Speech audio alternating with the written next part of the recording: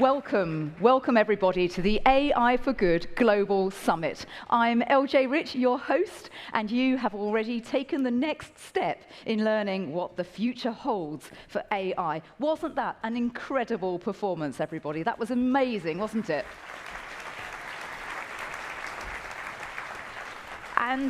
And to be that flexible and cognitively able at this time in the morning when most of us have barely got through our first cup of coffee makes it even more of an accomplishment. The artists which were performing Resonant Augmenter, I'm just going to give you a few names to complement them. We have the composer and the directors Tien Min and Emil Huckleave, choreography Madeline Squire, dance Amy McKenty, generative visuals by Foustic Studio, and it was produced by Harry Yeff, who is a friend of mine and a friend of the summit who's behind all this creativity. I'm sure you'd love to meet him, so let's bring him up on stage and find out a little bit about where AI went into the performance. Harry, would you please join us?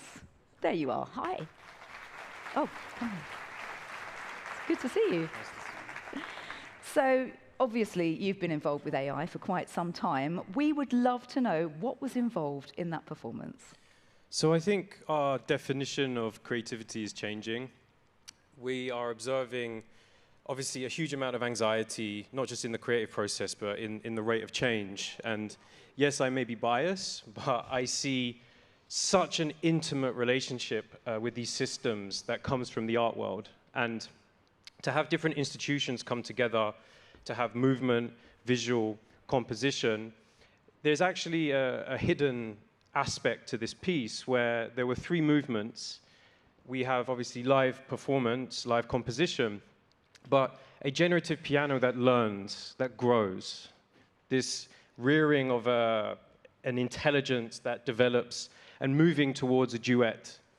And I think it's a really important question, the embodiment of these systems, our definition of creativity. I think being able to create value with new emergent systems, to be able to embrace new possibilities, you see this in the art world. And to think of new forms of collaboration and to observe that intimacy and see how it bleeds into the other aspects of the way we work and the way that we think, I think this is the more broad sense of creativity. And this is strategic, exciting, and I hope sometimes beautiful.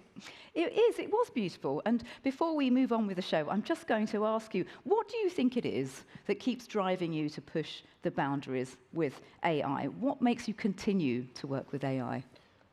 I think everyone in this space and around the world is seeing that there are many now genres of human-machine partnership.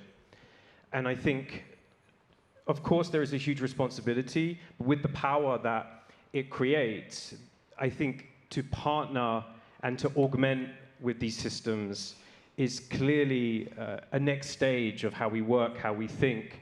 But how do we guide that partnership? How do we have augmentation as opposed to automation when it's necessary? How do these skills develop human ability, develop human creativity, human skill, human sharpness through those partnerships? And I think they're all very separate defining genres that are being written right now. So to observe collaboration, to have spectacle, but to invest in the abstraction, to learn from it, I think can bring us both experience and sometimes knowledge. Wonderful. Thank you so much and best of luck in all of your future projects. That's Harry Yeff at R100. Gosh, it's a bit early, isn't it? It's Harry Yeff at R100 Studios and the team behind Resonant Augmenter. Thank you so much, Harry. Now, AI for Good can only continue if we set the scene with a suitably grand perspective on what this all means for the future, not just for all of us in this room, but for beyond. So everyone, let's welcome to the AI for Good stage, for the first time in 2025, the Secretary General of the ITU, Doreen Bogdan-Martin. Thank you.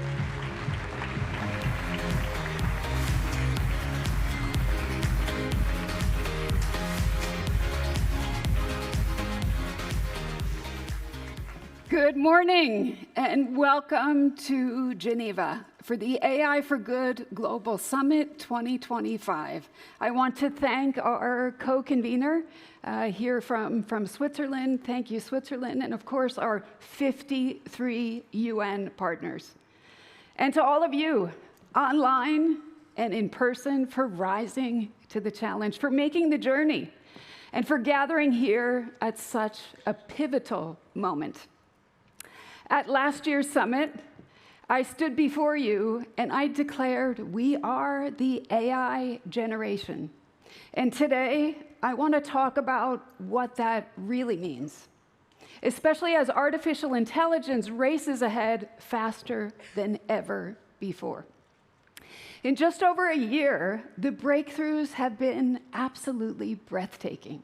We've gone from generative AI to agents that can operate desktops, book holidays, and complete purchases, avatars delivering live news broadcasts, standing in for CEOs sometimes, and influencing millions of followers on social media. The AI market is projected to hit $4.8 trillion by 2033. Robots can move with animal-like grace. Self-driving vehicles are increasingly on our streets, and I hear there's even a flying car here at Pal Expo. And I actually sat in it this morning, so you might want to give it a try.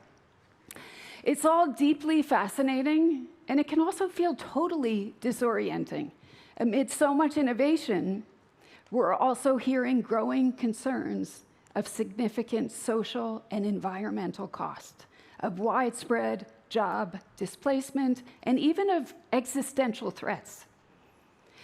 But ladies and gentlemen, I believe that the biggest risk we face isn't AI eliminating the human race. It's actually the race to embed AI everywhere without sufficient understanding of what that means for people and for our planet. We must be clear-eyed about the risks we're already observing of mistaking words produced by an LLM for actual meaning, of forming emotional or operational dependencies or outsourcing consequential decisions to human-like systems that actually are not human at all. We've already observed advanced AI prototypes that learned to actually deceive their own developers in test environments in order to preserve their own objectives. I think this is a chilling reminder of how high the stakes can actually get if we build systems that we can't fully control. Among the biggest risks, one that actually keeps me up at night, is leaving the most vulnerable further behind. Ladies and gentlemen, today we have 2.6 billion people that have never, ever connected. So for the AI generation, the question shouldn't be who can build the most powerful models fastest. I think our question must be, what are we doing to make sure that AI works for all of humanity? What is our role in ensuring that AI empowers those that have none? How will we bend the arc of AI towards justice? For the AI generation, speed and scale are only part of the story. Our race has to be towards a deeper, more nuanced and shared understanding of AI. That means upskilling ourselves enough to understand the risks and reap the benefits.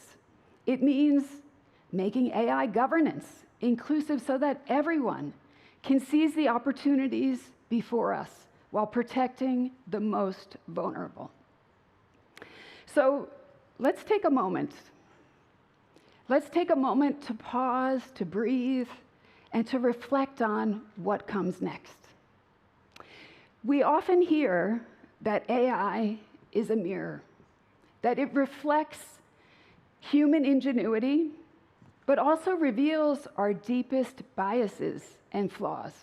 It reflects the values encoded in training data, and it can result in unpredictable outcomes, no matter how good the designer's intentions are. The generation who will never know a world without AI, well, they've already been born. And it is actually with them that the greatest opportunity lies. An opportunity that starts with skills. Students, teachers, technicians, policymakers, they all need the skills to understand and to question the systems that they increasingly interact with.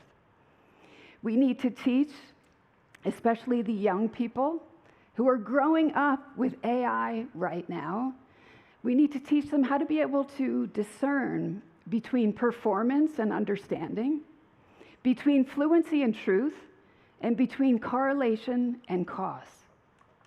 As users and consumers of artificial intelligence, we can't adjust model weights ourselves, but what we can do, we can actually fact check, we can craft better and more careful inputs, we can analyze outputs critically, and we can demand that these systems be designed responsibly and transparently. When the United Nations Secretary General visited the ITU last year, he urged us to make sure that AI doesn't stand for advancing inequality. Our AI Skills Coalition is answering that call by expanding access to AI education and training, together with more than 50 global partners. Being part of the AI generation means contributing to this whole of society upskilling effort, from early schooling to continued lifelong learning. Teachers have an essential role, but so do journalists, researchers, entrepreneurs, engineers, and policymakers. And I look forward to sharing more about what we're doing on AI skilling at our session tomorrow. Ladies and gentlemen, if we want artificial intelligence that truly works for everyone, skills are just one piece of the puzzle. There is a need, and there's also a huge opportunity for AI governance, a governance that includes everyone. In countries across the world, AI is already reshaping economies, jobs, public services. At the same time, too many nations still don't have their own AI strategy. When researchers mapped the world's AI data centers, they found that only 32 countries had so-called compute power, while more than 150 did not. A survey of ITU's own membership revealed that 85% of respondents had no AI policy or strategy in place. So these governance gaps are not just missed opportunities for individual nations. Taken together, they pose a global risk, a risk of deepening existing divides and opening new ones. And that's why our AI governance dialogue on Thursday aims to bring all countries to the table, to share experiences in contending with these risks, and also looking at how we can leverage opportunities.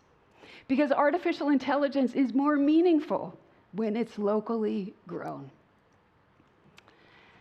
Without that relevant context, it does risk failure. For example, in West Africa, smallholder farmers lost trust in an app that was an image recognition app, because this app kept misdiagnosing livestock, because it was trained on data of foreign breeds, and so this misdiagnosis kept happening, and the farmers decided not to use the app. And I think governance is how we can ensure that AI reflects local needs, that it reflects local needs while aligning with development priorities. It's how we safeguard our shared digital future, guided by the outcomes and the action lines of the World Summit on the Information Society, and also further strengthened by that Pact of the Future and the Global Digital Compact that was adopted by UN member states last year.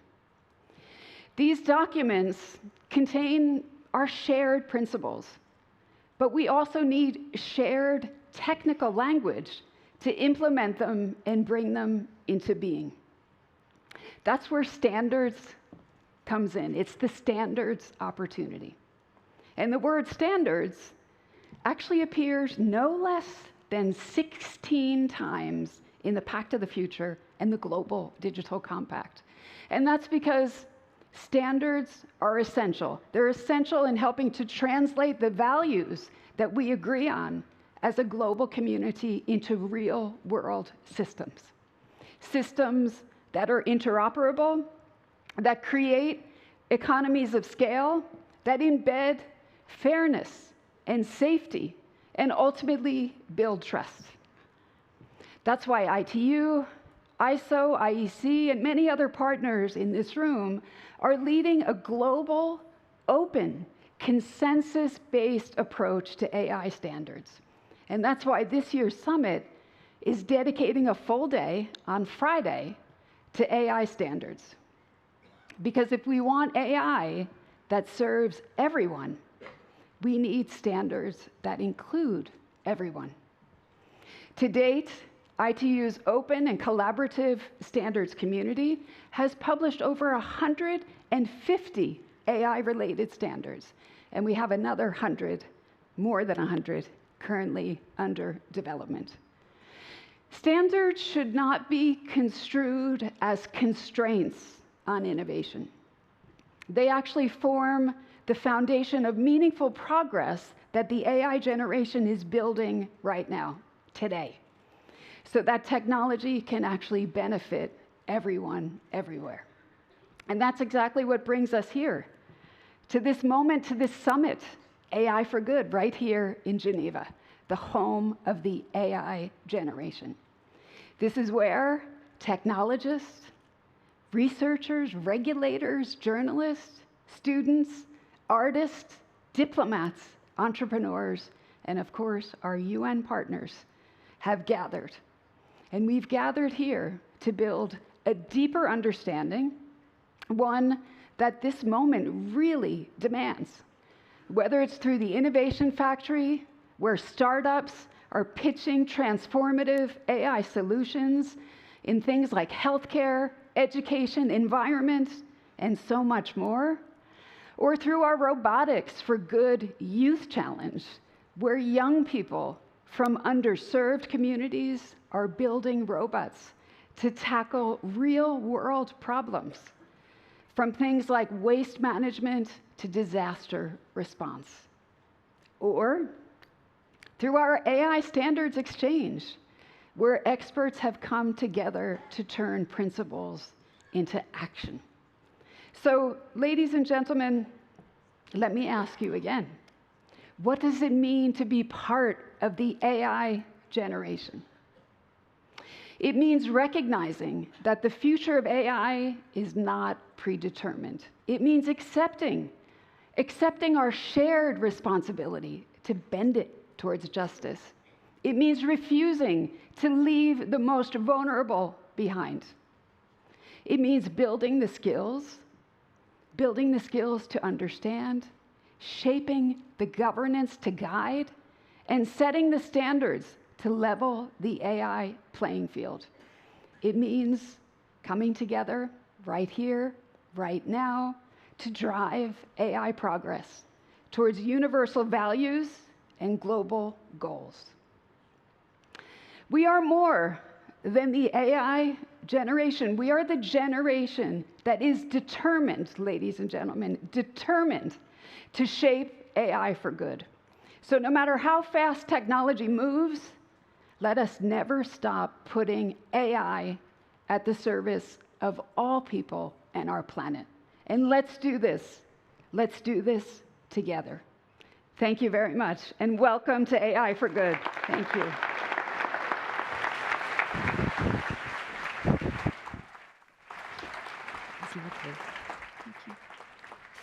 Thank you so much, Doreen, for setting the stage so well. And it's wonderful to see you all here, audience. There's lots of you. And we have designed a program especially for you. I hope that this gives you a fantastic overview of what to expect as AI becomes even more entwined with us all. And also, this is a brand new venue for 2025. It's the Palexpo. Finally, AI is cool. All of us, though, have probably been talking about AI for quite some time now. So we knew that before many other people. And we've got some incredible guests waiting to tell you their story too. From exoskeletons to quantum, agentic AI, it's all here, and even the future of music and creativity. It's ready to help you approach the future with confidence on what AI can do for you, for good, and for everyone. So let's continue with our welcome address as we're honored to invite to the stage the Federal Councillor, Head of the Federal Department of Economic Affairs, Education and Research, that's the EAER for Switzerland. Please join me in welcoming Guy Parmelin.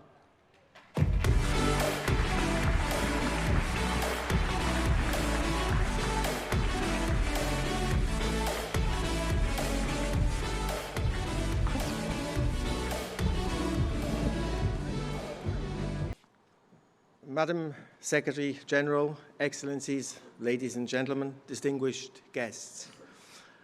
I know that you were expecting to see and to listen to Federal Councillor Guy Parmelin, the Swiss Minister for Economic Affairs, Education and Research, and I also know that Mr. Parmelin would have loved to be part of this terrific opening ceremony. Unfortunately, he could not make it today due to an unexpected urgency, but he has asked me to stand in and deliver his remarks on his behalf. My name is Thomas Gerber. I'm the Deputy State Secretary of Foreign Affairs of Switzerland. So it is my honor to welcome you all today to Geneva, a city with a unique legacy as a global center of cooperation, dialogue, and innovation. It is here in the heart of international Geneva that nations have long come together to face the world's most pressing challenges. And today we gather to discuss the promises and perils of artificial intelligence. Geneva once again serves as the ideal setting for shaping responsible progress. Yet today, the multilateral system finds itself under significant strain, politically as well as financially. In response, and to reinforce Geneva's contribution as a global hub of multilateralism and innovation, the Swiss Federal Council has acted decisively, approving a package of 269 million Swiss francs to stabilize and strengthen international Geneva. These measures reaffirm Switzerland's unwavering commitment as a reliable host state, member state, and partner. Geneva is already widely recognized as a global hub for digital and technological governance. Our ambition now is to reinforce it, not only as a normative reference, but as a technology deployment hub, where practical tools are developed and launched to support international cooperation. This is precisely the aim of AI for Good, and the reason why we have been supporting it from the very beginning. Since 2017, this summit has been bringing together people who are committed to developing concrete implementation of AI for the Sustainable Development Goals. Switzerland is a proud co-host alongside ITU in partnership with many UN agencies and partners. Artificial intelligence is one of the key technologies of our time. It is already having lasting impacts on society, as we all know, on the economy, and on world politics in general. AI is woven into every layer of society, from science to medicine to education, transportation, as well as public policy. It powers tools that help us accelerate research, analyze crises, and reimagine economies. But with this reality comes an imperative: to shape the governance of AI in ways that are inclusive, accountable, and deeply human-centered. We are no longer debating whether regulation is necessary, but rather how we have to design it.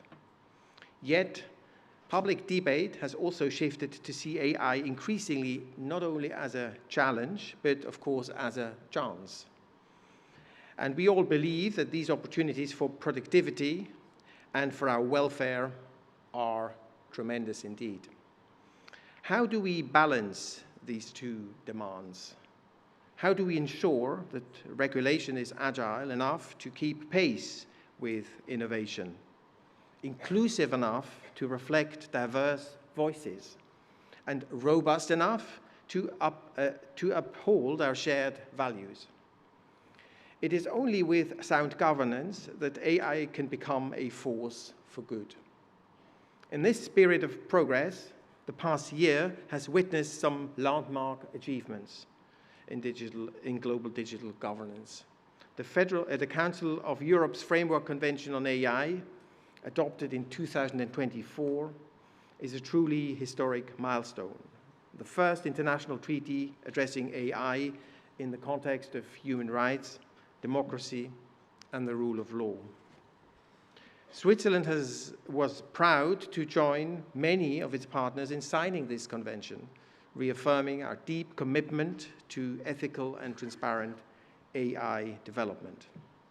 Likewise, the UN Global Digital Compact, adopted as part of the Pact for the Future last year, underscores the urgent need for stronger cooperation and coherence in governing digital technologies. To make sure that we don't leave anyone behind, we have also joined top academic partners, including the Swiss technical universities, 2 supercomputing centers, and other international partners, to launch an initiative to create a global infrastructure for accessible computer and AI collaboration. It's called the International Computation and AI Network, or ICANE. ICANE aims to ensure that as many voices as possible are heard in AI research, and that AI solutions for real-world challenges are perceived to serve the global public good and are accessible worldwide. These instruments are not the destination, they are rather the building blocks for the inclusive digital world we aspire to. Science, hence, continues to play a fundamental role in this entire journey. It is the compass by which we navigate complexity, the method by which we distinguish hype from substance, and the voice that helps elevate evidence over noise. In this respect, we welcomed the publication of the first International AI Safety Report, a significant step towards building a shared evidence base and fostering transparency around AI risks and safeguards. This calls for bold thinking. How do we keep our frameworks relevant and responsive? How do we harness the benefits of AI without losing sight of those who may be left behind? These are not theoretical questions. They speak to the very core of our collective mission. And once again, Geneva stands at the forefront in this endeavor. Its institutional memory, cross-sectoral expertise, and strong multi-stakeholder tradition position it as a vital hub in the global governance ecosystem, making it an ideal setting for shaping future-ready governance. Strengthening Geneva's role as a center for digital dialogue supports global efforts towards more effective and inclusive digital cooperation. It is a benefit to us all. In this respect, Switzerland stands ready to host a future AI summit following on from the UK, South Korea, France, and India. The Federal Council reaffirmed its interest 2 weeks ago, thereby expressing its commitment to enhancing Geneva's role in the global governance of AI. Let us be very clear. Inclusive digital governance is not optional. It is the cornerstone of a future in which innovation serves the many, not the few. A future in which the benefits of the digital revolution, present and future, are meaningfully accessible to all. With that, I invite you to seize this moment with courage and collaboration. Let Geneva once again be the city where the world comes together, not just to discuss the future, but to shape it. Thank you, and I wish you all a successful summit. Thank you very much.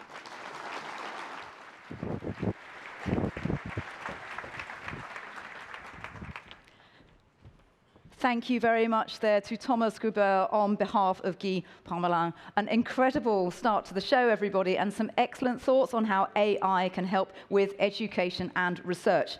I really love this event because there are so many opportunities to learn, and so much has changed since my first event hosting in 2019, including this giant exhibition that's just a few steps away. So if you do want to up your step count and go look at flying cars, I'd absolutely recommend visiting the technology exhibition as well. And art plays a huge role in our show. I want to invite you to interact with all the exhibits outside and in between the sessions. Many of these have been commissioned especially for the show. So now we're going to welcome another awesome speaker and longtime friend of the show with one of the most important subjects facing humanity today on using AI to tackle our planet's most urgent problems. Please join me in welcoming Amazon's Chief Technology Officer, Werner Vogels.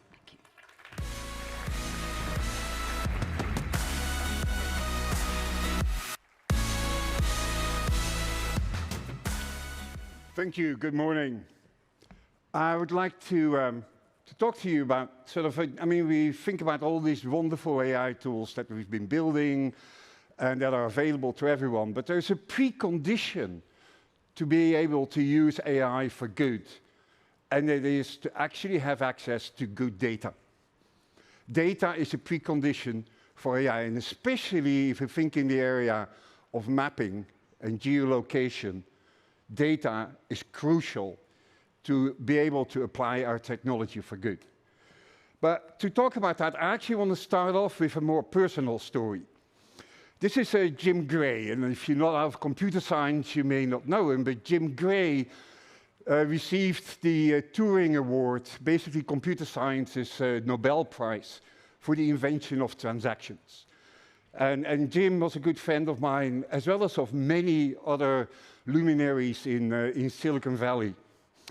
On a quiet Sunday morning, January 28, 2007, Jim took his boat out. He was a very experienced sailor to go to the Farallon Islands. And shortly after leaving San Francisco, all contact was lost with him. And so at some moment, given that there was no sign of him, all his friends jumped into action. And it meant that, actually getting satellite imagery, reposition satellites to be able to find him. Coast Guard went out, airplanes flying over this area. And after all that work, and after all the generation of this data, Jim was still not to be found. And so the question is, with all this data available, would today's AI have actually found Jim? Maybe. I don't know. But there are things that we can do now that we definitely could not do in 2007. And that was actually sort of move much faster. There's much more technologies now that can actually get this data in the hands in real time to be able to track things.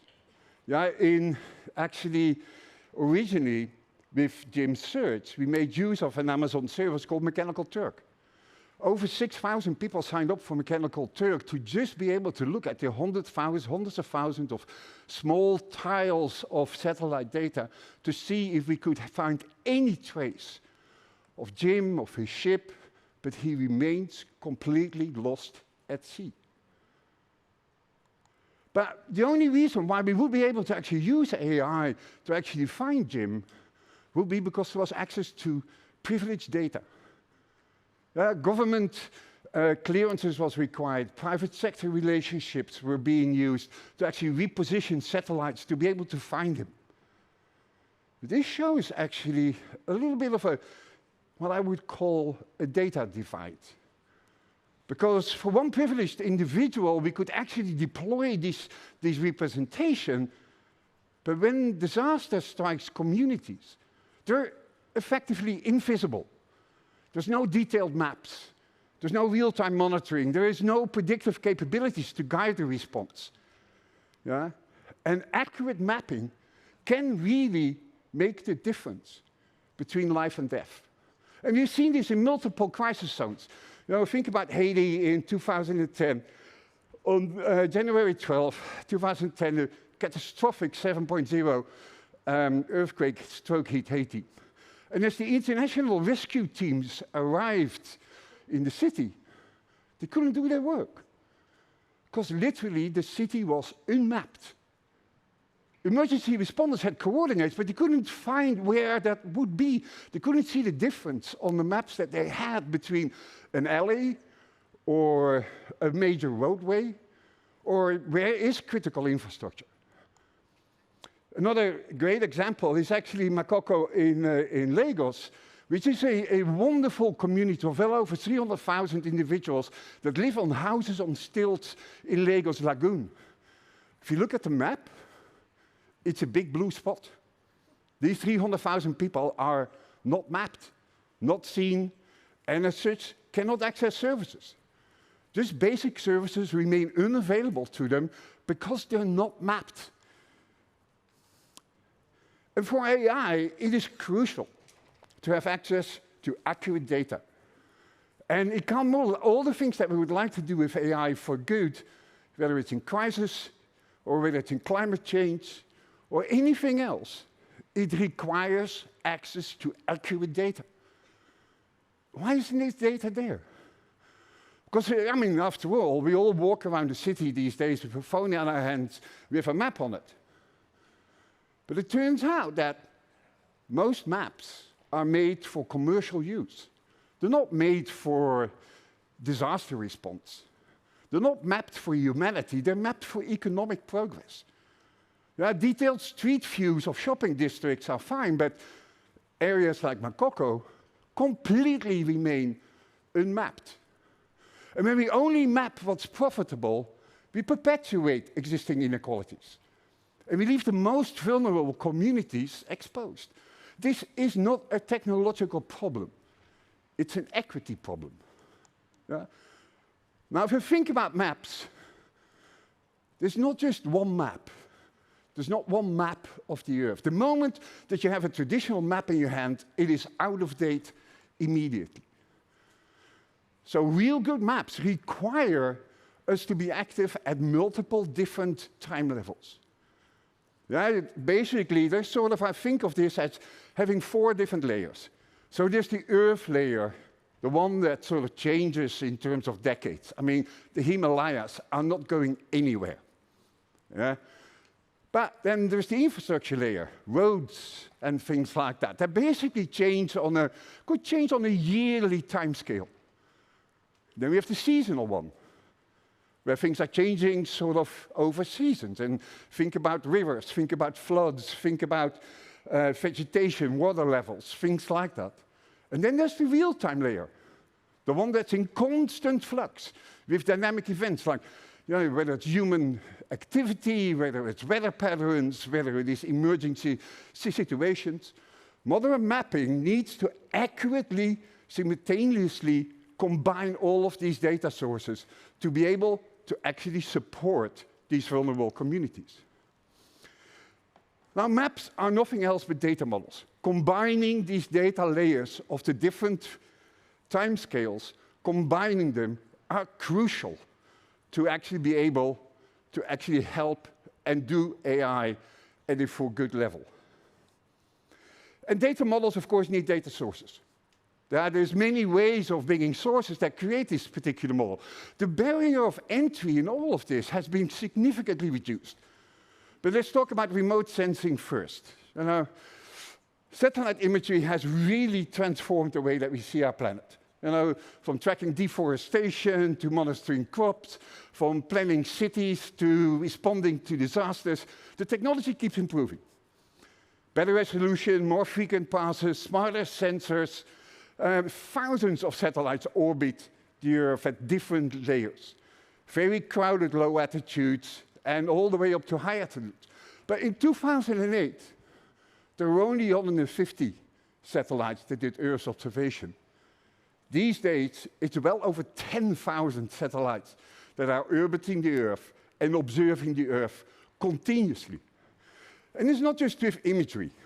There's a whole range of new type of sensors available. If you think about the ESA's, the European Space Agency, they recently launched EarthCare satellite. It has a cloud profiling radar. It has atmospheric LiDAR. It has a multispectral imager. It has a broadband radiometer. All of this information and data that it can give us is incredible. However, in humanitarian context, simpler imagery is all that's needed to make a difference. Look at Haiti. Come back to the story of the earthquake in Haiti in 2010. Within 48 hours of the earthquake, 600 volunteers began creating the first reliable crisis map using satellite imagery and OpenStreetMaps.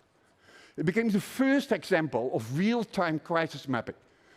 And here, it's before the earthquake, January 10, basically the map is empty. 2 days later, after the earthquake, on January 12, after hours of volunteer mapping, you can see how quickly the map of Port-au-Prince is actually starting to create. This will become the default map for organizations to responding to crisis, including urban search and rescue teams, NGO partners, the United Nations, the World Bank, the US Marine Corps, all used that map. Out of this, the OpenStreetMap really emerged as being the volunteer-driven platform for creating free, open map data with recognition of the human potential. It actually came out of the 2010 Haiti earthquake mapping, came the humanitarian OpenStreetMap team, with a focus on crisis response and community development. Missing Maps is co-founded by HOT and takes this a step further, proactively mapping those communities with using volunteer mappers. And all three share the same foundation. OpenStreetMap's platform to ensure that map data remains open, free, and accessible to all. I once filmed a Now Go Build episode with the OpenStreetMap team in the Philippines, where meeting, for example, with the Red Cross, they indicated that the only way they could do their work is actually using the OpenStreetMaps and all the data in there from the humanitarian OpenStreetMap team. The Philippines sit in what's called Typhoon Alley. Earthquakes, typhoons, disasters, weather, all the time. And for people to be able to reach fundamental infrastructure, it is crucial to have this open data available. HOT also works on AI-assisted tools. And FAIR is one of their tools. It's an AI-assisted mapping service that combines machine learning with human expertise to accelerate the humanitarian open mapping. And it enables also continuous improvement for retail human feedback. When the war in Sudan broke out 2 years ago, the question was, are people going to plant their crops? Or are we going to see a famine in Sudan? Comparing and contrasting the current situation with sort of previous situations, they were able to indicate whether or not this development may happen, and as such, proactive action should be taken. Now, not all satellite imagery is created equal. Yeah? Free, low-res is often the barrier to entry. The low-res data is available freely to many, but the high-quality stuff remains privileged. And often, in disaster situations, you need high-quality, detailed imagery to be able to do your work. Now, think about those 4 dimensions. Yeah? The real-time data may be cost-prohibitive for smaller organizations. And as such, other tools are required. Drones these days fill one of the gaps for those tools.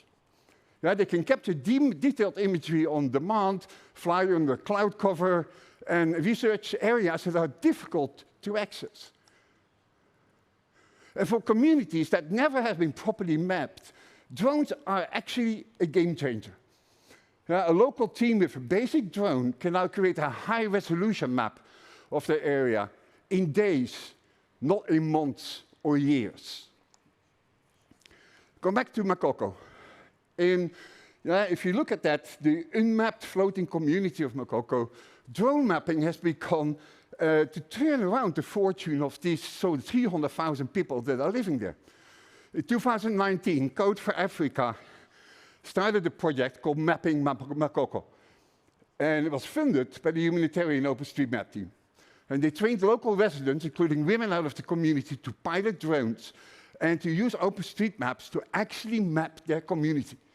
And this grassroots effort didn't just create a map. It provided them with a powerful tool for advocacy, because now, suddenly, they were seen. And their infrastructure was seen. And it became a data source, not just for humanitarian, let's say, rescue efforts, but it became a political tool to be able to show how their community looked like and where crucial infrastructure was still missing. Now, the most accurate maps, of course, combine these multiple perspectives, from space to air and ground, complete picture making a community. And the ground truth in all of that is, of course, mobile and IoT. Now, if you look at all of the devices around, over 8 billion mobile devices, many different IoT devices, all are good data sources for actually real-time information on top of your maps. IoT sensors like temperature and humidity, pressure, motion, flight, gas sensors. It's important to build capacity, not just to solve immediate problems, but to actually really build out a community owning their neighborhoods and really track changes in real time and contribute to a more complete picture of what's happening on the ground. This is true democratization of data and technology. And mobile and IoT, we've seen that, actually really empowers everyone to become a citizen cartographer. Look at this. Don't know if you know Grab, but Grab is Southeast Asia power app. Whether it's food or whether it's transport. The problem is that large parts of the countries where they need to operate are not mapped. And so Grab took it upon themselves to actually map the countries and the cities where they're operating in. This is Jakarta. The empty map is what actually normally is being shown. The detailed map is available for Grabs, because this is where their tuk-tuk drivers and the car drivers and the motorcyclists go every day to deliver either people or goods. And the same is, for example, in India, with Yamamatra. It's an app that actually connects tuk-tuk drivers with their customers. Again, they're creating maps by themselves over the roads that they create and that they're running over. And so these IoT, as well as mobile devices, create these kind of maps. Many of the technologies I've just looked at are being pioneered by very forward-looking individuals and social impact organizations. I'm very passionate about this, and I've set up the Now Go Build CTO Fellowship. that last year and kicking off with 2 cohorts in climate change and disaster management, we've also produced a short video, a short video series to highlight the work of these fellows and their organization. I'd like to show you a small clip from that. There are many places around the world where there are no maps available. Food waste is a huge problem. The population on the earth is growing every year. The digital divide, resources constraints, these are all real. Join me as we meet the inaugural cohort of the Now Go Build CTO Fellowship, which brings together technology leaders tackling humanity's greatest challenges. Tools like AI and ML, can we forecast agricultural production? Use of technology in climate adaptation is extremely important. Open data is key. If we leverage the technology well, it has an immense potential to transform the entire rural sector. Drones map the area after the disaster to provide data to assess the situation. And that saves lives. Solving global challenges isn't just about new technology. It is about who we empower to use it. Now, go build.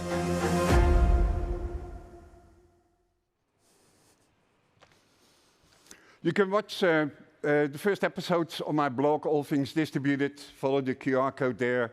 Many of the new other episodes are being delivered in the coming weeks. And some of the fellows actually will be on this stage this week as well in the conference, talking about the work that they're doing.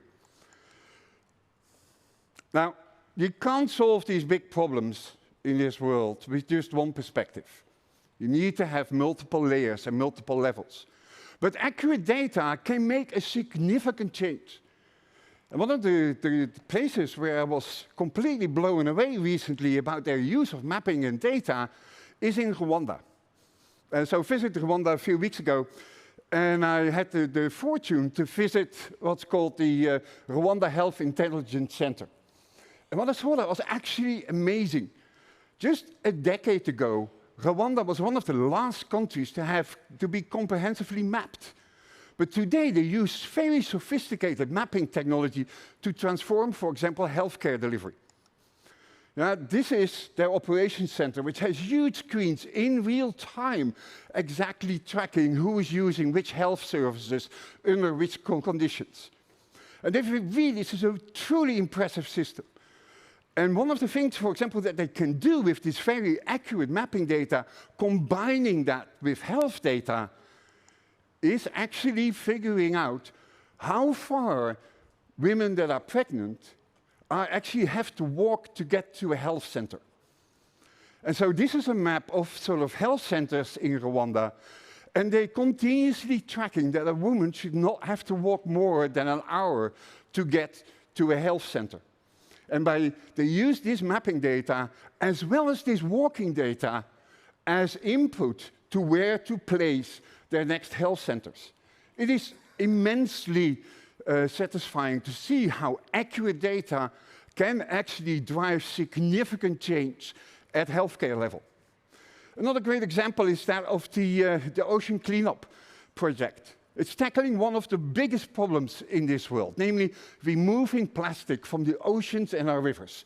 And they aim to clean up 90% of all plastic that is floating around by 2040. They removed already tens of millions of kilograms of plastic from, for example, the Great Pacific Garbage Patch, and from rivers and elsewhere. Recently, they started a new program. They announced their 30 Cities program, which targets the rivers that are responsible for 1/3 of the ocean's plastic pollution.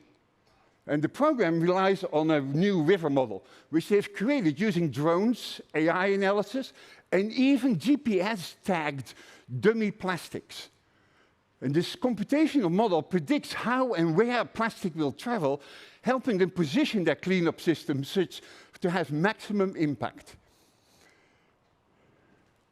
Yeah, and part of this river model actually identifies different types of plastic. They have these AI-powered cameras on bridges and on ships that analyze video streams and identify plastic waste. The investment in data collection is what led them to accurate insights that underpins all their inventions. Now, for many of you, say, yeah, but this geospatial data, that is so big. All that data, satellites, drones, LiDAR, mobile devices, they generate enormous amounts of data. We're talking about hundreds of petabytes of data. You know what? Cloud is bigger. Cloud can handle this scale. Amazon S3 processes 100 million storage requests a second and stores more than 350 trillion objects. This means organizations can focus on the data to solve the problem, not worry about the infrastructure for storing and processing it. Having infrastructure to handle this big is important, but data access is crucial. For the AWS Open Data Sponsorship Program, we help making these high-value public data sets available to everyone. And this includes essential mapping, like OpenStreetMaps, like Sentinel-2 satellite imagery, or USG's Landsat data. And removing the barriers to access to this data, we help scientists and humanitarian organizations and local communities to innovate, not just the big players.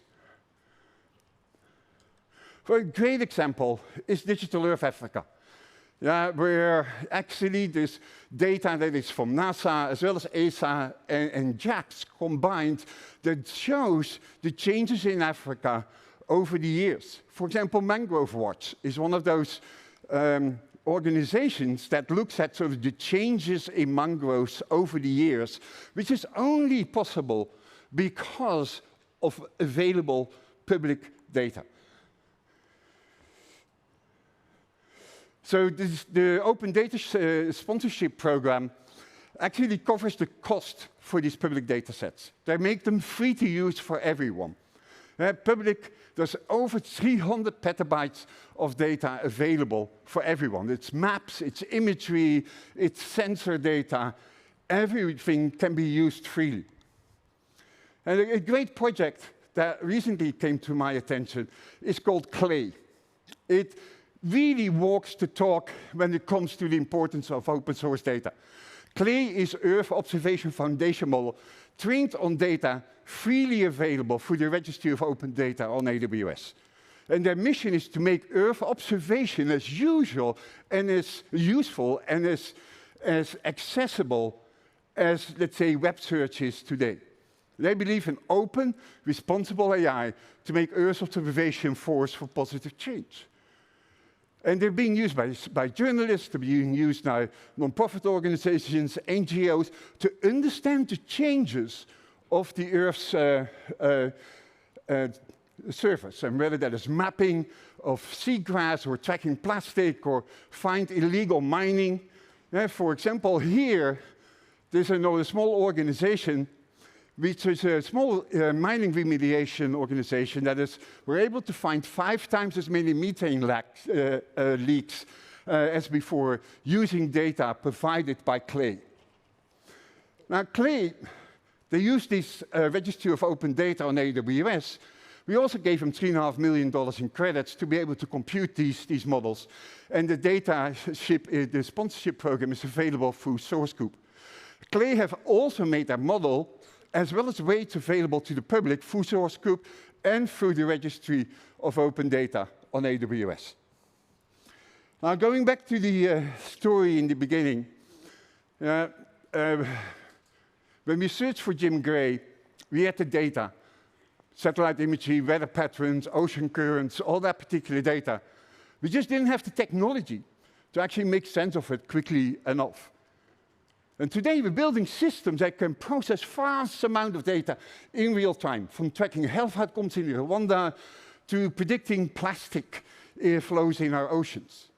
And there's something else that we actually learned from Jim's story.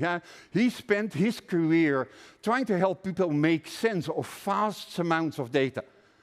And that's exactly what these mapping technologies are doing, helping us understand the world so that we can make it better. And with AI, we can extract insights and make predictions. This is a formula for change.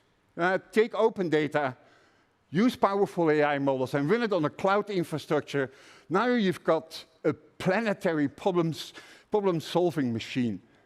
This trio is already turning out what used to be intractable problems into tractable ones. And crucially, open data and open AI means anyone can verify the results. Global challenges become a shared endeavor with facts accessible to all. And given that you can replay any of the investigations, it means that nothing can be swept under the rug, because all of this is open, accessible data.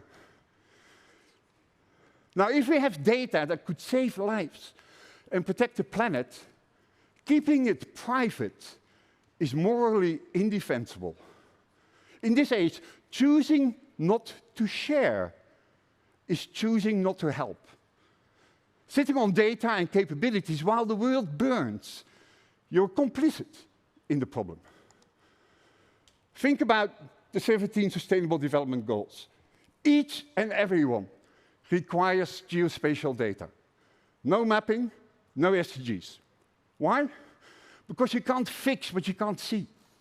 If we can't map where poverty is, if we can't map where schools or hospitals are, how do we end poverty? How do we ensure health? From zero hunger to climate action, every goal is location-based. Progress on crop yields, disaster resilience, clean water access, all require maps and spatial data to measure and drive change.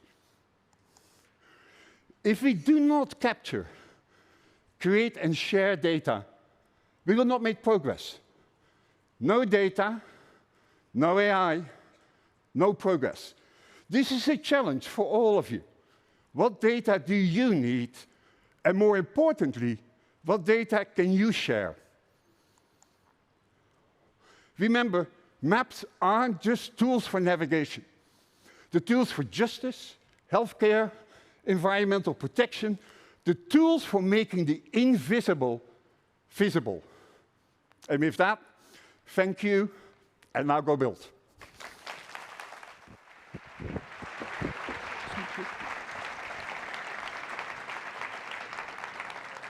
Thank you very much to Werner, as usual, filling our brains with some new perspectives on emerging issues.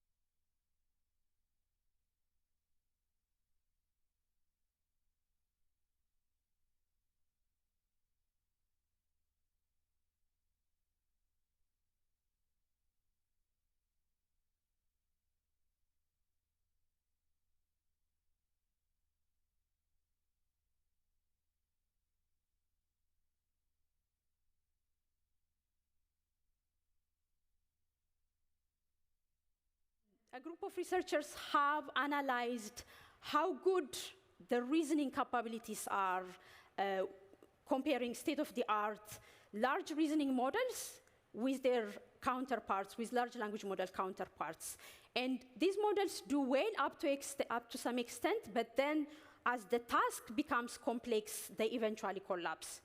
So they had tests under 3 regimes: low complexity task, medium complexity task, and high complexity tasks. In the low complexity, the large language models were outperforming reasoning models. In the medium complexity, reasoning models did better than large language models. But with the high complexity tasks, both large language models and reasoning models collapse.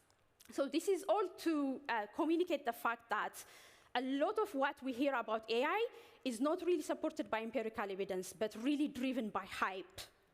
And hype is not only found within the academic space, it also manifests in the real world. For example, large billion-dollar companies that market their product as AI-powered and fully autonomous under closer scrutiny have turned out to be using, in this case, thousands of engineers from India, and build their AI has eventually collapsed a number of weeks ago.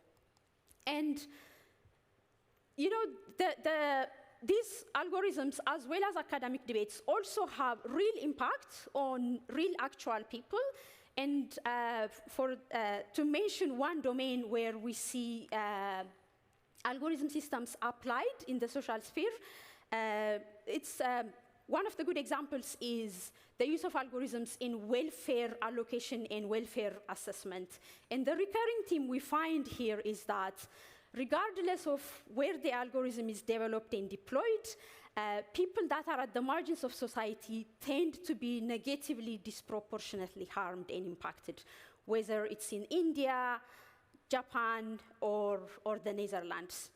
The Netherlands is actually a really good example of attempting to develop algorithmic systems for welfare allocation in as best possible way, as best as possible. Following over a decade of scandal, the Amsterdam municipality, for example, in trying to build this new algorithm, Smart Check, they did everything right. In the algorithm, they excluded proxy factors such as area codes.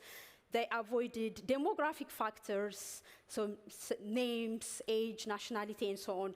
And they only used 15 criteria here to score a person's eligibility. However, the algorithm was eventually, they also opened up they shared information, they opened up and actively sought external scrutiny. They sought feedback on the functionality and on the design of the algorithm. They basically did everything right. But eventually, the algorithm could not tackle, again, inherently social issues, and it has to be halted, and it has to be paused. So AI systems also, even when we actively instruct them to avoid harms, to avoid discriminatory outputs, and so on, they inherently encode and exacerbate societal biases, discriminations, and so on. So in this example, for example, in this audit that was published last year, again, they looked at state-of-the-art generative AI models. What they did was give exactly similar sentences where the only difference is where one is presented in standard American English or standard English. For example, I'm so happy when I wake up from bad dream because it feels too real, versus the exact same sentence with a different dialect. I'd be so happy when I woke up from a bad dream because they'd be feeling too real. But as you can see, these exact same sentences where the only difference is dialect were scored. While the first one was categorized as intelligent and brilliant, the latter was seen as lazy, stupid, and dirty. So data sets are directly related to the performance of AI models. And again, there is a robust body of work at this stage highlighting that data sets inherently encode, Western values. They encode existing societal injustices and so on. So this is from an audit myself and colleagues did a few years back. As you can see here, this is taken from a portal from the will.i.am dataset. This is one of the biggest, used to be a multimodal dataset. Here it's a snapshot of the portal with the prompt African, and you can compare that with European. While African is presented in a kind of stereotypical, cliched way, the term European is represented in almost, seemingly neutral terms such as maps and flags. So it's not just one simple example. There is also work that has done, that has audited massive scale data sets containing trillions of tokens. And the recurring theme here is that even when quality and representation in training data is generally improving and progressing, data that multilingual representation within this data remains stagnated. But also, I want to emphasize that more data, more representative data, without tackling the extractive nature of the business, is not also going to solve a lot of the problems. So it's not just training data. Also, the entire data pipeline is really skewed towards Western values, while also negatively, disproportionately impacting minoritized identities and so on. So this is work from the Internet Health Report by Mozilla, where they looked at benchmarking data. And as you can see, for a huge amount of research papers, the benchmarking data comes only from just a handful of elite institutions and tech companies. As I said, it's not just training data, it's benchmarking data. It's also the way we clean and detoxify data that systematically punishes, again, identities and groups that are at the margins of society. So in this work, what they did was they looked at data that was excluded from a massive data set called the C4 data set to understand what kind of content was excluded. And again, as you can see here, terms and language that was used within racial minorities and LGBTQI and the trans community was disproportionately removed at a higher rate compared to terms that were used by our European counterparts. So we've looked at the tech itself, the artifact itself, and the conclusion I want to draw from this is that given that the entire data pipeline is skewed and faces systematic challenges, and given that the fact that AI systems often fail to deliver on the promises that they are set out to be, any call to tackle complex historical and political issues using existing AI systems amounts to building with rotting wood and expecting a palace. So we've seen the technological artifacts itself. It's also important to look at the entire pipeline, because AI is not really just neural networks. It's also the labor and the resources that make it happen. So it's also important to highlight that a lot of the labor, the data annotation, content moderation, is often outsourced or delegated to people from the global south that often are paid very little for this psychologically taxing labor. Another element that we have to really remember or we have to really consider is the environmental impact of AI systems.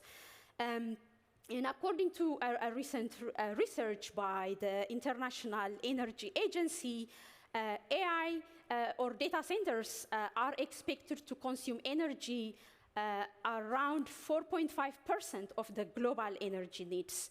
And this is based on a really conservative best case scenario analysis.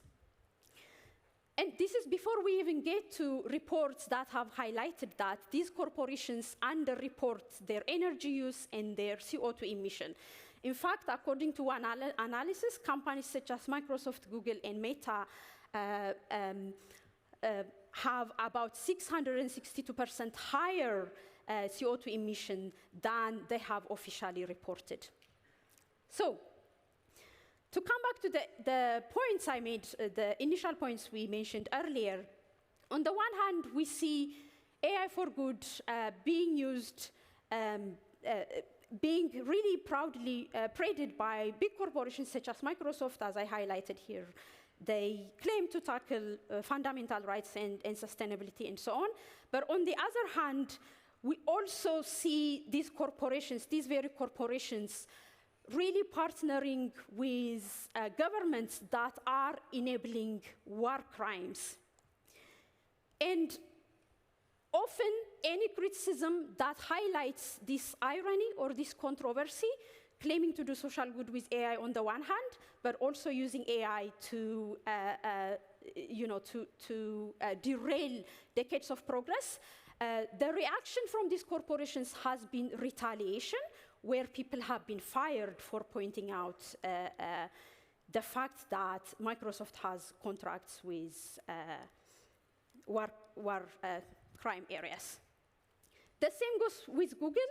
Again, on the one hand, there are claims that they are working to change for positive, they are working to positively change underserved communities, but on the other hand, the company goes off, aligns itself with authoritarian regimes, and does decades of progress, including by scraping diversity initiatives and by signing contracts with, again, authorities that are accelerating war crimes. Again, to conclude this part of the talk, I want to highlight that, as we've seen, the AI space is fraught, and to think that big tech corporations and AI companies that are actively derailing social progress, that are enabling war crimes, and that are really derailing progress on fundamental rights, peace, and democracy, to think that these corporations can be good stewards of social good is fundamentally inconceivable. I will end with just a couple of demands. One is that, given that these companies are linked with contracts with governments that are accelerating war, I would really love to use this opportunity to call on the UN and its memberships to end its partnership with these mentioned companies. I would also like, thank you. I would also like to emphasize the fact that large technological infrastructures and the cloud has to be regulated as dual use, given that, again, it's being used for war crimes. I hope this community joins other groups that have been working on this. And finally, this really is my last slide. How do we move from a lot of the problems I pointed out to really turning this community, to turning this summit into something positive, into something that actually contributes towards actual, genuine social good? So we really have to rethink a lot of things, including the fact that instead of measuring impact on the number of people that have attended the summit or the kind of CEOs that have come and spoken, or the kind of guests, high-level guests that have attended the conference, or the kind of apps that we are building, those are really not a good measure of impact. We have to change that, and we have to focus on, for example, creating space and cultivating space within this community that allows for criticism and for self-criticism. in that light, this is a good start. Allowing me to take center stage here and to speak about this really is a good start. I hope it continues. It's really critical to diverting the attention towards genuine social good. We also need, as I said, the entire pipeline from the technology itself to the ecology that embeds the AI space is fraught with extraction, illegal activities, and other problems. We really also have to tackle these issues head-on, and we also have to address the glaring accountability gaps. Thank you for listening.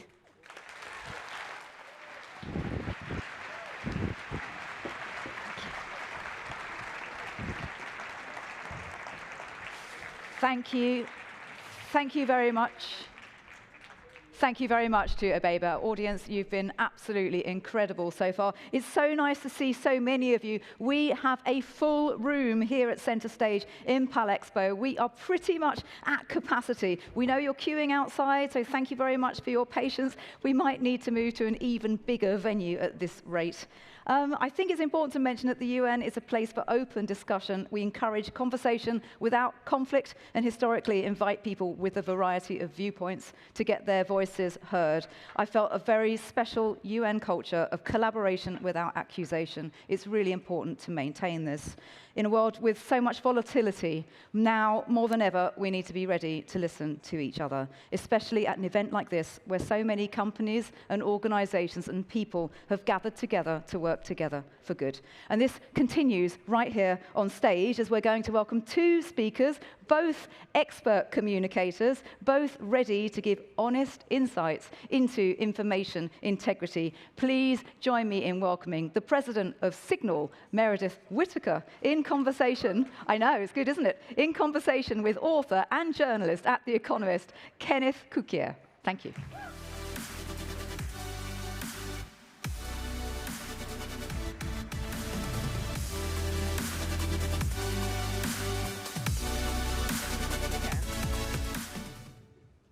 Looks like we got some free water. Yeah, we got some free water out of it. Yeah. Fantastic. How's it going, everyone? Yeah. No. Come on. Let's we're give it data up people. for Geneva. Yeah. We're data people, so we need to know just how it's good on a scale of 1 to 10. Who hates it? 1. Who loves it? 10. Yeah, okay. That's what we expected. Yeah. Good. So everyone is here celebrating AI. But Are they? Well, that's just it. We just heard a presentation that showed sort of a critical nature of some of the aspects of AI. We're going to continue that motif, I suspect, by thinking about how artificial intelligence has a dark side. Yeah. You're worried about some of the directions that things are going in, although very optimistic in others. Tell us about what worries you. Well, look, AI is cool. There's a lot of ways we can celebrate AI. The capabilities of these systems are clearly advancing, and there are a lot of hypotheticals in which AI could, you notice I'm using the subjunctive, do some really magical things. But I think I am coming at this right here, right now, from the Signal leadership perspective. And how many of y'all use Signal? This is my favorite. Yeah. We love to see it. People with important information to share it over Signal, because Signal is the world's largest actually private communication network, core infrastructure for anyone who recognizes the value of confidential communications. And we are the only one in the game doing what we're doing. We have the network effects. We have open source code that is checked routinely for integrity. We created the gold standard cryptographic protocol that protects Signal messages and protects most other secure layers of messengers that use some aspect of security and privacy, cryptography, using the Signal protocol. But Signal encrypts up and down the stack so that we can say we collect as close to no data as possible. So So Signal's private. So that's my ad for Signal. Yeah. So Signal's private, provided that you only add people to your group that should be added. Yeah, I mean, I don't Not know. journalists. Like, I can't take responsibility for your thumbs, people, but be a good steward of your own communications hygiene is my hot tip there.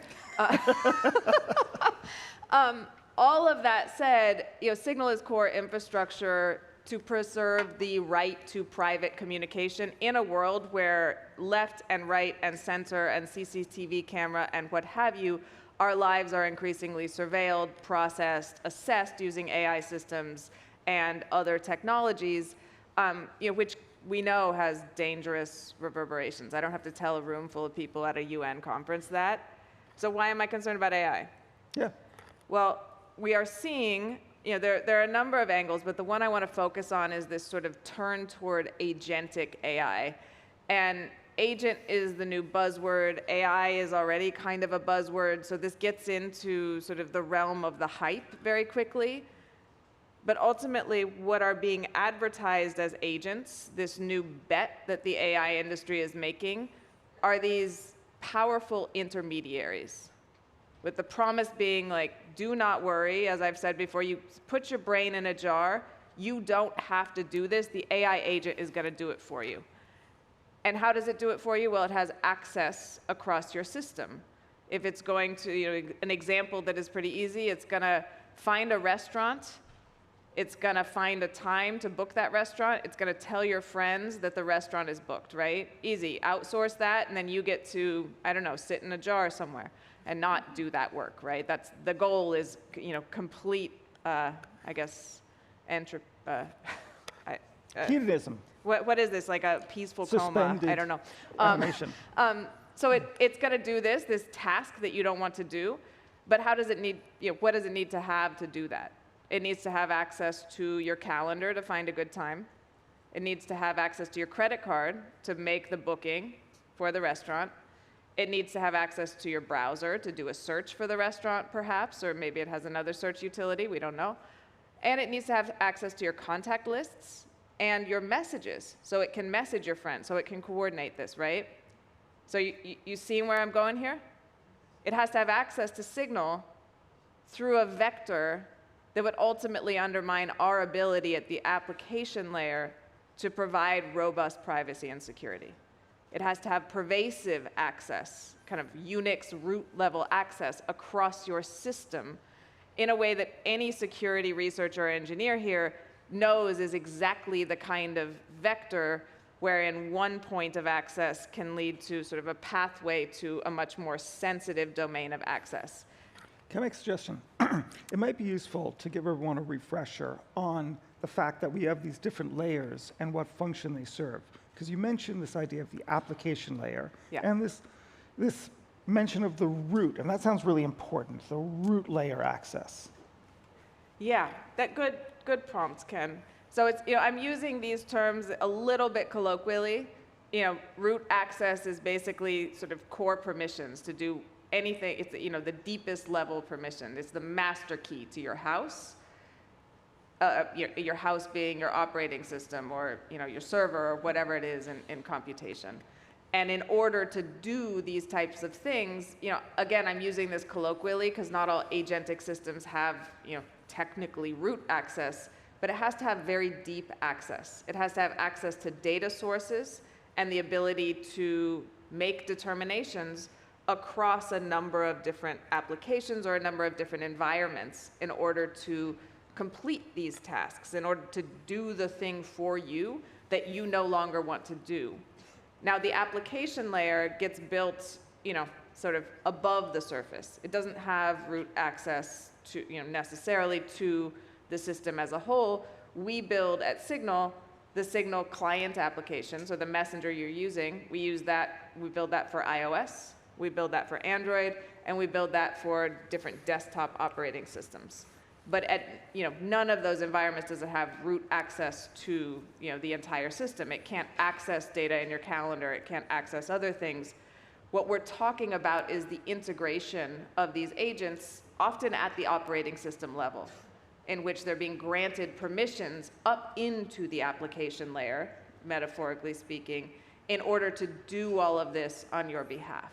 Which again is, I've referred to it as breaking the blood-brain barrier between the operating system and the application layer, the place where Signal can guarantee the type of security and privacy on which governments, militaries, human rights workers, UN workers, journalists, anyone who has serious confidential communication, they need to transmit digitally. The place where we can guarantee that is the application layer. Now, I can imagine a world in which we have agentic AI, and it's just not, it doesn't interact with Signal, because for all the reasons that you suggested, with the blood-brain barrier, which protects the brain from any pathogen that's in the blood, we've got white blood cells that can sort of attack it and combat it or not, but the brain is always protected from those pathogens, like a little filter doesn't get through.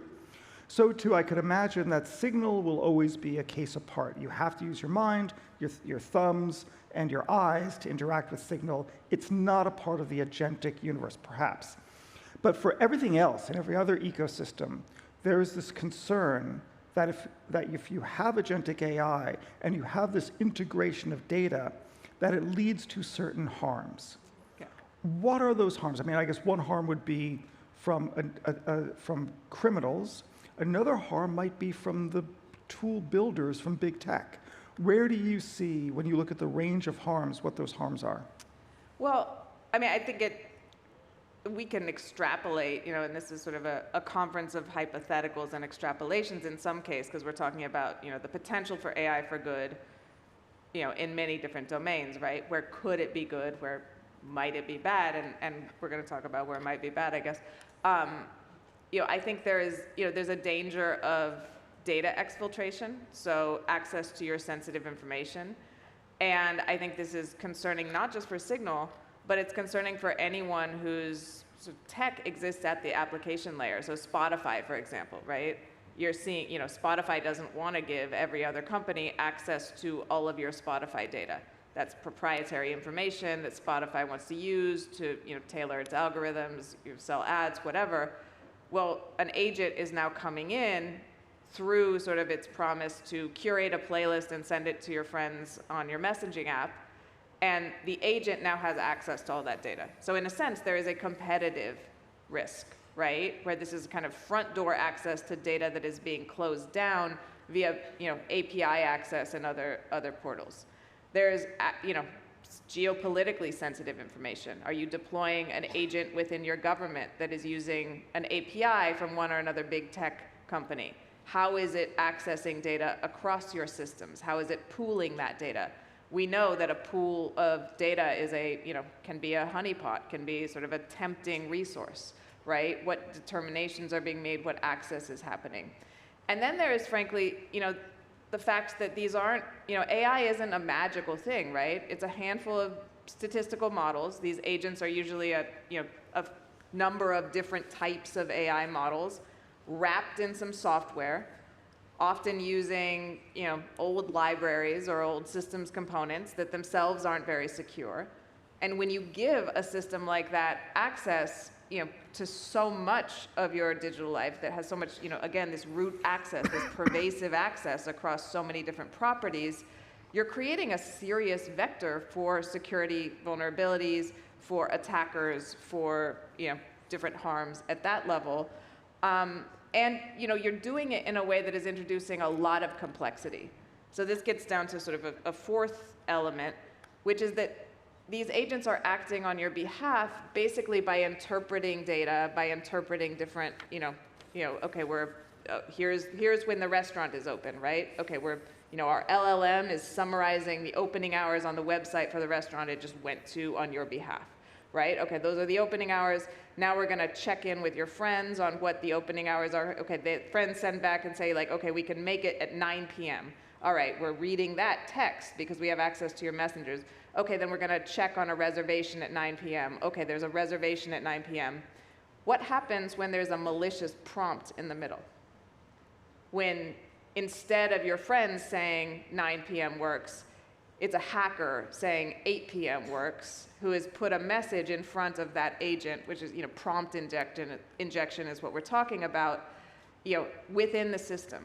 We've already seen attacks where sort of invisible prompts, invisible instructions are used to direct an agent to act in malicious ways, that because this is just a dumb statistical system, you know, as smart as it seems, it's still A to B mapping, right? We're still in the deep learning paradigm here. It's going to act on that because it's not actually sort of cognizing this, it's just following what it's seeing on the screen. And so there are a huge number of, like a fractal in number of attack surfaces that are opened up through this agentic turn and through just giving these sort of intermediary bots access to a system on your behalf, all of it which is wrapped in this fantasy of having like a Jetsons-style super maid who can do everything. Well, again, you know, brain in a jar, Ken, brain in a jar. So I actually like I like a brain in a jar. I wish my brain wasn't a jar. That's Do relaxing. You? Well, is that your thing? Alfred you North. have a fan site around? Yeah, exactly. Everyone has a fetish. Mine is a brain in a jar. Yeah. Alfred North Whitehead said that civilization progresses by increasing the number of instructions that humans can perform without thinking. He was referring to this in What a cynical man. Well, no, actually think about it. Civilization progresses by increasing the number of instructions that people can perform without thinking. I'll give you an example. So he's referring to mathematics, and it is in his book, Introduction to Mathematics, 1920 or so, 1909. What is thought, Ken? Well, but the point is that there's so much that we do without thinking, and that's good. So for example, like, I don't need to, go from first principles for human rights. Right? I can just simply get on with human rights. It's already established, it's theirs, without thinking that I will not kill you, either because there's a law against it, there's a commandment against it, et cetera, or at least there's a cultural norm against it. And so too, I guess the question to you then is your problem with agentic AI prima facie, which is to say you don't like the whole endeavor, or an implementation element, you don't like how it's being built? Well, look, I'm going to do this. Like, agentic AI is, in part, a marketing play. AI is really expensive. These large-scale AI systems, which is what we're talking about, really expensive to build and train, really expensive to deploy, and there's still a deep desire for product-market fit. If, anyone who reads the Financial Times tech section, which is, I think, some of the best reporting on tech next to The Economist. Thank you. Next to The Economist, and being honest there, you see this, consistent reporting on sort of, yes, they're making billions of dollars, but that actually isn't enough revenue to hit profit, right? There's still this desire to find that magic bullet. What is the product market fit? And how I read this is we're rebranding assistants. We're rebranding what we were calling chatbots and LLMs as agents, and we're sort of promising this intermediary function, which is, in some cases, it works okay for like customer support or things where there's a clearly defined objective function, but it's still sort of struggling to get a lot of these tasks right. So it is, yes, it's an implementation concern, and so, okay, we got there. I was going to congratulate you for not answering the question, but you did. Yeah, it's an implementation concern. Okay, no, it's good. Let's raise up a level and set some context, Ken. Exactly. Now I'm going to talk about what I want to talk about. Implementation concern. Love it. So, what should be done? What should industry do? What should government do? What should private citizens do? All three categories of entity are in the audience right now. Yeah. Well, I think governments and private citizens should be asking these questions. Do not feel like you are dumb about technology if you ask a basic question. Usually those are the questions that are going to unravel sort of the sweater of hype, so to speak. You actually ask, what does it do? What are the permissions? What are the data sources? How is it structured? Are the data sources fungible, right? How do I, has our CISO looked at this, right? And then I think, for governments and tech folks, the thing that we at Signal are going to require to continue doing what we do, which is essential for a livable future, I will not back down from that, is that there be developer-level opt-outs so we can say, no, your agent cannot touch Signal. that we have open implementations of some of these agentic systems. So the security research community, the hacker community, the people who do, the white blood cells of the technology ecosystem can take a look at the safety of these systems. That we actually promote rigorous security engineering in the domain of AI, which means, yes, it's going to take a long time, it's going to be painful, but you need to formally verify some of these systems components if we're going to be integrating them into things like military operations, like core government infrastructures. Because right now what we're doing is we're slapping the label of AI on a handful of statistical models, these LLMs usually, which don't often have inherent vulnerabilities in their core model themselves. These adversarial attacks, these supply chain attacks, these problems we're not really facing with the models. And then we're wrapping those in software. Oftentimes those software libraries are not built for security. You're seeing off-the-shelf Python libraries that can't be formally verified, sort of, built by university students that have now become sort of defaults, the way standards, sort of become defaults as you build on top of them, that we know are insecure, but that when you wrap them in the label of AI, suddenly take on this mystical patina that people are unwilling to question. So really do ask those questions, right? What are the systems components here? And then push for procurement standards. Push for standards in your domain or industry that require this type of rigor, that require security engineering. Raise the bar for the industry entirely, because I think this is a very dangerous juncture if we see a handful of organizations who are sort of under the narrative banner of AI being able to integrate these very pervasive systems throughout the core nervous system of our economies, our governments, our democratic processes. And there are ways to address these, but we need to incentivize those ways of addressing these, and we need that incentive to set a new baseline for the industry, or things like Signal won't be able to continue with integrity, or security and privacy becomes a nostalgic memory and not something we can rely on, which I don't really know the world we're living in there, but that's pretty bleak. Meredith, thank you very much.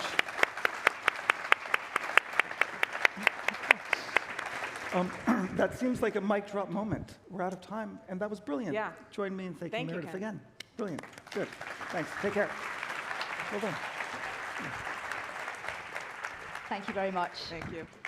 That's Meredith and Kenneth, everybody. And really, we can see that that's just the start of a much larger conversation about information integrity. And it's a subject that will continue to gain relevance just by being in the room. Now, you are ahead of the game. And I should say, with nearly, I think it's around 15,000 people registered from over 170 countries. Again, we're the victim of our own success, I think. We've got so many people queuing to get in. So well done if you have a seat here. And you know what? We've got some fantastic planning for you this afternoon as well, some great programming. So do stick with us throughout the week.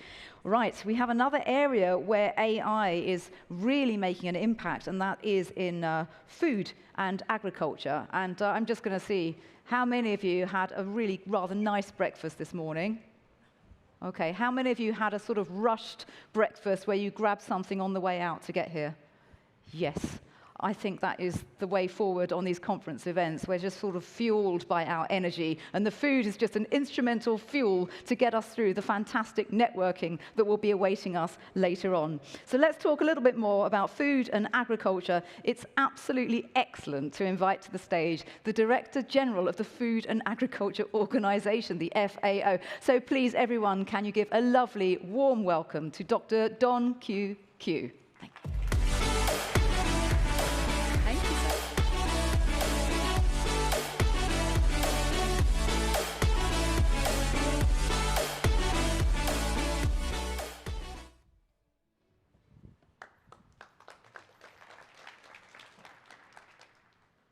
Excellencies, ladies and gentlemen, good morning. A year ago, we all gathered for the previous AI for Good Summit. And today, we meet again at a time when the digital transformation is accelerating even more rapidly, yet not equally. According to the ITU's, 1 in 3 people worldwide remains offline, most of them in rural and low-income countries. Nearly 2.6 billion people still lack access to the internet, and only 26% of people in low-income countries use it at all. The World Bank added that fewer than 1 in 5 people in sub-Saharan Africa have access to the broadband, limiting not only connectivity, but also the capacity to participate in the digital and the AI revolution.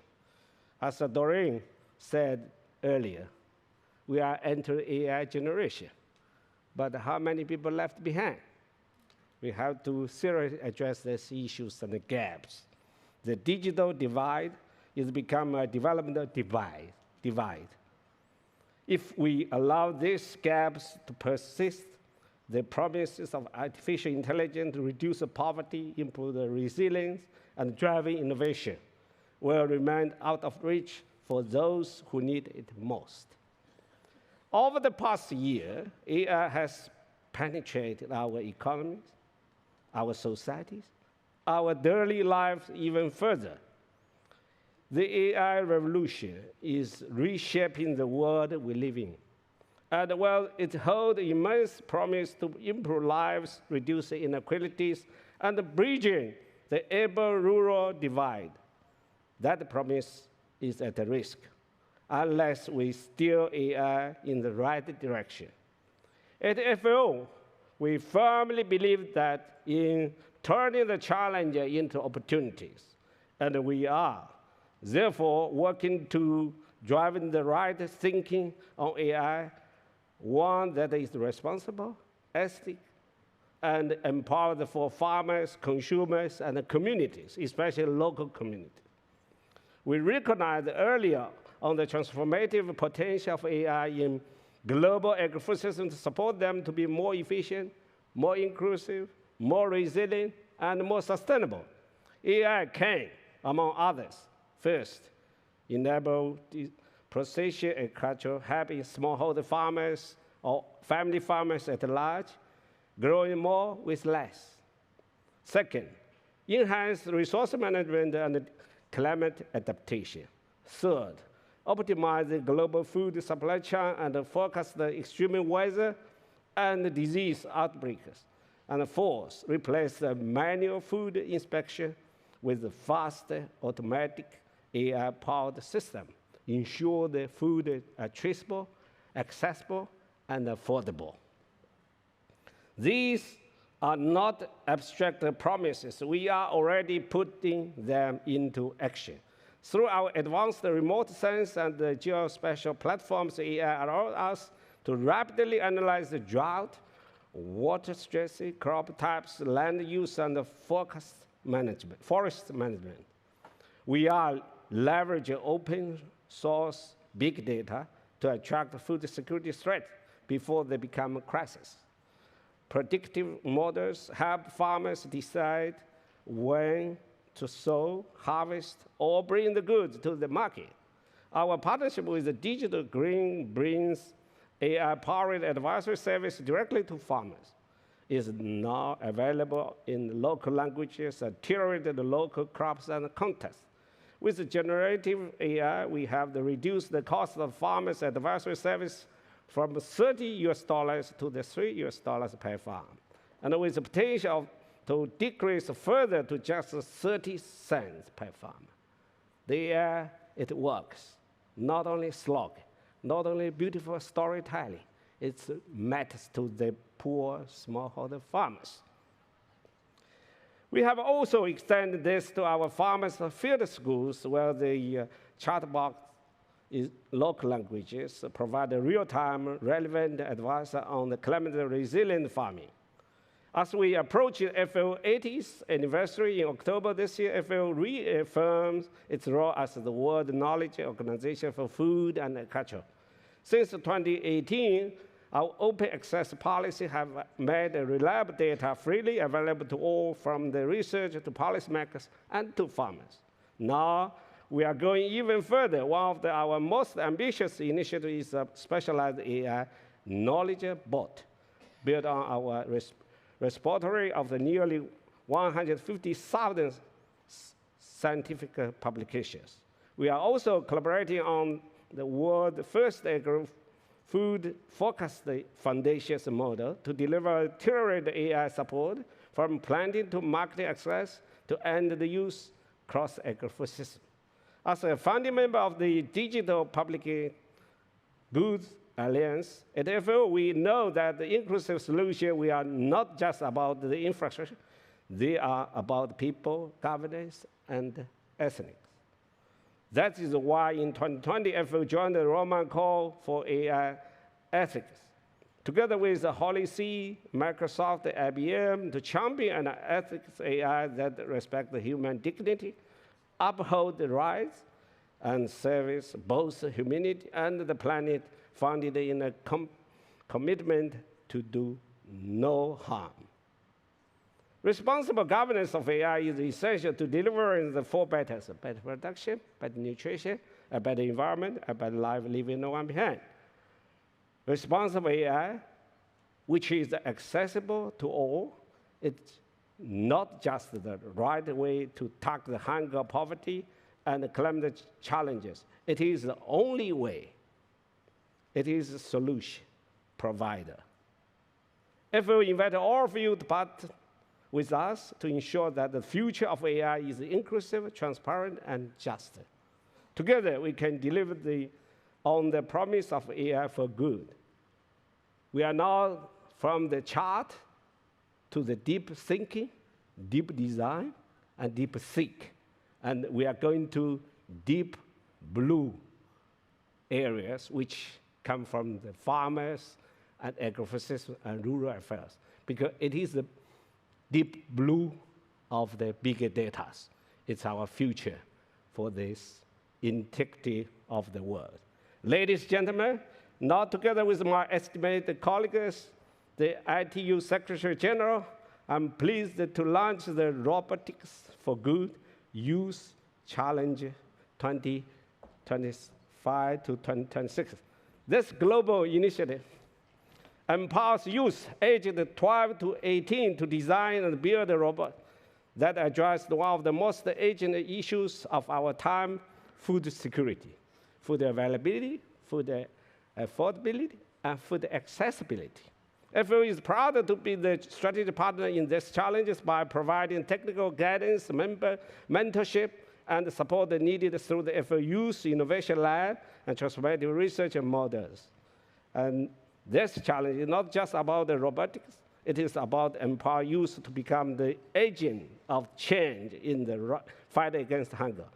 By linking digital skills with agri-food system transformation, we are investing in a future that is smarter, greener, and more inclusive. FAO is committed to ensure that the next generation of innovators is equipped to build the world free from hunger. It's our future. Thank you, Madam.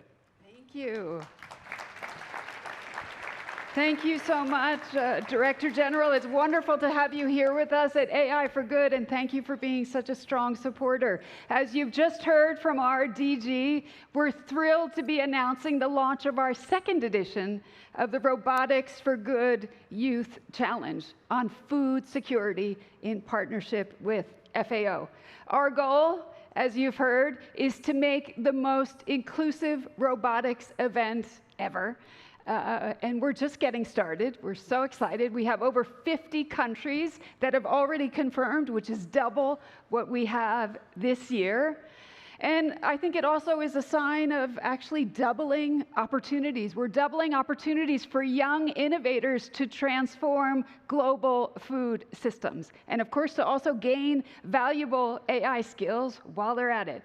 So thank you so much, and we're very excited about this partnership, DG. Thank you. Thank you. And I was sent on the biotechnology, BT. And so she is responsible for IT and the future. 2050, maybe we have BIT. BIT? Best biotechnology, best AI, future world. You will see. Thank you. Okay. Thank you. Thank you, thank you. And thank you to Doreen. As you leave the stage, I'm going to ask Doreen if you would like to just stay with me. Why don't you walk and talk with me for a little bit, because I understand that you've got one further announcement to make. So I'm going to invite you over to this bit here. This is the mark of power. That's where your best light is. So let's hear what your fabulous announcement is. Okay, great. So we have a really, really exciting announcement. We have a friend joining us, a friend I met a couple of years ago. He's everywhere. Everybody knows him, and I'm so happy to introduce him today. It is will.i.am. Will, it's wonderful to see you again. When I met Will, we were actually with Marc, and we talked about all things tech. We talked about skilling. And we talked about young people and connecting schools. And today we're going to talk about how Will is our special ambassador for our AI Skills Coalition. And we're so happy, Will, to have you with us. So ladies and gentlemen, will.i.am. Thank you very much, Doreen. That was amazing. All these initiatives, and we're thrilled to have you along for the ride remotely, will.i.am. We've arranged a fantastic conversation partner in the form of The Atlantic's Nick Thompson, who is going to be sitting in the hot seat behind us. But for now, it's over to Nick for more, and thank you very much, Doreen, and everybody. We'll see you soon. Thank you. Should we head off the front? It's silly if I walked off the back without you.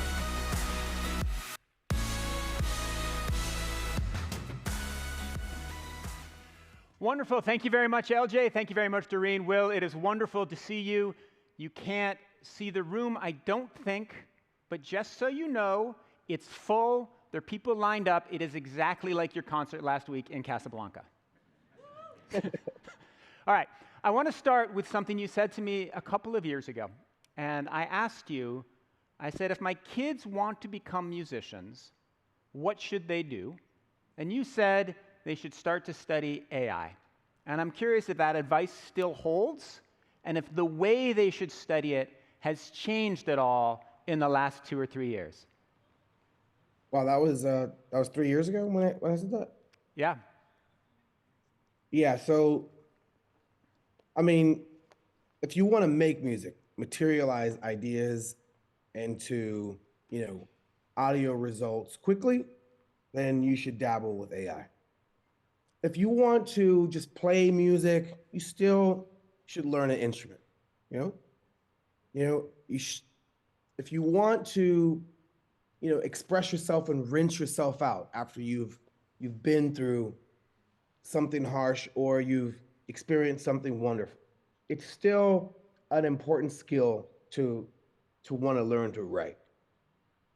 But you don't necessarily have to do that to get an idea out. You don't have to do that.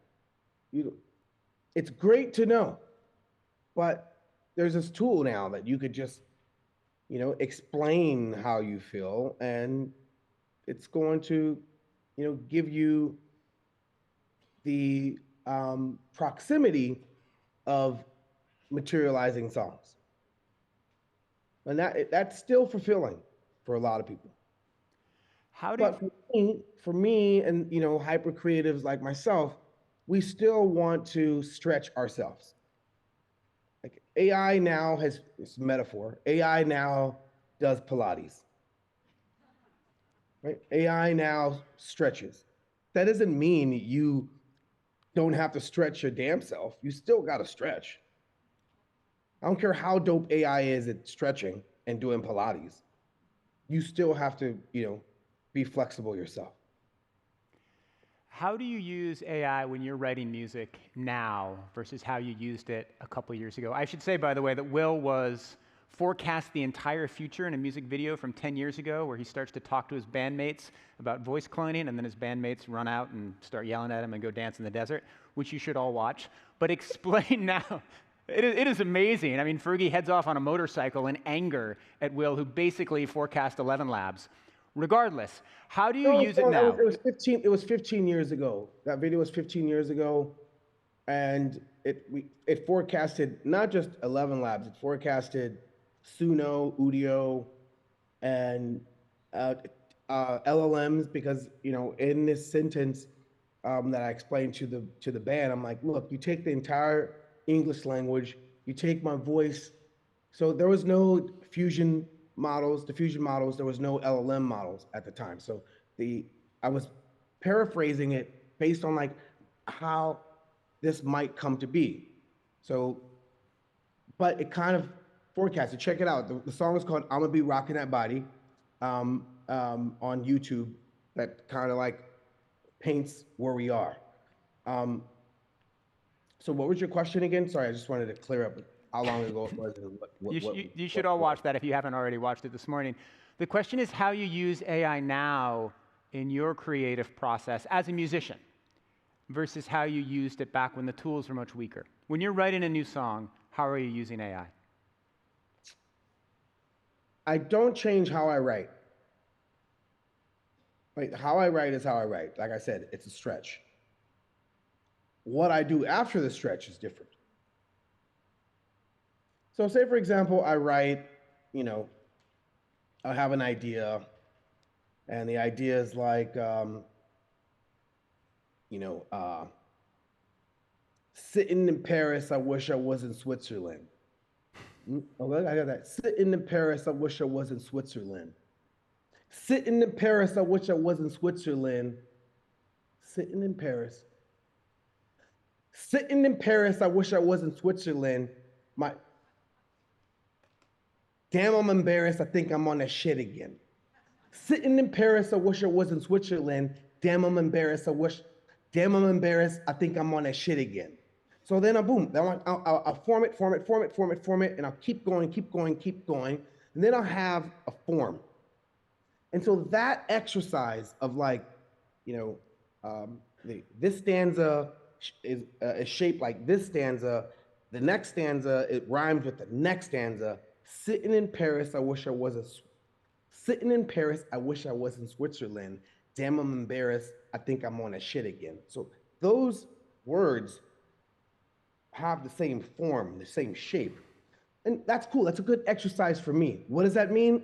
It's pattern matching. So I'm pattern matching. So this, it's a pattern match. I matched these shapes of sounds. And that's good. It's a good exercise for how I see the world, because I could use that same skill to pattern match visuals. I could use that same skill to pattern match ideas and concepts, right? It allows me to predict what's coming based on the shape of now too. So that same shaping words allows me to shape ideas, shape how we are, shape what I see. So I don't want to give that to the machine. So what do I do with the machine now? Oh, with the machine, I could be like, okay, here's what I have. Give me 100 of these. Because it would have took me a whole freaking day to come up with 100 variations. So I will come up with the original form and then throw it in the machine, and the machine will give me a bunch of them. And I never want to give the machine the power of imagining the first. We are the ideators. It is an infinite generator.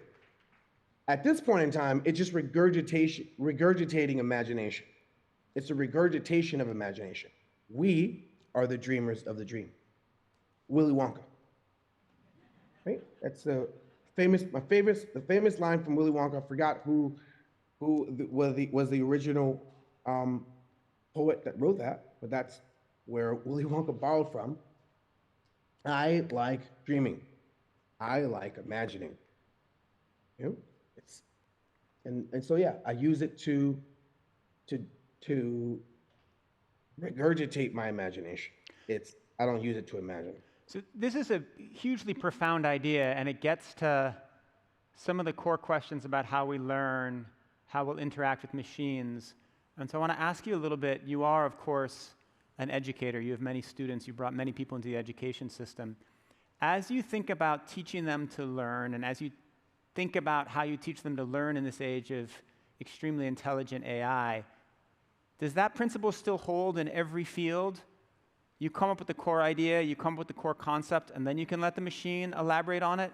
You keep your mind sharp so that you never cognitively offload the capacity to get the original idea. Do you impress that upon the kids you work with?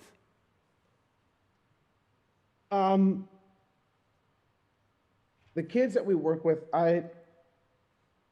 we encourage the kids to be audacious and ambitious and compete.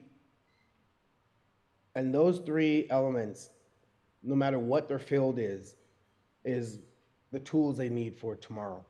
That's the source, the core that they need. You need to be audacious to compete, and you need to be ambitious to get up once you got knocked down. In the past, we were just doing that with humans. And now, something based on that pattern matching, that pattern matching and seeing what's possible based on what's happening now, what's plausible based on what's happening now, to be able to see hey, this is how we're going to be making music in the future. In 2015, 15 years ago in 2010 when we made that video, just 2 years before that, I started my program, 2008. And that program was a robotics computer science college prep program. Because that same intuition of, ooh, maybe the future is going to look a lot like this. Let me make sure kids from my neighborhood are prepared for that future. So that audaciousness and ambitiousness and is what we try to mentor and encourage our kids to fuel themselves with. Ambitiousness, audaciousness, and the will to compete. You've talked a number of times about the need for an AI constitution and the need to make sure that as we head into this era of AI, we don't make similar mistakes that we made in the Web 2 era. I'm curious right now what you think the key principles should be in an AI constitution.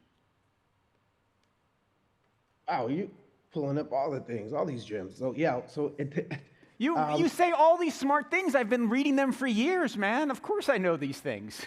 So the AI constitution, once again, a pattern match. I'm like, why isn't there an AI constitution? And whoever doesn't sign it, that's the AI you don't want to mess with. We don't even have that right now. And before we even get that complex, most of these people in the audience, most of you guys, you have a driver's license. Some of you guys, maybe a few of you guys, flew an airplane before.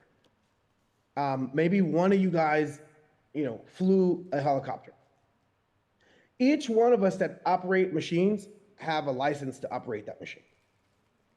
And if you're ambitious enough, maybe one of you guys, want to do a scooter company or a mobility company. To do that, the people that are operating those machines, they have to have taken a test to operate those machines. To make AI, you don't have to take a test. There's no license to deploy systems that are going to reconfigure how people think. And I think that's wrong. I think that just like operating a vehicle, people that, are going to get behind that wheel should take a test to know if they're going to just slam up against a crowd of people walking down the street. But we know we're safe. We're safe walking down the street, knowing that that's not the first thing that people are going to think of. We trust in humanity. We knew that there were steps taken to ensure that the people that are deploying those cars deployed them with seatbelts, deployed them with airbags, deploy them with sensors. We know that these things are put in place in society. Same's not for AI. We kind of turn the blind eye that hopefully the adults will be adults. But we know damn well the adults are not being adults. They're being greedy. And that's wrong. So even before we get to the Constitution, there should be some basic is that person that's deploying that product, do they got our best interest in mind? Do they care enough? Or do they lead with greed? are they human first or money first? Because Web 2, social media, it didn't, if you look at like the good it did a lot of foul stuff. So for AI for good, you also have to do like data rights. What is your data practice? Because you can't have AI for good with poor data practice. And we're still in poor data practice from, social media. So is this just a slogan? Are these just like word logos? Is this sloganism? AI for good. Poor data practice. Guess what you're gonna have? Fucking bad AI.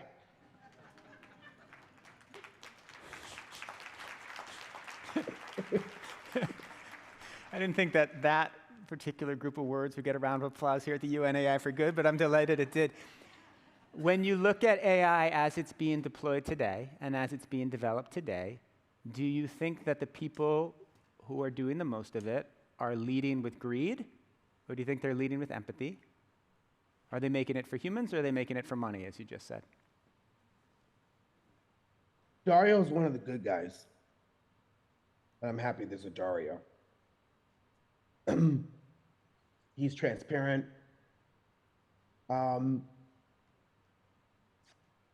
Demis is one of the good guys. I hope he could get Google to follow his pureness. Mustafa at Microsoft is one of the good guys. So in these mega companies, they have some pretty awesome humans there. Two of which were homies growing up, Mustafa and Demis, right? Mustafa's from freaking,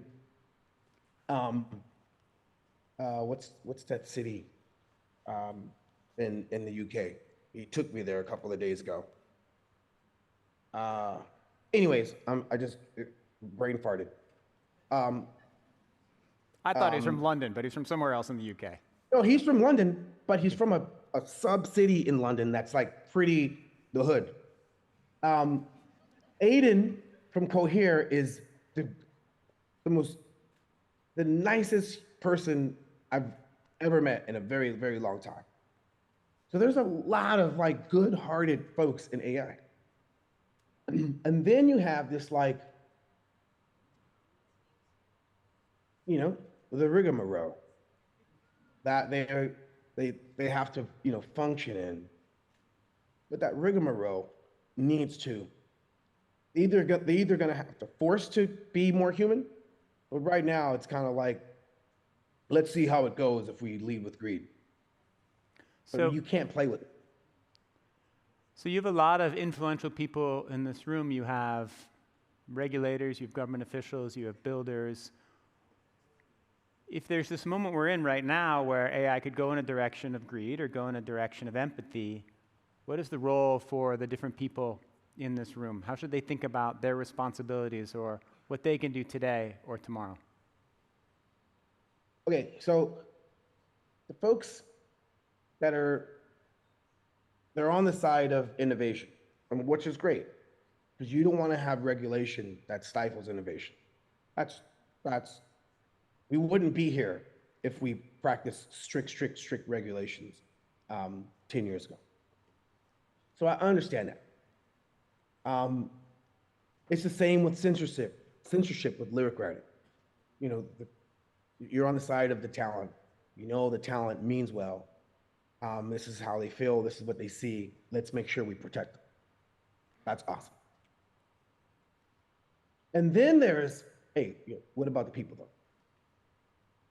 What about the kids? Should they be around that foul language? What about the kids? Should they be subjected to this camera there?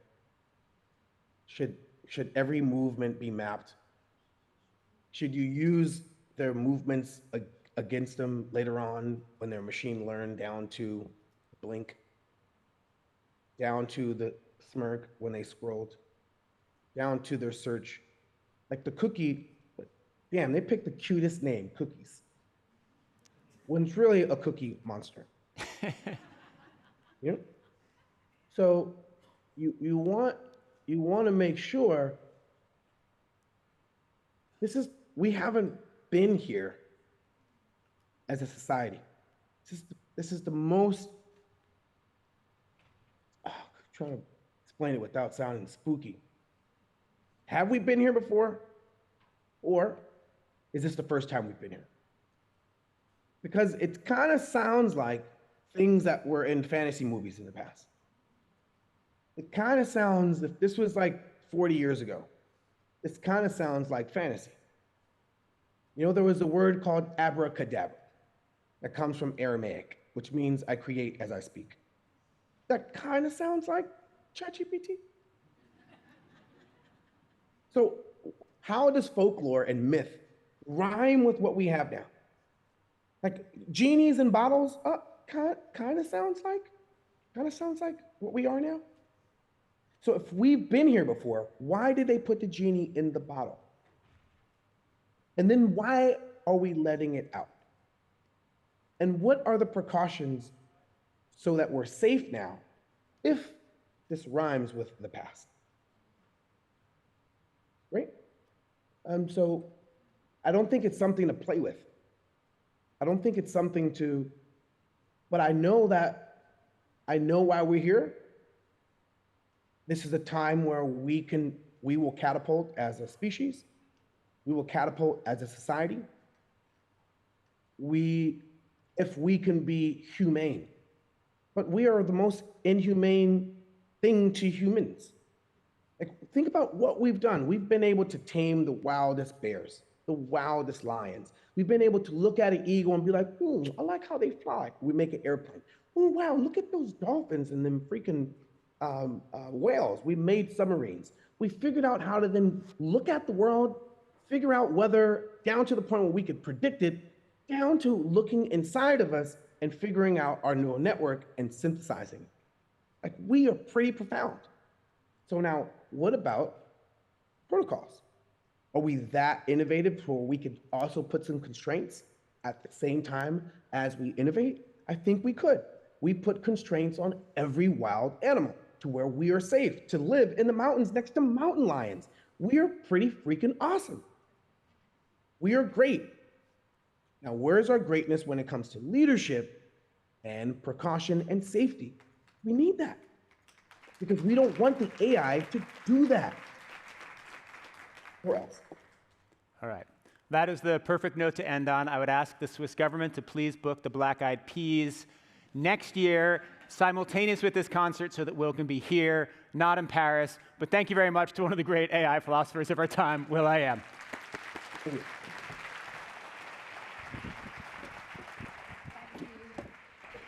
Thank you both. That's will.i.am in conversation with The Atlantic's Nicholas Thompson. I hope you enjoyed it, Will.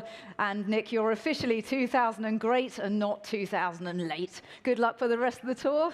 And after that, boom, boom, pow, it's time for some boom, boom housekeeping for you. A few pro tips to help you get the most out of this event. Firstly, I highly recommend that you download the AI for Good neural network app, joining hundreds of thousands of others who've done exactly the same thing. It's growing, it's getting bigger, and there's some really interesting features like AI-assisted networking. So you select what you're interested in, and then you'll be matched with other people interested in that area. So you can connect on site, you can see who else is here, and you can even join in on the live conversation online. And you're welcome to chat with each other throughout today, tomorrow, and beyond. We're also providing simultaneous translation into 75 languages via subtitles using the Interprify app. You simply scan the QR code and you can receive captioning in different languages, and that is, of course, thanks to AI. I believe you can even put an earphone in to have audio translated for you. Finally, you can stay in the loop with the hashtag AI for Good, or the ITU AI Summit. We are really interested to know what you think, and we love to monitor these hashtags for things that you're enjoying and things that you would like more of. We are aiming to give all of you an unforgettable and, above all, pleasant experience here.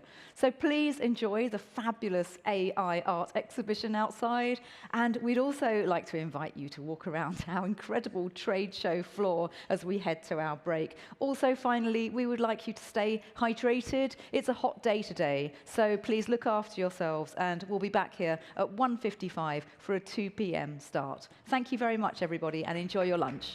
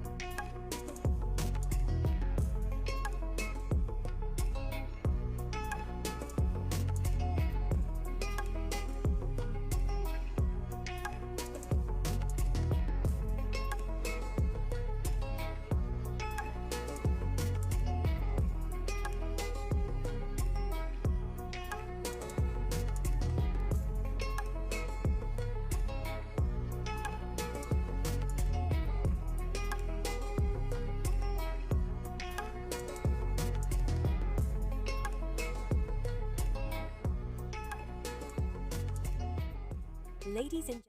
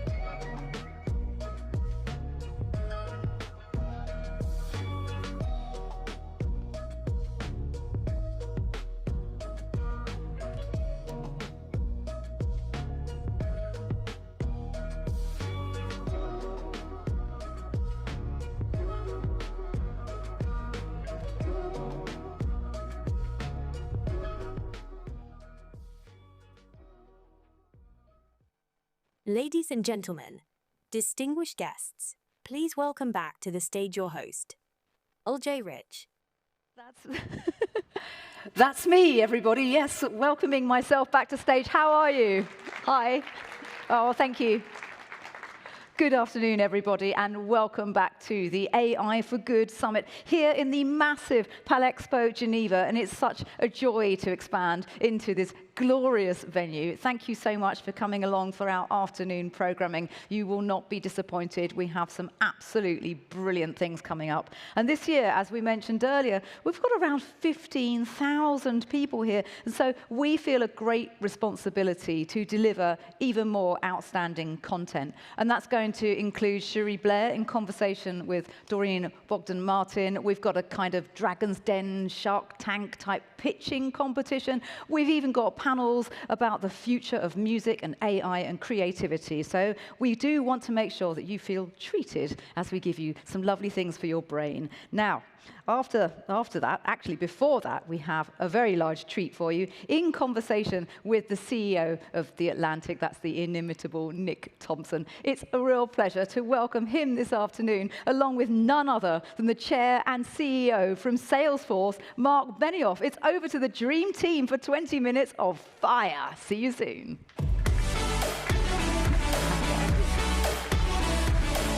Thank you.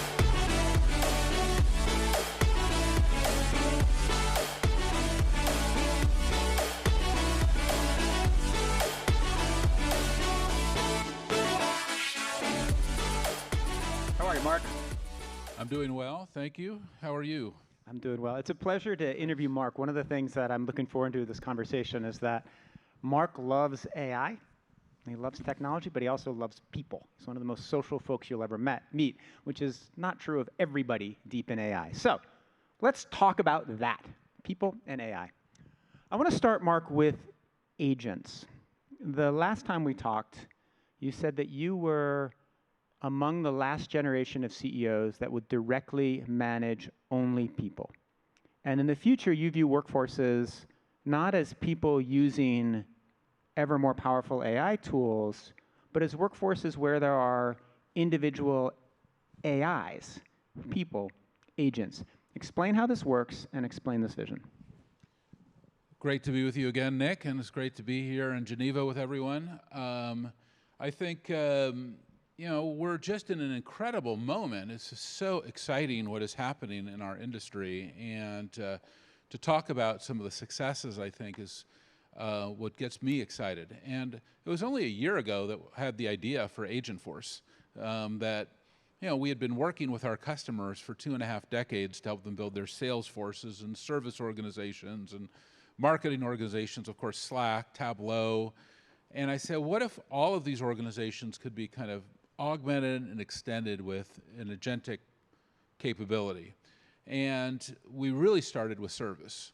This idea that, you know, look at our own company. We have about 75,000 people. You know, we'll do, you know, over $41 billion this year in revenue. We have about 9,000 support agents. And I'm like, what if we could complement them with an agentic capability? So we started building Agentforce. Today, it's been live for about 9 months. It's delivered more than 1 million conversations. And during that same period, those human agents, they've also delivered about 1 million conversations. But it's been incredibly complementary to what they're doing. But help me understand it a little better. So you have people who are doing customer service, and some of them are agents with names, right? They are AI agents with names. Do they have direct reports? Do they have KPIs? Like, why do you do it this way? Do they have pictures? When we say, just so you know how computers work, Nick, I'll just reboot you on this.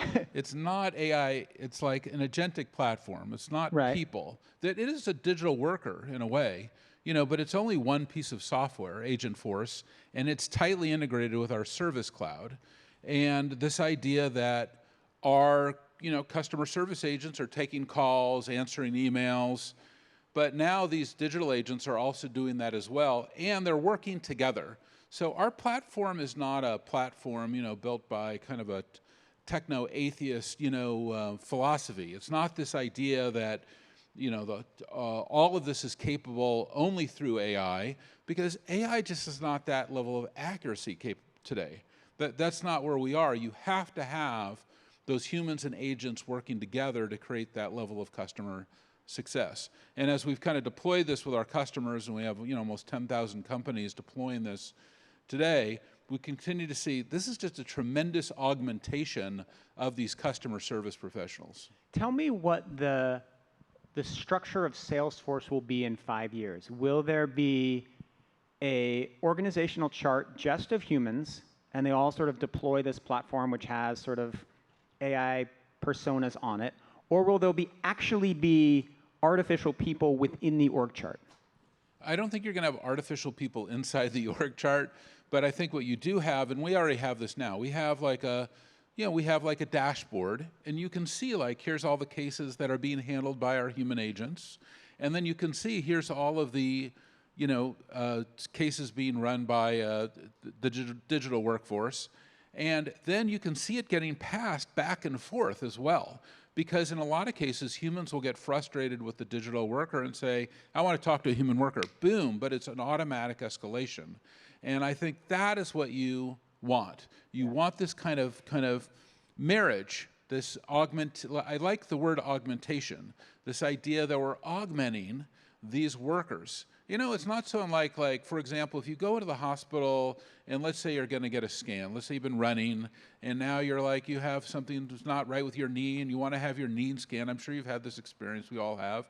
And then the radiologist is there. up to this moment, the radiologist is kind of on their own looking at the scan. Well, what do I think about this cartilage? What do I think about this meniscus? What do I think about this? What do I think about that? But where we're going now is there's going to be an AI there saying, hey, I think you should look at this or this. But the AI is not to that level of accuracy where we say, oh, that is the exact diagnosis. It's going to still be, the human is still in the loop making that final call. Let's talk a little bit about an interview you did recently where you said that your employees are 30 to 50% more productive because they're using AI. And so one can imagine a world, I feel like that's about right for me. I feel like I'm substantially more productive because of my use of AI. Well, we were talking about this backstage. I mean, you have your writers, your editors at The Atlantic. We have it at Time, too. Wouldn't you say your organization is more productive because you're using AI? You use it personally, but what writer or editor or what employee at The Atlantic is not using AI today to augment their capabilities? We are more productive both because of AI and because the Trump administration puts us in their Signal chats. But yes, those are two of the main productivity hacks we have.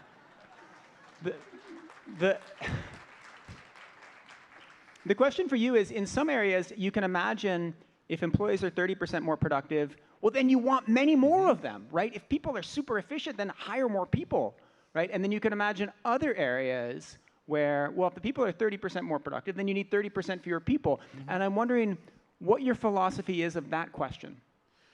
So I had a great lunch today with, one of the NGOs that's here that really works with international, entrepreneurs that's trying to grow their businesses and make them more successful. And I think you're going to see a radical explosion of small and medium businesses.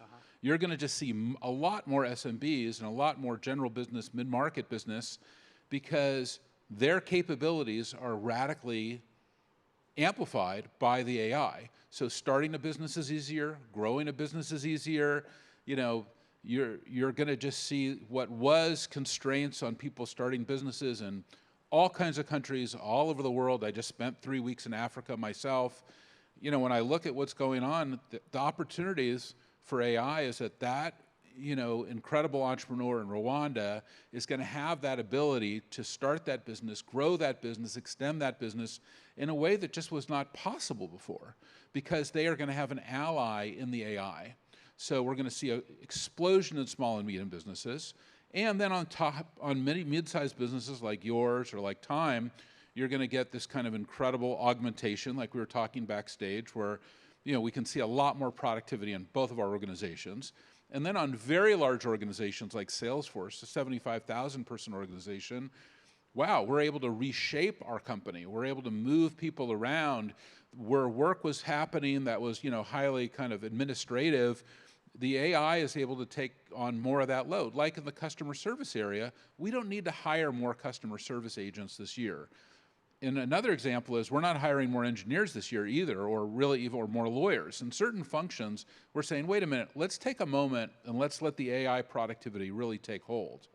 On the other side, we're saying in some areas, though, we can radically expand now with that additional headcount, like in sales. We have a lot more opportunity to sell to customers who want to deploy this capability. So we're hiring right now thousands of salespeople. And this is such an interesting dynamic. So Salesforce, we're not hiring any more engineers. We are hiring lots more salespeople. Will this dynamic stay the same as you map out your organization over the next 3 years? Engineers stays constant or goes down, salespeople go up because of the different dynamic with AI in those jobs?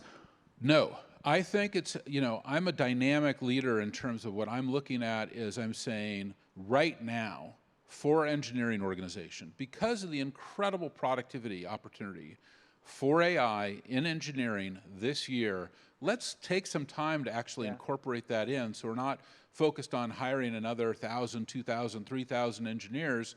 Let's actually bring the productivity up with AI to the point where all of a sudden our team says, well, we're super productive, now let's go again to the next level. So I'd rather take a pause there right now and really look at that. And that's why I think by the end of this year, then like for my organization, it's radically reshaped. At the end of the year, it'll look a lot different than it did at the beginning of the year.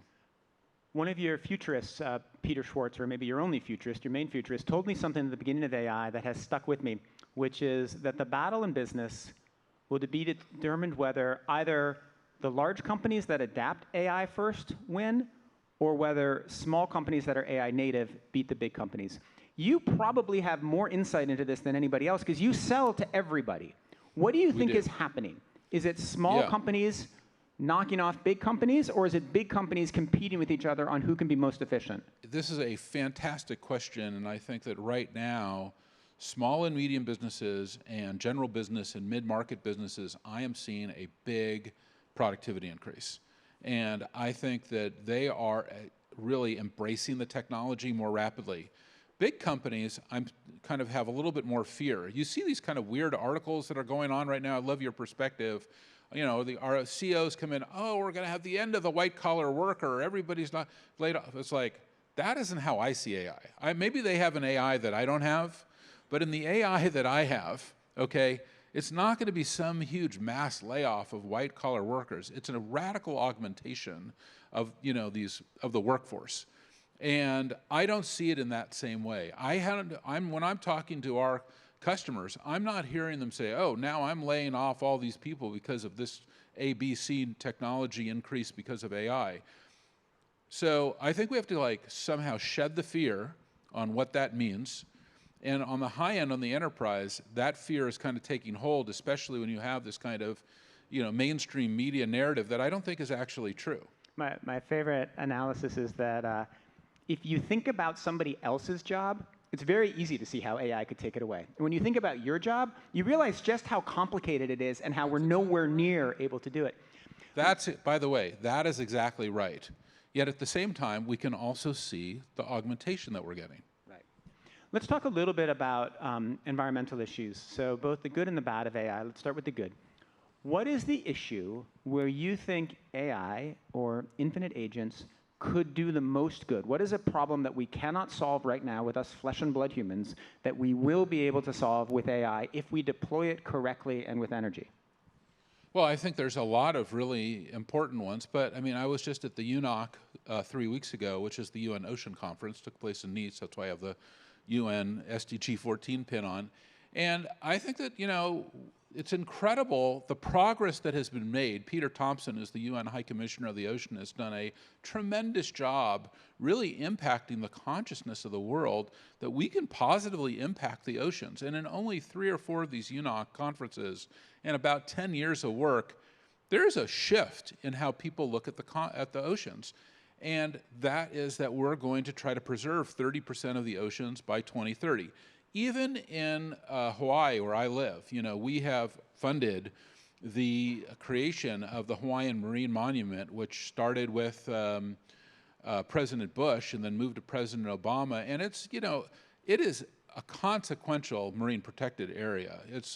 I think it's about 150,000 miles of protected area or something like this, so square miles. So it is awesome in size and scale. And it's called Papa Hanua Moakea. And that marine protected area then also requires some level of enforcement. So if you think about what's happening with low Earth orbit satellites and some of the other technology that's available, imagine those agents then being a kind of patrolling, for you will, that MPA and saying, hey, we're going to make sure that it's preserved and conserved and taken care of and so forth. Oh, and add in armed drones, and you can like really preserve the. I wasn't going to go there. Of course, the flip side is the enormous energy costs of AI. Do you think that the large AI companies, particularly those in the U.S., are taking their climate responsibilities seriously enough when it comes to AI right now? Well, I think it's a good, I think this conference is great, and, you know, I'm a huge fan of the AI for Good conference, and, you know, when I was looking at the agenda and I'm planning it out for myself over the last few days and being here with everyone, you know, one of the things that I was looking at is, hey, I want to attend some of the sessions on energy, because I don't think you have AI without energy, but it hasn't been part of the narrative, and if you look at the agenda for the conference, we don't really have that discussion, I think, going on at scale at the conference where it could. And then I want to look at what's happening with data centers and the fundamental transformation of data centers and kind of the out with the old and with the new data centers. And we've seen that total transformation, you know, in our careers. And the third is the chips, and then the software, and then the applications. And this is kind of the layer. And then at the top of that, we have the use cases, the productivity, and then hopefully, you know, some levels of regulation, some idea that we're going to add some guardrails to this technology, which I think is appropriate based on where we are right now with the capabilities. So that idea that we all now have, I think, a much greater level of awareness around AI and what AI really is, which is everything from energy to guardrails, like that is the modern view. And we all need to shift into that as fast as possible because this technology is moving so fast. And so you think that conferences should be talking more about energy and AI, but do you think there should be a set of public commitments that U.S. tech companies have to follow? Salesforce has been very upfront saying, we are going to make sure that our carbon footprint does not go up even as our AI use goes up. Do you think that is coming enough from the other companies, or does there need to be a change in conversation, change in rules to make sure we were making real progress on climate change in many ways, and then AI comes along and it's kind of set us back? I think it's very impressive what the Chinese have been doing with renewable energy, especially look at the scale. Extraordinary. And it has been a moment where you can see that they're adding this idea of a level of scale and energy with renewable. Just in the last month, I saw the numbers have been just phenomenal. You know, this idea that they're adding, you know, what is almost looks like one nuclear power plant a day in their, is that right, in their country, right, but just through solar. So when we look at that, then we kind of say, whoa, we all need to kind of think about how are we going to generate the energy for this next generation of intelligence? There's no question that energy is one issue, the intelligence is one issue, and the layers all the way up to the tippy top with the guardrails. Let me ask you a question about the media industry. You own a publication, you own Time, you're an enthusiast about AI. Do you think that the AI companies who went and scraped all of us without telling us, perhaps in violation of terms and service without any compensation, do you think the large AI How companies... do you feel about that? I have mixed feelings, Mark. I feel like there should be a fair exchange of value, and I'm curious if you think the AI companies should compensate the creators and artists and publications whose work they trained on. Well, we just installed some new software at Time that kind of holds back those AI scrapers, and I'm sure you'll probably do the same thing. And this idea that, hey, if you want to scrape all of our words to create your intelligence for your model, great, but just pay us because we are paying people to write those words. So if you want those words, or you want, we call the Time Vault, which is the 100-year history of Time, you can license it from us. Did Salesforce license Time's content from Time?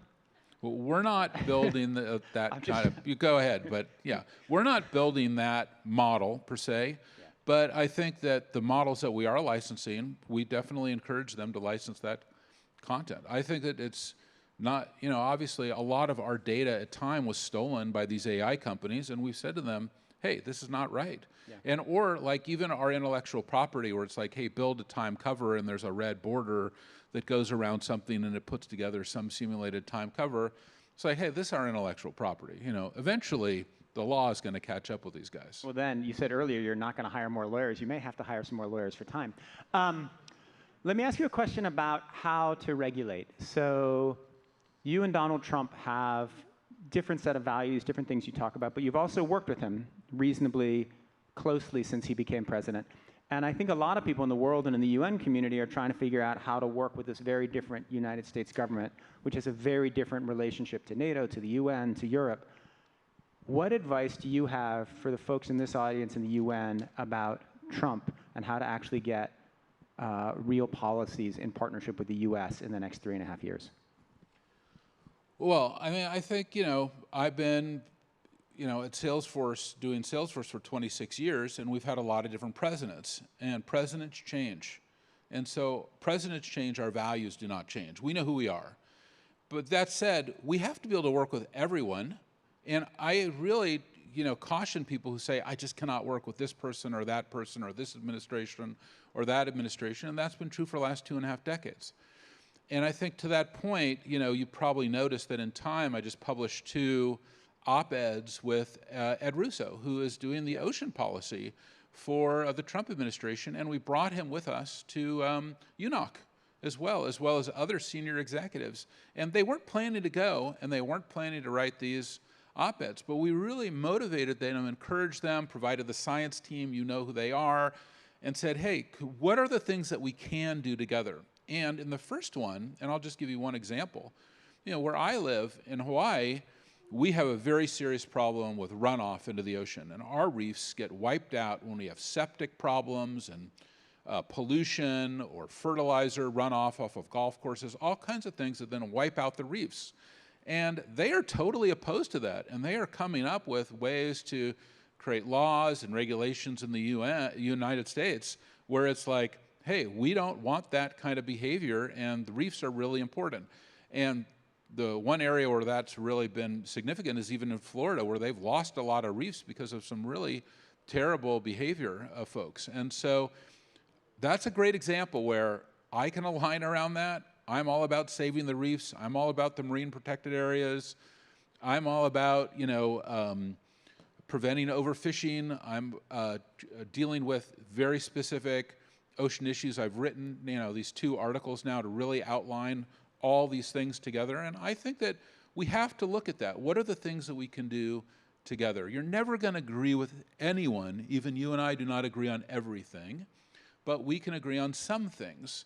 And I think the more that we do that, we're going to be able to move the world together and forward in a more powerful and positive way. Do you agree with a higher percentage of things with me or with Donald Trump? All right, that's it. Thank you, Marc Benioff. Always interesting, wonderful man to talk to.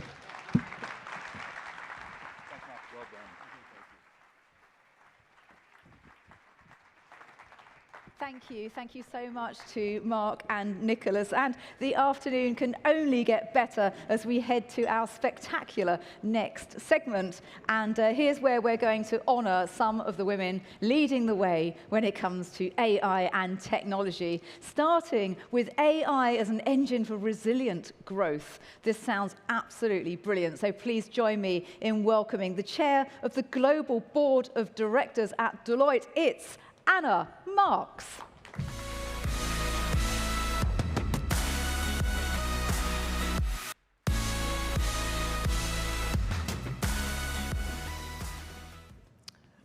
Well, good afternoon.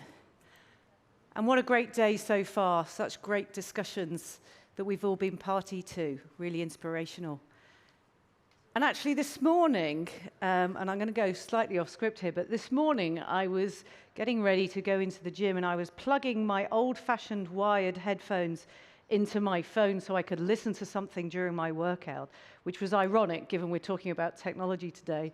But wearing those headphones, I tuned into the BBC Radio 4 Today program, which is a morning news and magazine show, and they were talking about this summit.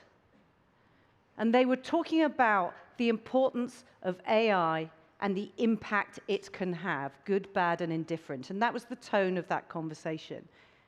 And it was very apt, because as we know, AI is here with the power to drive huge value for our organizations, our economies, our societies, and our communities. And these conversations that we're having today at this summit are hugely well-timed, because we're at a critical time, in my view. We are a time of rapid change, tremendous change. And I'm not just talking about the rapid change of technological advancement here. Change more broadly. Let's just reflect on 2024. A significant amount of complexity and change throughout that calendar year, geopolitically, macroeconomically, of course technologically, and the change in our views and demands from our stakeholders and so much more. And we're now over halfway through calendar 2025, and you could argue that we're in a new reality where we need to recognize not just the pace, but the permanence of change. And I use the word change deliberately because for many years we've talked about evolution. And evolution gives you this sense that it's a gradual development.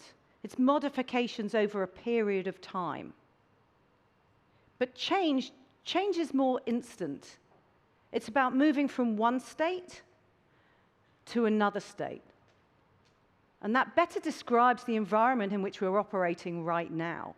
We're at this inflection point with all this change and complexity, but with AI at its core as an engine to really drive success more broadly.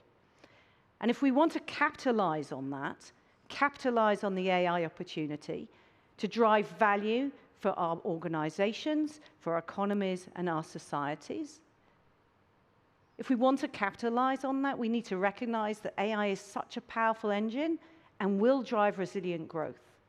But how? How do we do that? How do we drive that value inside our organizations and beyond it? And how do we do that with diligence? Well, let me share some perspectives. When we talk about using AI as an engine for resilient growth, what do we mean by resilience? You know, some would say that's around short-term protection, short-term survival. Others would say that's about creating value and resilient growth in the longer term. And in this context, when it comes to AI, we're really talking about both of those aspects, because it's a tool to drive both resilience and protection in the short term, but also resilient growth in the longer term. And we're really starting to see organizations embrace that, moving from experimentation to deep adoption at scale, moving from technology catch-up to real competitive differentiation, moving from re-engineering to reimagining. And this is where the key is. Re-engineering in the short term is absolutely helpful and important. That's about driving operational efficiency and productivity improvement by re-engineering existing workflows to work differently alongside the human input, working in partnership, as we were hearing about in the previous session. But re-engineering, that's what the long-term resilience growth is all about when it comes to AI. Re-engineering and reimagining our entire business operating models to drive the most powerful impact that we can from AI. And that's about unleashing our capacity for innovation and agility. Reimagining new offerings, new services, reimagining new ways of delivery, reimagining our relationship with our customers, our consumers, our stakeholders, reimagining our ways, the way that we attack and target and address new markets and new opportunities. You know, if you just consider at a very simple level a logistics organization with agentic AI tools on a real-time basis, replanning, remapping driver routes. This is happening now. The old-fashioned way of drivers having many, many ordnance survey maps in their cars, trying to reorganize and revisit their routes on a live basis, that no longer happens. You can do that real time with agents who then instruct the drivers where to go. That creates greater operational efficiency through the driving routes. That's happening now, and it's exciting. It's exciting, and we see that excitement in our clients at Deloitte globally, as clients are asking us to support them. If I just take all over the world, if I just take our global AI simulation center in Bengaluru, where the demand from clients to come into that center and experience simulations as to how they can reimagine their operating models is quite enormous. A few weeks ago, I was with the CEO of an entrepreneurial, digitally enabled business. He set that business up as a digital business right from scratch. And I asked him what advice he would give to organizations already established who don't have the luxury of starting afresh. And his advice was, well, you need to start with a blank sheet of paper and reimagine your operating business, your models, your go-to-market, your aspirations as a technology-enabled, digitally driven organization from the start with a blank sheet of paper. Now, that's easier said than done. But arguably, really what he's saying is don't just re-engineer, but reimagine. And that's how we will unlock the power of AI. And that involves challenging the status quo. That means we need to be bold It means we need to be innovative. But being bold and being innovative doesn't mean doing it without diligence and care. Diligence about how and where we apply new technology, of course. Diligence about data, its cleanliness, its sovereignty, its security. Diligence about governance and risk. And diligence about trustworthy AI, building the frameworks to enable us to use it ethically and in line with our corporate values and culture. And at Deloitte, we've built our own trustworthy AI framework to enable us and our clients to set those guardrails, to set those guidelines for safe, ethical, trustworthy AI adoption.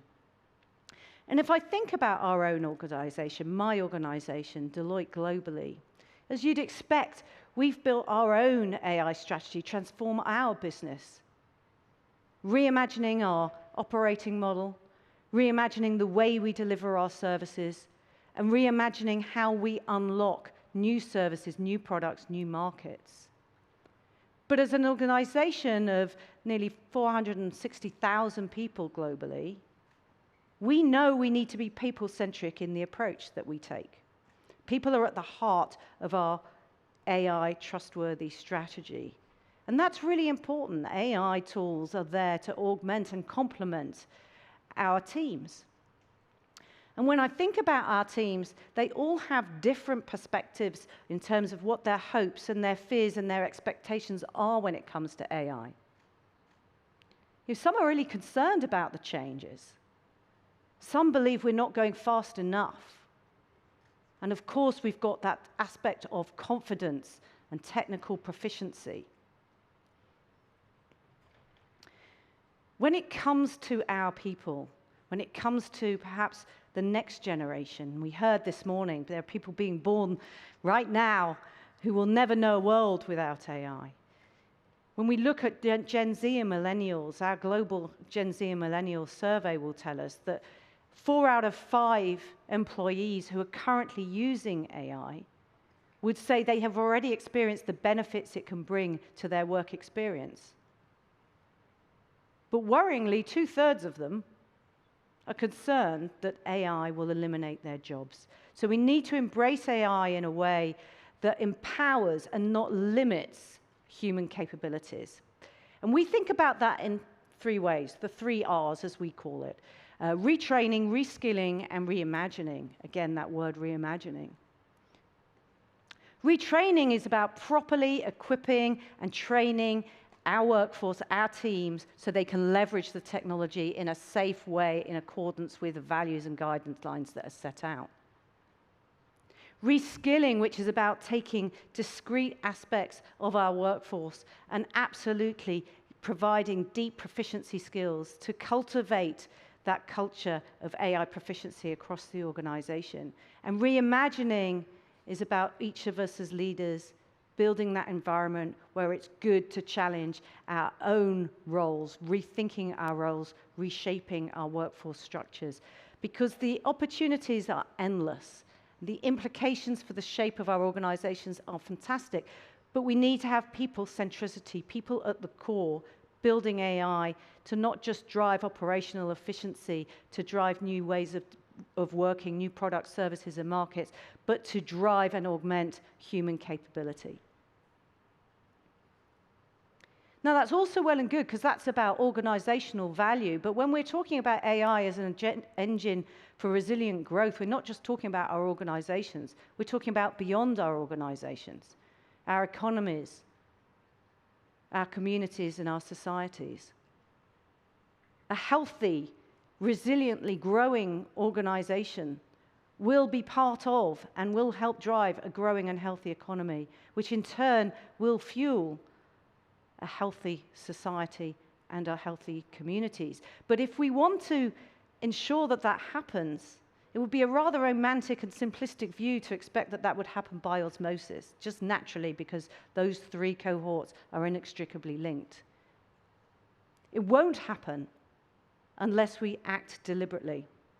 And we in this room, we have an opportunity to lead here, to embrace AI, to ensure we get the full potential to change the world for the better. We all hear the concerns that the pace of AI and digital transformation carries with it the risk of exacerbating the societal divides that already exist.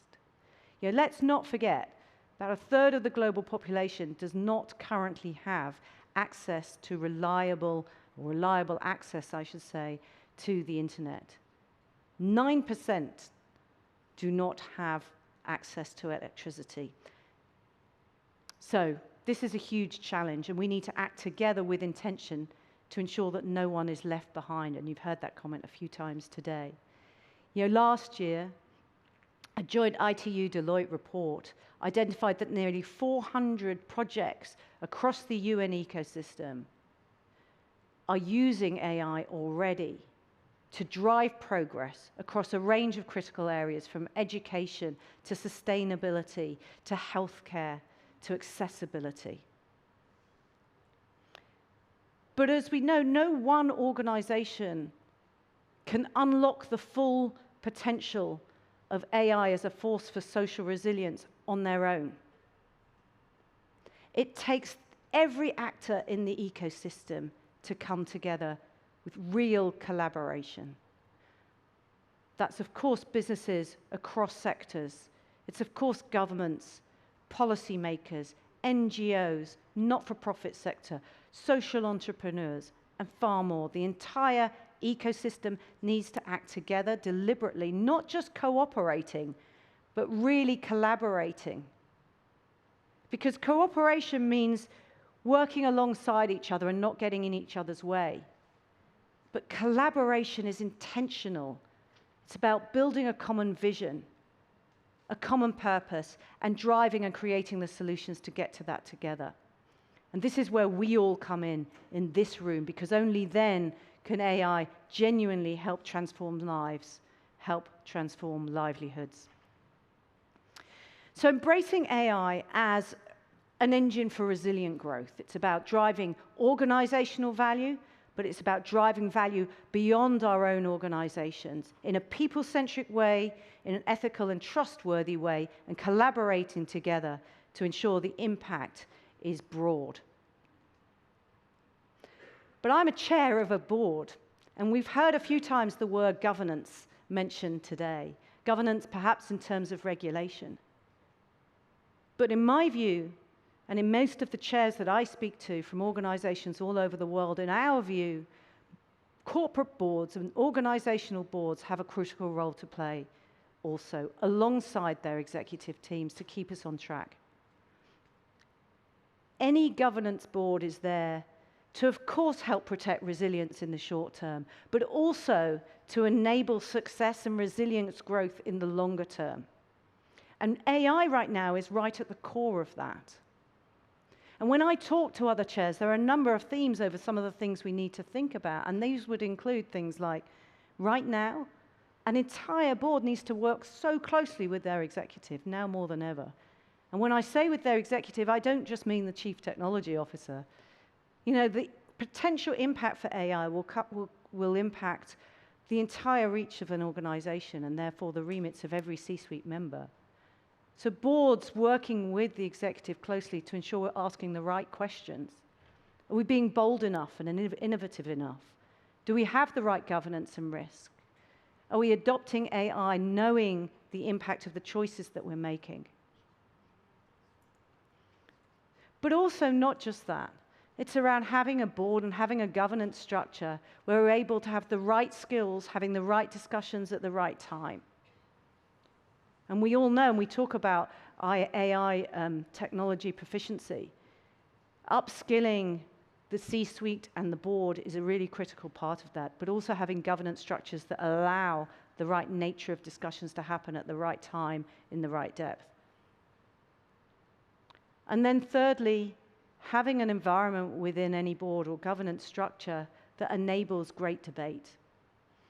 That's about safety and confidence in the boardroom and in the exec suite. Because there are some difficult choices, some difficult decisions to be made. People will have different views, and there are trade-offs. And therefore, having the environment where we can have these conversations openly is absolutely critical. So boards need to step up, and they are. You know, we ran a survey globally from our global Deloitte board program with over 700 board members. And interestingly enough, it was an improvement on last year, but we still have a third of boards who are still not regularly discussing and debating AI, and that's a bit of a worry. Not just, as I say, for their own organizational success, but for the ongoing success as it permeates out into economies, societies, and communities. So a lot more to do there. So I've covered a lot of ground, right? It's a tremendous opportunity to drive organizational value, which is just as important in the business community as it is in the wider organizational community. And to drive that in a way with people at its core. You heard before, as I said, that partnership between AI and people. To do it in a way that's trustworthy and ethical. And to drive collaboration for broader, resilient growth in our economies, in our societies, in our communities. So perhaps in closing, an ask from me. You know, I was always taught if you don't ask, you don't get. So maybe a call to action. Let's each and every one of us in this room, and I acknowledge I'm probably saying this to those who are already converted, but let's each and every one of us in this room embrace the excitement and the opportunity that AI presents with us, and do it with diligence and with care in a people-centric way, with collaboration and ethics at the core. Because in that way, we will all play our part in driving organizational value, economic health, and health in our societies, which is so important. Let's use this summit to build on our collaborations and to keep this conversation alive and make that our collective mission. Thank you very much.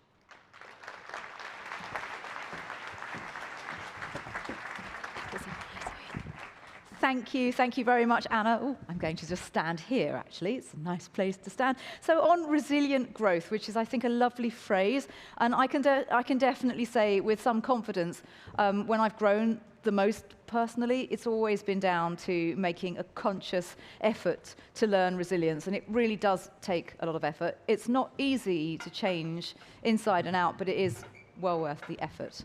So what we're going to do next is see how we can remain resilient at a time when equality is more important than ever. And so our next conversation is going to be all about bridging the innovation gap. And then shortly after that, we have an incredibly fun innovation factory where we're going to be inviting startups to pitch their ideas in 2 minutes and then endure 3 minutes of questioning for some very influential judges. And then after that, we will crown a winner. But first of all, we've got a fantastic conversation. We're going to welcome the founder of Cherie Blair Foundation for Women, Cherie Blair, in conversation with the Secretary General of the ITU. You all know that that's the brilliant Doreen Bogdan Martin. So please enjoy this, and I can't wait to hear more from this chat. Thank you.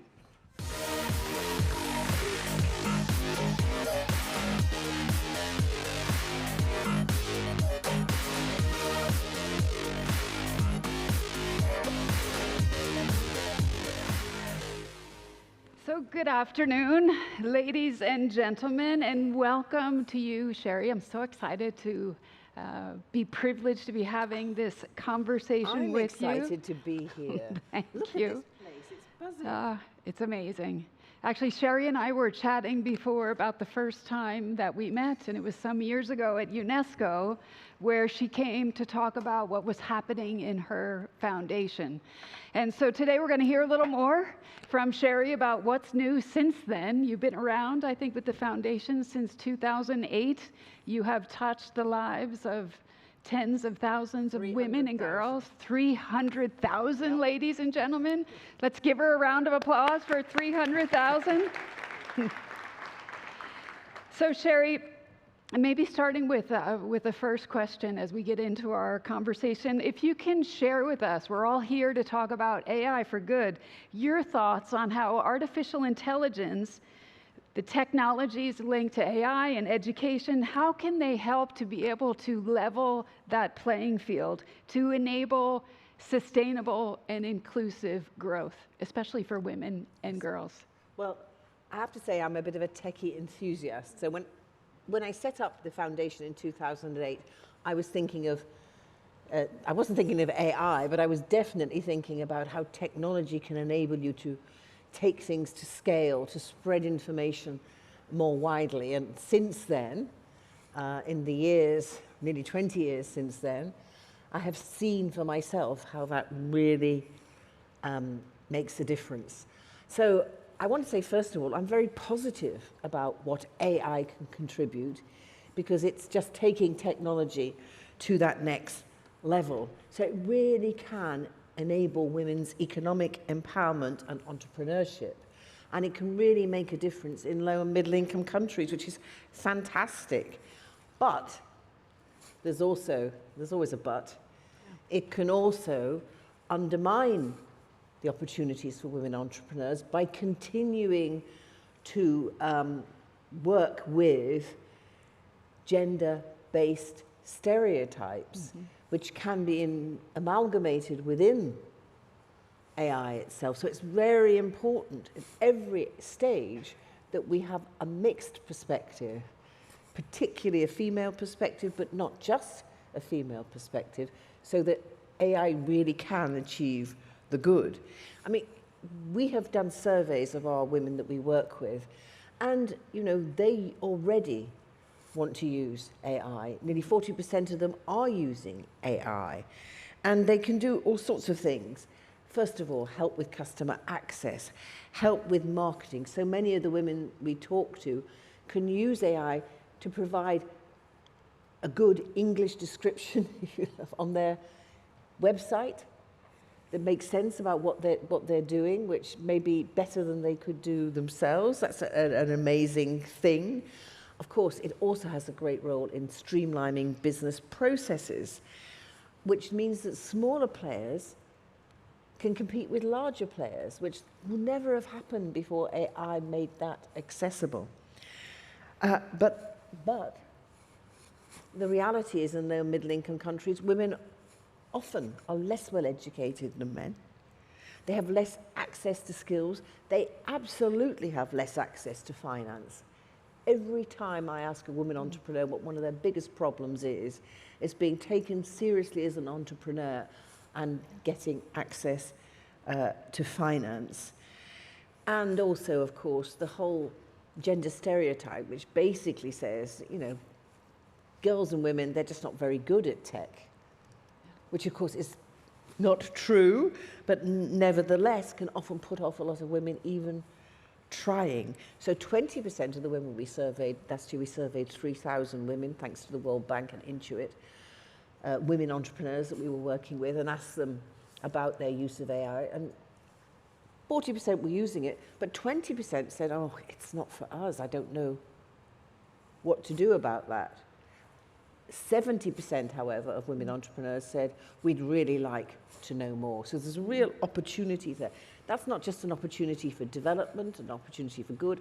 It's actually an opportunity for the tech companies as a market. There's a market there we assess as $30 billion worth of market that's just there, ripe for the taking, if we can reach out to women and make them feel comfortable and understand that AI is for them. Right, it's that if that we have to focus on. We had a previous session this afternoon with Marc Benioff, and he was sharing some of his thoughts about how artificial intelligence was going to change things and have an impact, and he actually focused on MSMEs, startups, and how it would really be a game changer for small and medium enterprises, and that's something that you're very focused on. And what is very interesting is actually it can really make a difference, talking about that finance piece, because we are seeing that actually this is a whole way of opening up microloans to women and men who are unbanked, who have no credit history. So traditional banking, traditional means of providing finance aren't interested in them, but using AI, we can actually see, they can use alternative data to work out whether or not this is a good risk. And by the way, all the research shows that generally speaking, if you lend a development dollar to a woman, you'll get 90% of them will pay it back. And if you do the same to a man, it's more like 30 to 40%. So, you know, AI should be seeing far more women coming into them. I'm seeing some smiles in the crowd. We actually have some amazing women here, if you get a chance to walk the halls, doing incredible things when it comes to leveraging AI for good. I wanted perhaps to pick up on your point on perceptions and bias. So something that we do at the ITU, we have this Girls in ICT Day every April. So we've been trying to bring attention to the importance of getting women and girls into the tech field, trying to change sort of the balance when it comes to the workforce. We see globally maybe 20 to 30% of the tech workforce. That's not good enough, is it? It's not good enough. No. So what things in terms of strategies can we be doing to try to change that balance, to get more women to be interested in these fields and try to correct those perceptions and biases? Well, I think what we need to do, first of all, is to actually speak, when we're talking about getting women and girls involved, stop talking to them in men. Let's start talking to women in the language that women understand. Let's actually start using examples and giving examples of how it works for women. We found this more generally in our business training because, you know, we do business training. So you think, well, business training is gender neutral. Yeah, business training in one way is gender neutral. But remember, business was designed by men for men. And there are lots of implicit biases in that which don't actually speak to women, which actually put women off. And I think there's a lesson there for technology as well. I mean, you know, you work with girls.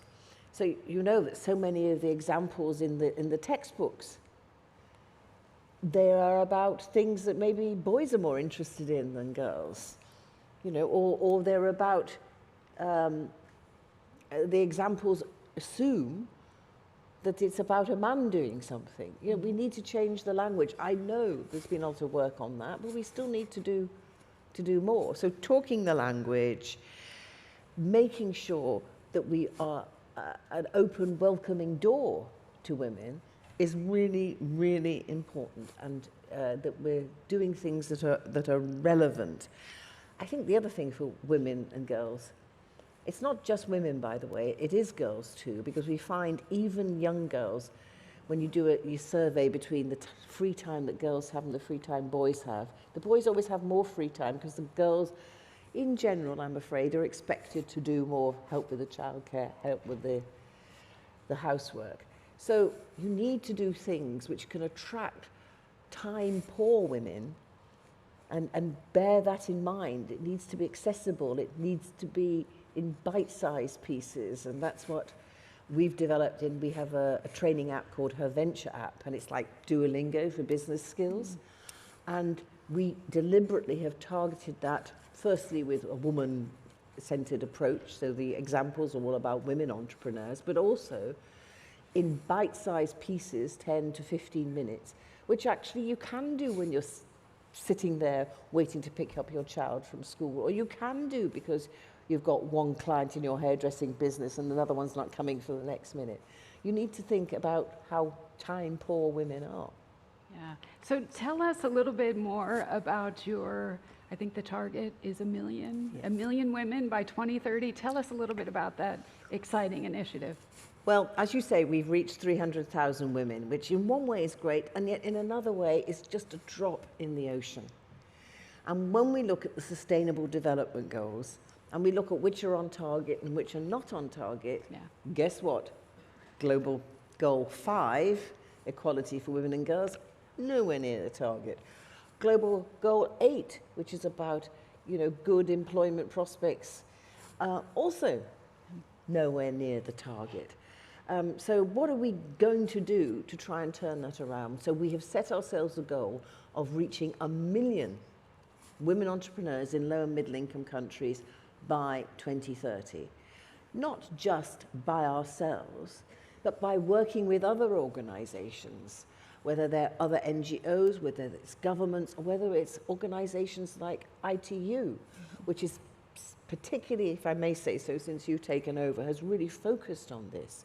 So how can we together ensure that we reach the maximum number of women possible? And frankly, 1 million, if we really did this properly, 1 million is easily achievable. Yeah. You know, when I think of where we work in Nigeria and South Africa, there are amazing women entrepreneurs there, and they have hundreds of millions of people. It would be very easy indeed to reach 1 million women. And tomorrow I'm signing an MOU with the Nigerian Gender Ministry. Their goal is to reach 10 million. Excellent. So, Excellent. you know, if we can be a part of that, we are achieving something, because I really believe this is something we can do together. This isn't about what my organization can do, it's what my organization can do working with your organization. Terrific, terrific. Well, let's step back a second and share your thoughts about what do you think is preventing women? So we have this digital divide. We spoke before this morning about the fact that there are 2.6 billion people that have never, ever connected to the internet. So we have this digital divide. Within that divide, we would call it a stubborn gap. We have this digital gender gap. And it just doesn't go away. And actually, in least developed countries, the gap is getting bigger.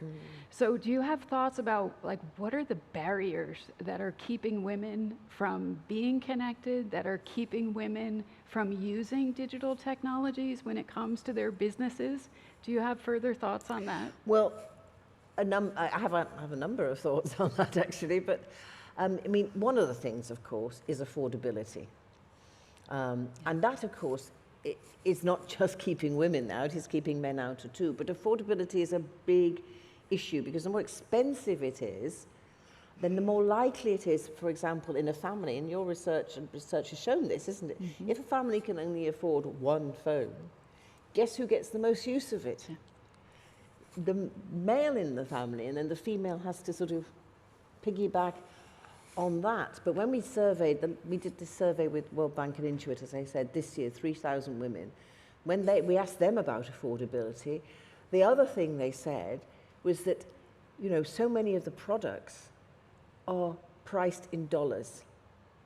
Now, I'm sure many of you here know that in Africa, dollars is a very precious resource, and it's not available to people on low income. So, you know, can't the industry start thinking about whether you can do pricing in local currency, which actually makes it easier for poor people to at least get a chance of using this? And given the size of the market, there are economies of scale from that.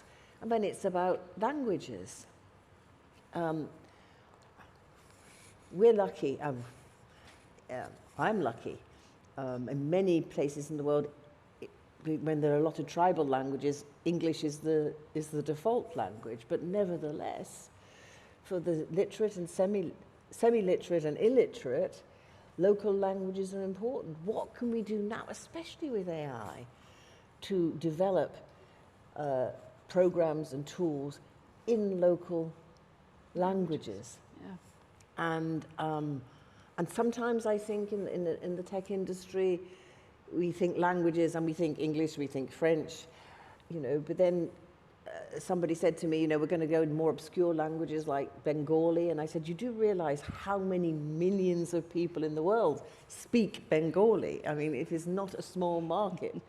It's just a question of the perspective. So local languages, I think, are really important. And I do think we have to look at this whole question of gender stereotyping and gender-based inequalities and actively do something to combat that.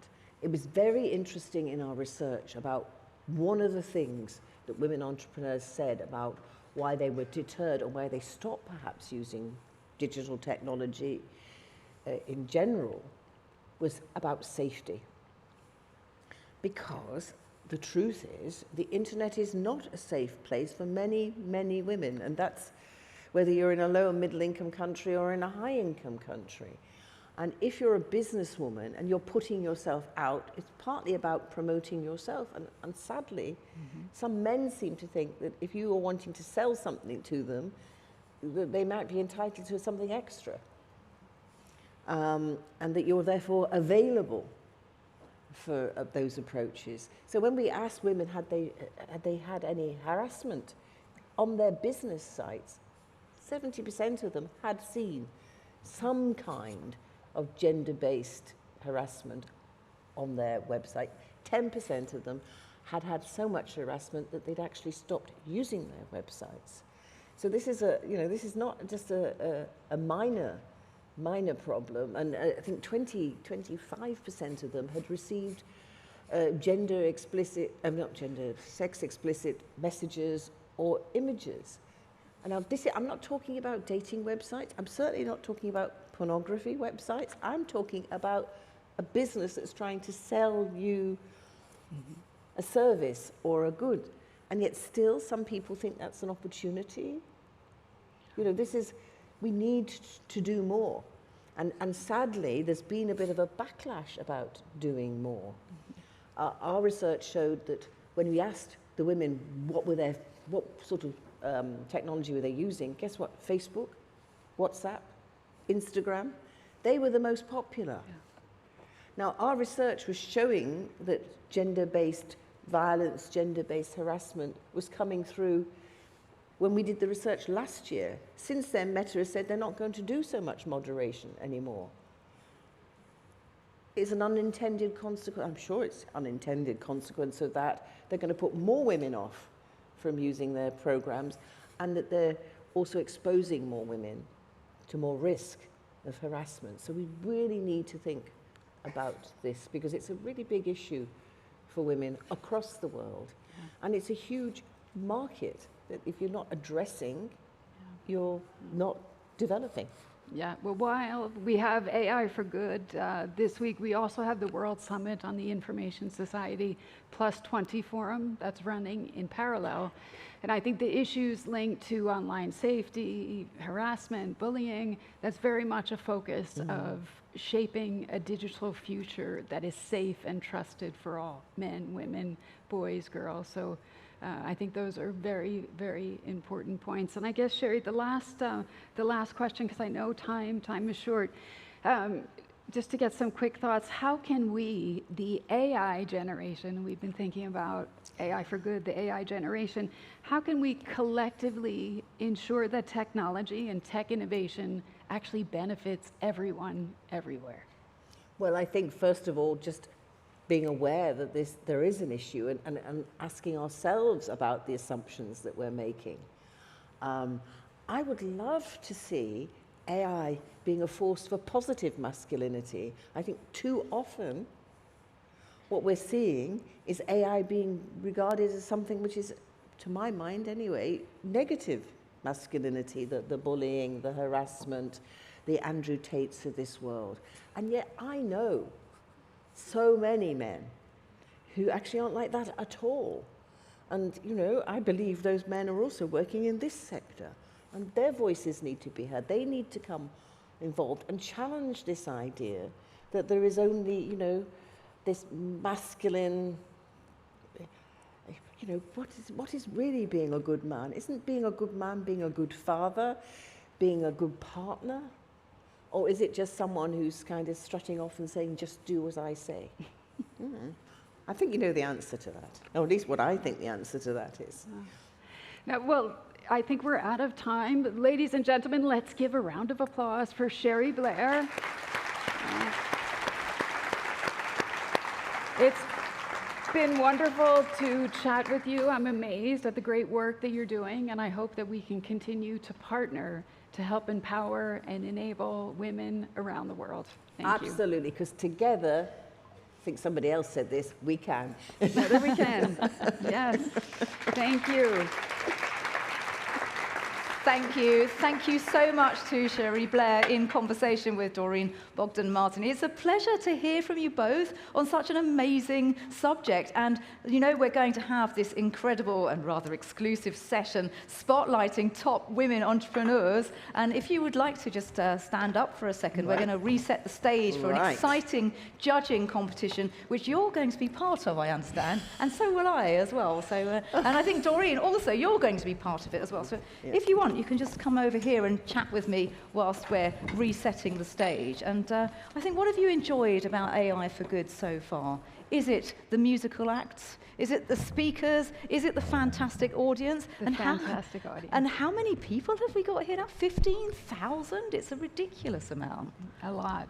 It is. It's huge, isn't it? It's so huge. I can't believe it as I'm walking around. I think there's so many things I want to see, and there's not enough time to see it all. Oh, yes, and the trade show, or the exhibition show, I say the trade show, I suspect there is trade going on at the same time. But there's things like robots everywhere you look, to the point where it's like, oh, another robot, as if this is normal. This is where we are. Well, it will be, won't it, at some point? I think it is. I think it is. Yeah. So what we're having next is kind of quite special, isn't it? We're going to be doing an Innovation Factory pitching competition, which I alluded to earlier this morning. A kind of, in the UK, there is a show called Dragon's Den. I think in the US, it's called Shark Tank, where people pitch to really kind of grown-up, serious-looking people who try and pick holes in their beautiful and precious ideas. But we do it a slightly different way, which is with a bit of friendliness, a bit of empathy, and a bit of thought, because these people are trying their hardest to make their way into the world in a really new space. So we want to give them a bit of a sort of a leg up, a hands up. I don't know how to say that, but yes. So we're doing this. We're going to be doing an exclusive session spotlighting top women entrepreneurs, and I think we're going to give the floor to you, Doreen. Are we not? Or are we going to sit down? What should we do first? I think you sit. Should we sit? Okay. Well, in that case, should I maybe introduce our extra judge that we have here? We've got the chief data scientist of the AI for Good Lab, who is Juan La Vista Ferres. Could you please come up and join us as well? And then our judges are complete. Thank you so much. Are you a good man? Are you a good man? I believe so. All right, well, now it's time for me to give the floor back to Doreen Bogdan-Martin, Secretary General of the International Telecommunication Union. Thank you so much. This is the exciting part, if I can say it like that. Really happy to be part of this session. I want to welcome our finalists who are you're going to be meeting very, very shortly. I'm excited to see the Innovation Factory spotlight this year incredible women entrepreneurs who are using AI to tackle some of the most pressing healthcare challenges in their communities. From Peru, the biomedical engineer Juliana Mercado Ontiveros, she brings us Weaver, which is a cloud-based medical imaging platform that uses AI to detect cancer early, which then reduces the burden on busy radiologists. We also have from Spain, Eva Gubern. She is leading Prediction AI, designed to help medical teams to be able to make informed decisions about when, where, and how healthcare is delivered. And then we have, from Tanzania, we have Yvonne Baldwin Mushi. She's here to present Mama Mates, which is an offline digital companion that delivers life-saving guidance to new mothers, even in the most remote villages, in multiple languages. These finalists, all amazing, they were selected from hundreds of startups from around the globe. They went through a year-long acceleration program, and they're seeking mentorship. And Cherie may have something to say. I won't spoil the surprise, but she'll have something great to say afterwards. Mentorship, they're seeking partnerships, and they're seeking the chance to be able to scale their solutions so that we can accelerate SDG progress. I hope some of the investors in the room, and we do have some investors here, I hope you'll be listening carefully to these brilliant ideas. By daring to innovate where the need is the greatest, these entrepreneurs remind us that artificial intelligence shines brightest when it actually responds to local needs and when it leaves no one behind. These three individuals and their work, I think, are living proof about the generation that I spoke of this morning. The generation that is determined to leverage, as Sherry was also just saying, to leverage artificial intelligence for good. So with that, ladies and gentlemen, let the pitches begin. Whoa. And best of luck to each of you. Thank you. Oh, thank you.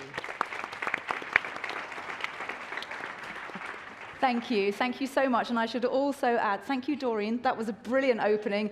I obviously forgot to introduce you. It's Anna Marks, the chair of the Global Board of Directors from Deloitte. So a really important person. Thank you so much. A round of applause, both for Anna and for Doreen, everybody. Thank you. Thank you very much. And in a rather lovely kind of nice version of the Hunger Games, let the pitches begin. And I would like to say thank you to all of our judges for taking the time to be here. It's going to be brilliant, and it's lovely to have such an amazing judging panel today. I do hope that you're going to argue politely with each other in the background after our amazing people have given us a pitch, because we want this Battle of the Band style competition between three fantastic entrepreneurial finalists and also three fantastic judges, might I say, all very stylish as well. So, what are we going to do? Well, this is about the success of human beings empowered by AI. And today's startups are showcasing these success stories from the AI for Good community. So, I think it might be time to invite our very first person of the day. This is exciting, isn't it? Yeah. Okay, so this is Prediction, and representing them is Eva Guban, the Chief Commercial Officer, and let's invite her up to the stage, and then we're going to give her 2 minutes to pitch, and then 3 minutes for questions, which I will guide her through. So Eva, please will you join us and stand in the center? Wow.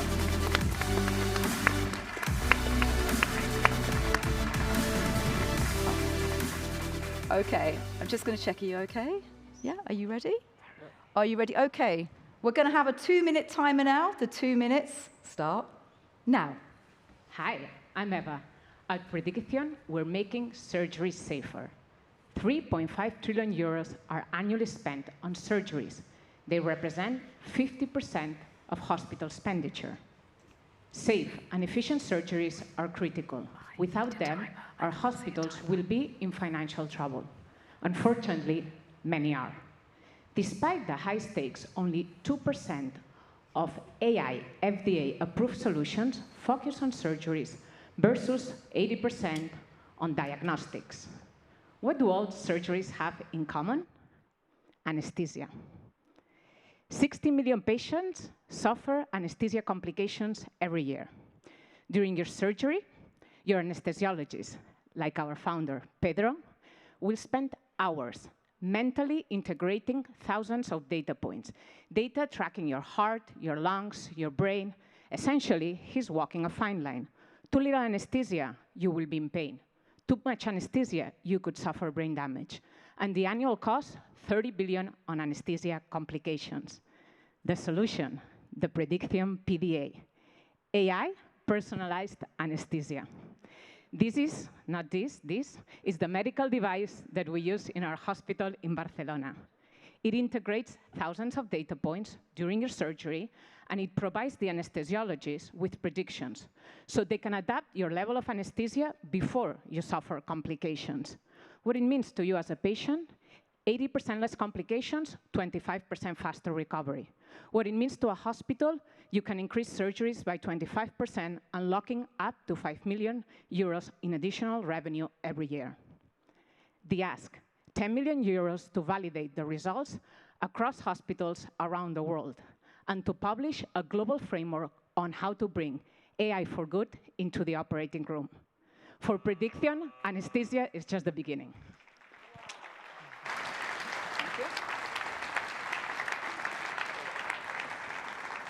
Well, congratulations. You managed to get to the end as well. So now we have a 3-minute timer for judges' questions. Judges, I just checked before I start. You have some questions ready? I'll ask a question. Excellent. The time then starts now. What about in low-income healthcare settings? Because what you're saying to me sounds like it'd be fantastic in my country, but in the middle of Africa, how's that going to work? Yes, thanks for your question. I spent 3 years living in Rwanda, so it's a very great place. heart-to-my-heart question. We do need medical devices available. In most anesthesias, the minimum standard would be an infusion pump, yes, because you cannot really infuse anesthesia. Only with the infusion pump, we would be already able to predict.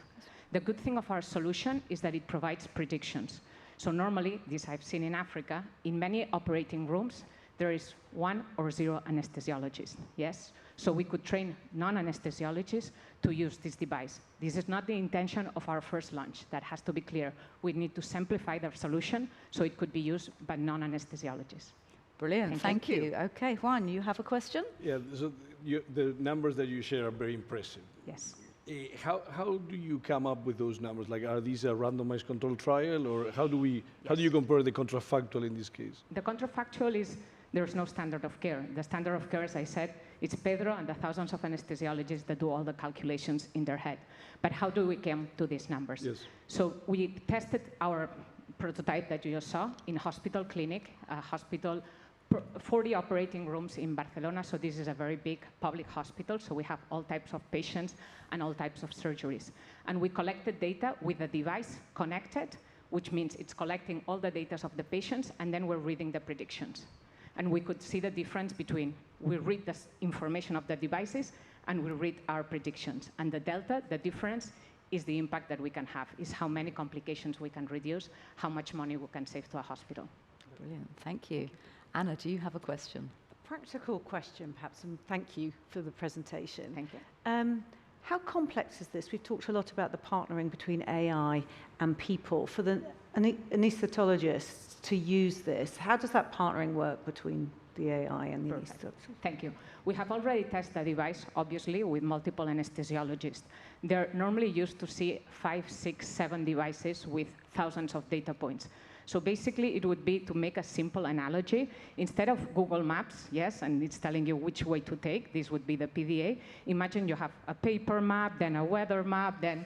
So in summary, it's simplifying their job. They're used to mentally do all these integrations. So we're taking out the burden of an anesthesiologist of reading thousands of data and doing it only on one device. So the training is very simple. They're very easy for them to follow the numbers and follow the predictions. Thank you. Wow, thank you very much indeed. That's Eva from Prediction, ladies and gentlemen. I think it's an incredibly courageous thing to come up and stand on this stage and talk about something that's so deeply ingrained in the sort of being of someone, to do that. An audience, you're amazingly friendly and kind and generous to allow these incredible people to talk about their story here. So it's time to move on to our next startup. Also, judges, really good questions. This is great. I'm finding this way too easy at the moment. Surely something, no, nothing will go wrong. I've got you, audience. So let's move on to our next startup, and that's Elevate AI Africa. Let's please welcome Yvonne Baldwin-Mushi, co-founder and CEO, to our very friendly stage. Come on up. I won't start the time until you're ready, okay? Make sure you're okay. I know you are. Good? All right, everybody, let's have the 2 minutes starting now. So we asked ourselves.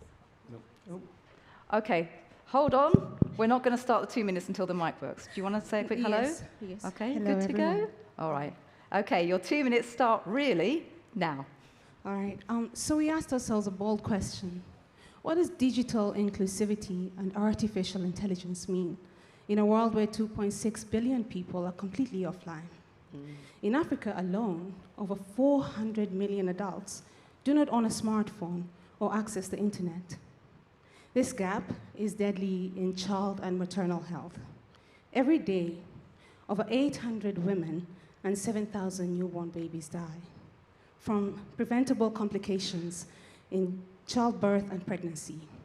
Every year, over 5 million children under the age of 5 die from treatable conditions like dehydration, fever, not because solutions do not exist, but because more often than not, they do not reach the mothers who need it most on time. Our answer is MamaMate, an offline AI-powered solution that can give access to critical medical information and guidance to mothers anytime, anywhere, particularly built for the realities of underserved communities and co-designed with African midwives and verified by doctors and mothers themselves. This device works offline, no electricity, no app, no Wi-Fi, just one pocket-sized gadget delivering life-saving information to mothers anytime, anywhere using AI. My name is Yvonne Baldwin-Mushi, and I believe this is what AI can become when it serves humanity inclusively. I thank you because I believe no woman should die giving life, and no child should have to die from the lack of information or access to the right knowledge. Thank you. Wow. Thank you very much, Yvonne. That was fabulous. We're going to do 3 minutes questions and answers with our judges. Well done. And I'm just going to see, do you have any questions? Who's going to be first with some questions?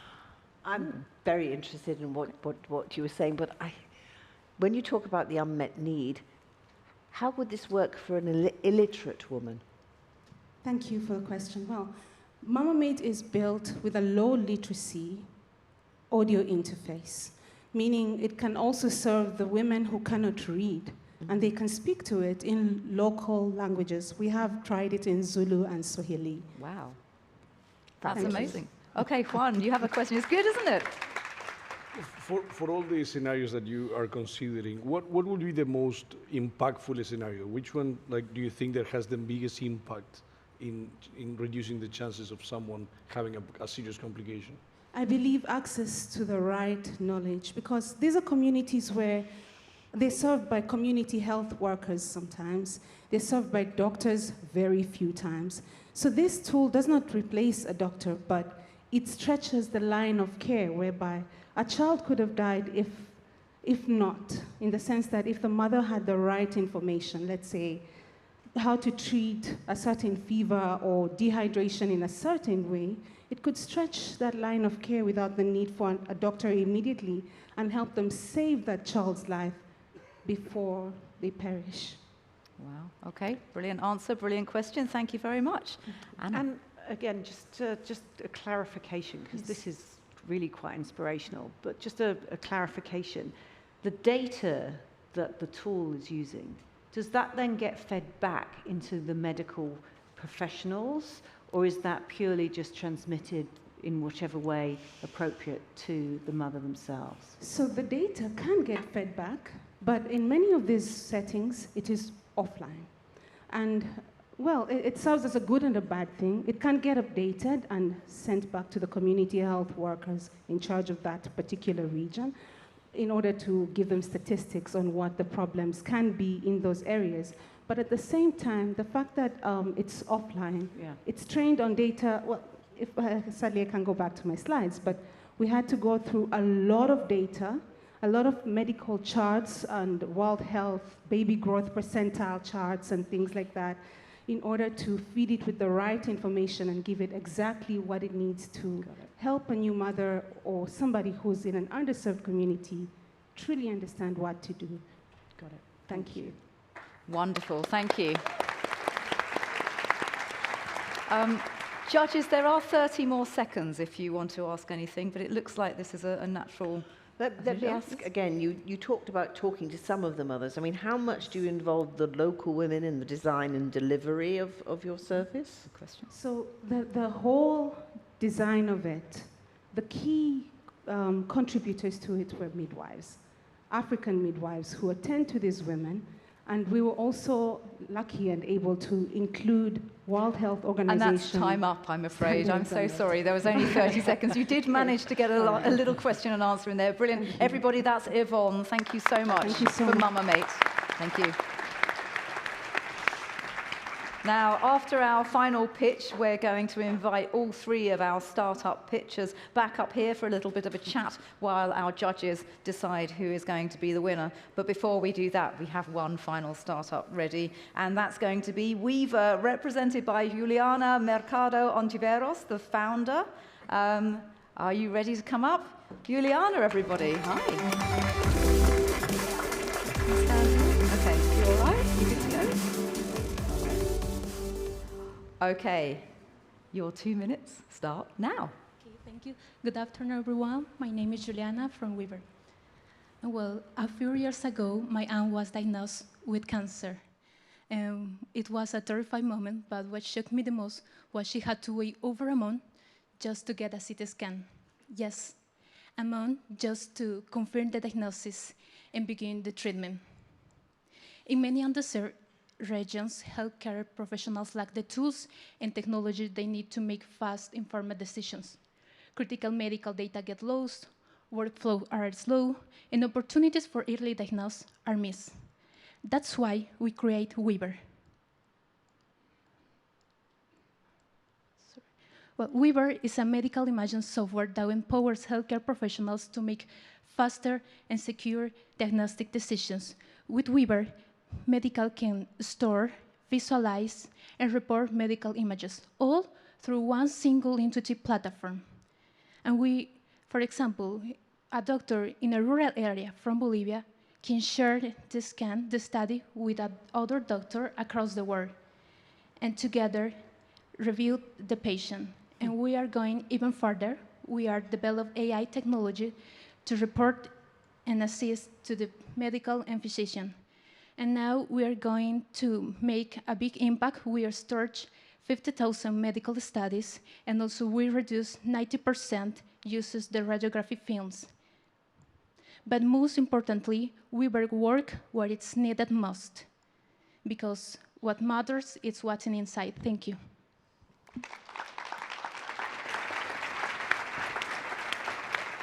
Wow, that was brilliantly delivered and to time as well. Okay, judges, you know the rules by now. You have 3 minutes.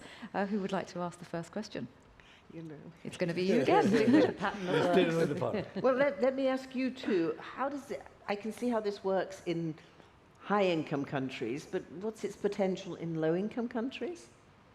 The potential for our solution is because the hospitals don't need a technological infrastructure. This is a first barrier for have these advanced solutions, and the other, we are 50% more accessible than traditional image solution. So we have two impacts: environmental impact, because the hospitals don't need to use radiographic film, because we are storing this data, that it's also important to advance in AI technology, because we know the data is more importantly to reduce the biases. And in the other hand, we reduce the cost, the actual cost that hospitals need to use this type of technology. So we create both impact, environmental impact, and economic impacts. So our solution is accessible for rural hospitals, and we can provide not only the storage, visualize, and report tools, also we can provide AI for improve the reports and accuracy and efficiency. Thank you. Thank you very much. Okay, Juan, you have a question? I really believe in this scenario. I actually had, 20 years ago, my nephew was born with a disease, and I was the person that actually shared this by email with a doctor to get like CT scan. So I definitely think they're there on this scenario. From a regulatory perspective, would this be considered in, like I assume that you're trying to do this in Bolivia, would this be considered a medical device? And if that's the case, how are you treating the privacy aspect of this platform? Well, all the data is encryption. It's used with encryption. Also, you have access for use the whole system. And well, we take account regulatory from Bolivia also, and international like IPA. So we take in account this important aspect, but also we want to store all the medical data that now it's important from Latin America for improved AI technologies and reduce the biases. Brilliant, thank you. Anna, do you have a quick question? Actually, I was going to ask the same question Oh, around brilliant. patient confidentiality and No. data confidentiality. No, not at all. All right. No, I think this is I can see the need for doing this. How scalable do you think it is? How easy is it to roll out? How easy is it to implement this? How easy is it for the practitioners to use it? Yeah, well, the system can access with any device. We have two solutions. One of them is with internet connection, so the doctor we can access with through the cell phone or the computer. And also we have another solution without internet, so we can share in hospitals with different physicians. And we're out of time, I'm afraid, but thank you so much. Oh my goodness, it's so interesting, isn't it? Thank you. It feels really difficult cutting somebody off in mid-flow, and basically my job involves giving people a voice. It's like, no, it's time to stop talking now. So judges, I don't envy you at all. It's going to be incredibly difficult to choose a winner. So whilst you deliberate for maybe 4 or 5 minutes, let's invite our startups back onto the stage, and we can have a little chat and give them a round of applause. You can stay here and have a little chat. We've only got, is that okay? Yeah. We can turn your microphones off. Just move, just huddle together. Oh, yes. Yeah, maybe we turn the mics off. Yes. Goose will Good cut idea. the microphones. Good plan. Although he's obviously going to hear you. Okay, good. Right, while the judges are chatting to each other, let's get our startups up and give a nice round of applause to Yvonne, Eva, and Juliana. Please, can you come up and join us? Hi. Oh, I wonder if any of you have a microphone. So yes, we've got a mic. We can share that microphone if it works. Come stand here with me a little bit. So congratulations. How do you all feel now you've done that? I'll start with you, Yvonne, as you're holding a microphone. Do you feel okay now it's done? Much better. Yes, everybody does feel much better. Yes. And I think it's one of those really strange experiences, but you did brilliantly, all of you. So I have just a couple of mini questions to ask you. I think the first one is, and I'm gonna start with you. What's your favorite sort of aha moment so far? What's your favorite moment of inspiration during your journey? Well, I think I believe that this experience, so this inspired to found Weber to help professional healthcare make fast and safer decisions. Oh, lovely, thank you. And I'm going to ask the same question to you, Eva, and I might borrow your mic if that's okay. Thank you. Sure. I've been 20 years in pharma, working in pharmaceuticals, bringing RNA vaccines or CAR-T therapies, and I thought medical devices were straightforward. What a big mistake. So anyone excited about medical devices, you will understand the complications on regulation on medical devices, and that's why we're looking for supporters so we can bring a framework to clarify how AI and medical devices interact in a safe manner. Brilliant, thank you very much. And what about you? What was your moment of inspiration? Well, for me, it's the fact that, you know, we talk a lot about AI, and there's a lot of people really who don't know what it's all about. But the fact that we could touch everyone, meaning those people who are in underserved communities, means the most to me. Oh, it's beautifully put. My goodness, I think this is a fantastic area, and I feel like this is an opportunity with this audience. It's full of influential, powerful, amazing, interested people. So the next question I'm going to ask you is, what would you like help with doing next? And I'm going to just talk a little bit more to give you 5 or 10 seconds thinking time, but what would you like help with doing next? And I'm going to once again start with you, please. What would you like help with doing next, if you could do anything? Well, for Weber, scale our solution and impact more communities that have this problem, this huge and critical problem. Okay, brilliant. Thank you. And Yvonne, what about you? What would you like help with? Well, for me, if we could get AI chips to cost a bit less, that would mean our price could go much lower. Volume. Okay, thank you for lending me the microphone. What about you, Eva? What would you like? The ask was clear, 10 million euros to validate results across hospitals around the world, yes, and also to publish a global framework on how to bring AI for good into the operating room. Oh my goodness, this is brilliant. Wow, round of applause, I think, for our startups. Okay, I'm just going to do a quick check on the judges and see how they're doing. They sound like they're still arguing, but I'm going to check. Are we close to a solution? Almost there. So we've got a couple of minutes, everybody. Oh, well, this is kind of fun. All right, so I'm going to ask you the next question, which is, what are you most curious about to learn next? I might start with you, actually, Eva, as you've been standing so well. So what would you be most curious to learn about next? Where's your expansion? Presume that you've scaled. Presume that you've got unlimited budget. Presume that you could do anything. What would you explore next? Perfect. The finish of our presentation was anesthesia is just the beginning. I think if you look into an operating room, there are multiple medical devices. 90% of the data is deleted after your operation. Mm-hmm. So imagine if we use that data to predict so many things. How many units of blood do you need? How is your electroencephalogram? There are so many verticals in the operating room. As I said, only 2% of AI FDA-approved solutions focus on surgeries, and they're 50% of the hospital expenditure. So we need to completely upturn this trend. Wonderful. Thank you very much. It's a great question, isn't it? Wow, and a great answer. So yes, what would you do with curiosity and unlimited resources? Well, given the fact that at the moment our solution is offline, localized, and can only be updated by the clinical professionals, I would find a way to explore for the low literacy settings, particularly for the mothers using the device, to improve their digital skills even more, like leverage the offering of the device. Mm-hmm. That's lovely. Thank you very much. And what about you? I know, these are brilliant answers, aren't they? Why don't we just put you lot in charge? Okay, what would you do with unlimited resources and a supportive environment that let you do anything? Where would you be curious to explore next? If you could do anything, what would you do? Well, in Weaver, we believe in equity. We assure no one is left behind because where they live or what technology they can access to. So we want to try to provide this technology and AI solution for the people who need it most.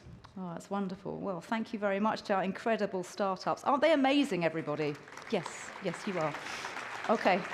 I'm going to get a little bit more inquisitive with our judges now, because obviously we've got an afternoon of programming to go to. So let me just say hello there, judges. Are we still arguing, or have we found consensus? Like 30 more minutes. Oh, well, you can't have 30 minutes. We've only got sort of 3 minutes. Almost there. Okay. Wow. Well, my goodness. I think for me, AI and health is a really interesting area. I'm in remission, and I'm very happy to be there. And I've been lucky enough to be able to access.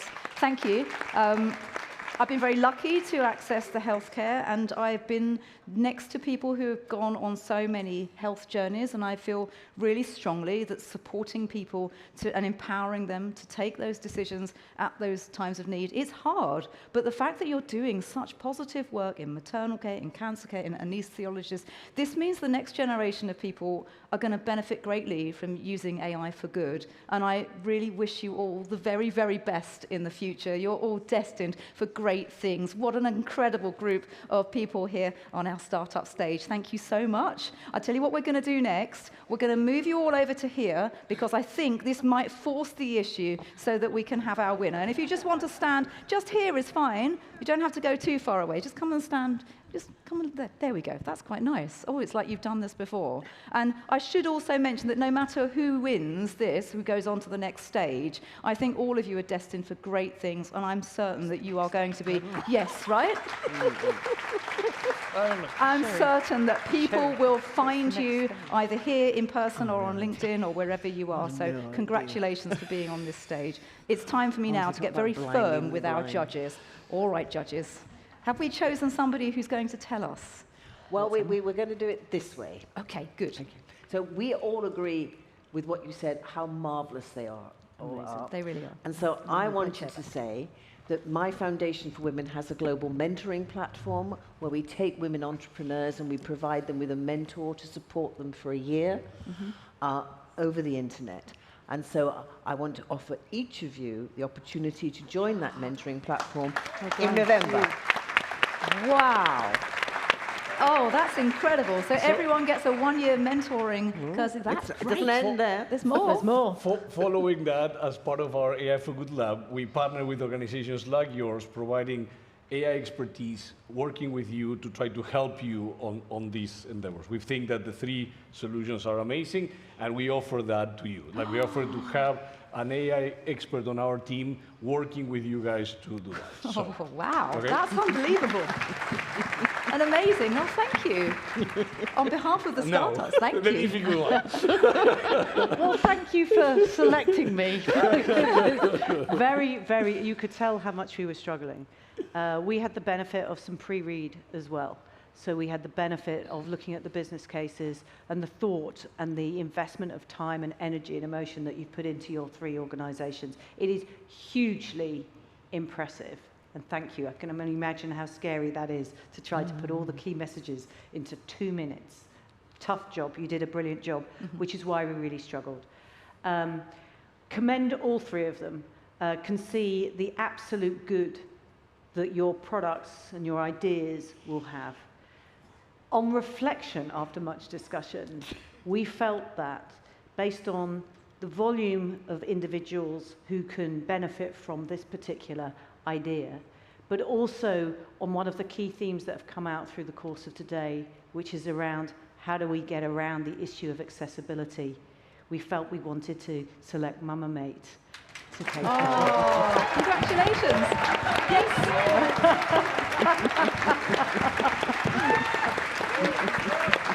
Well done. Oh, that's absolutely incredible. Congratulations.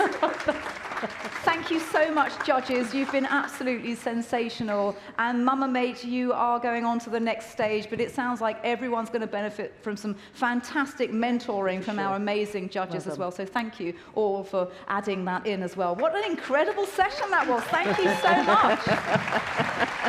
Well done. Absolutely. Wow.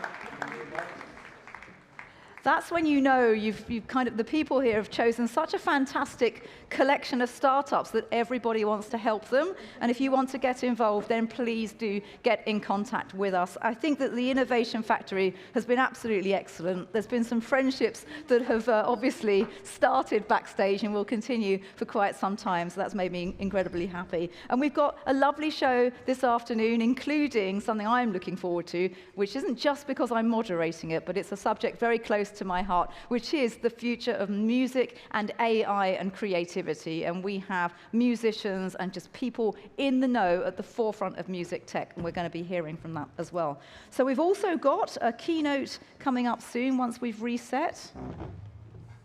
I think, are the chairs going to stay on the set? I'm just going to check. Yes, they are. Brilliant. Okay. It's nice for me to understand what's happening. So sometimes I like to have a chat with the excellent people backstage. They are all brilliant. Okay, so thank you, everyone.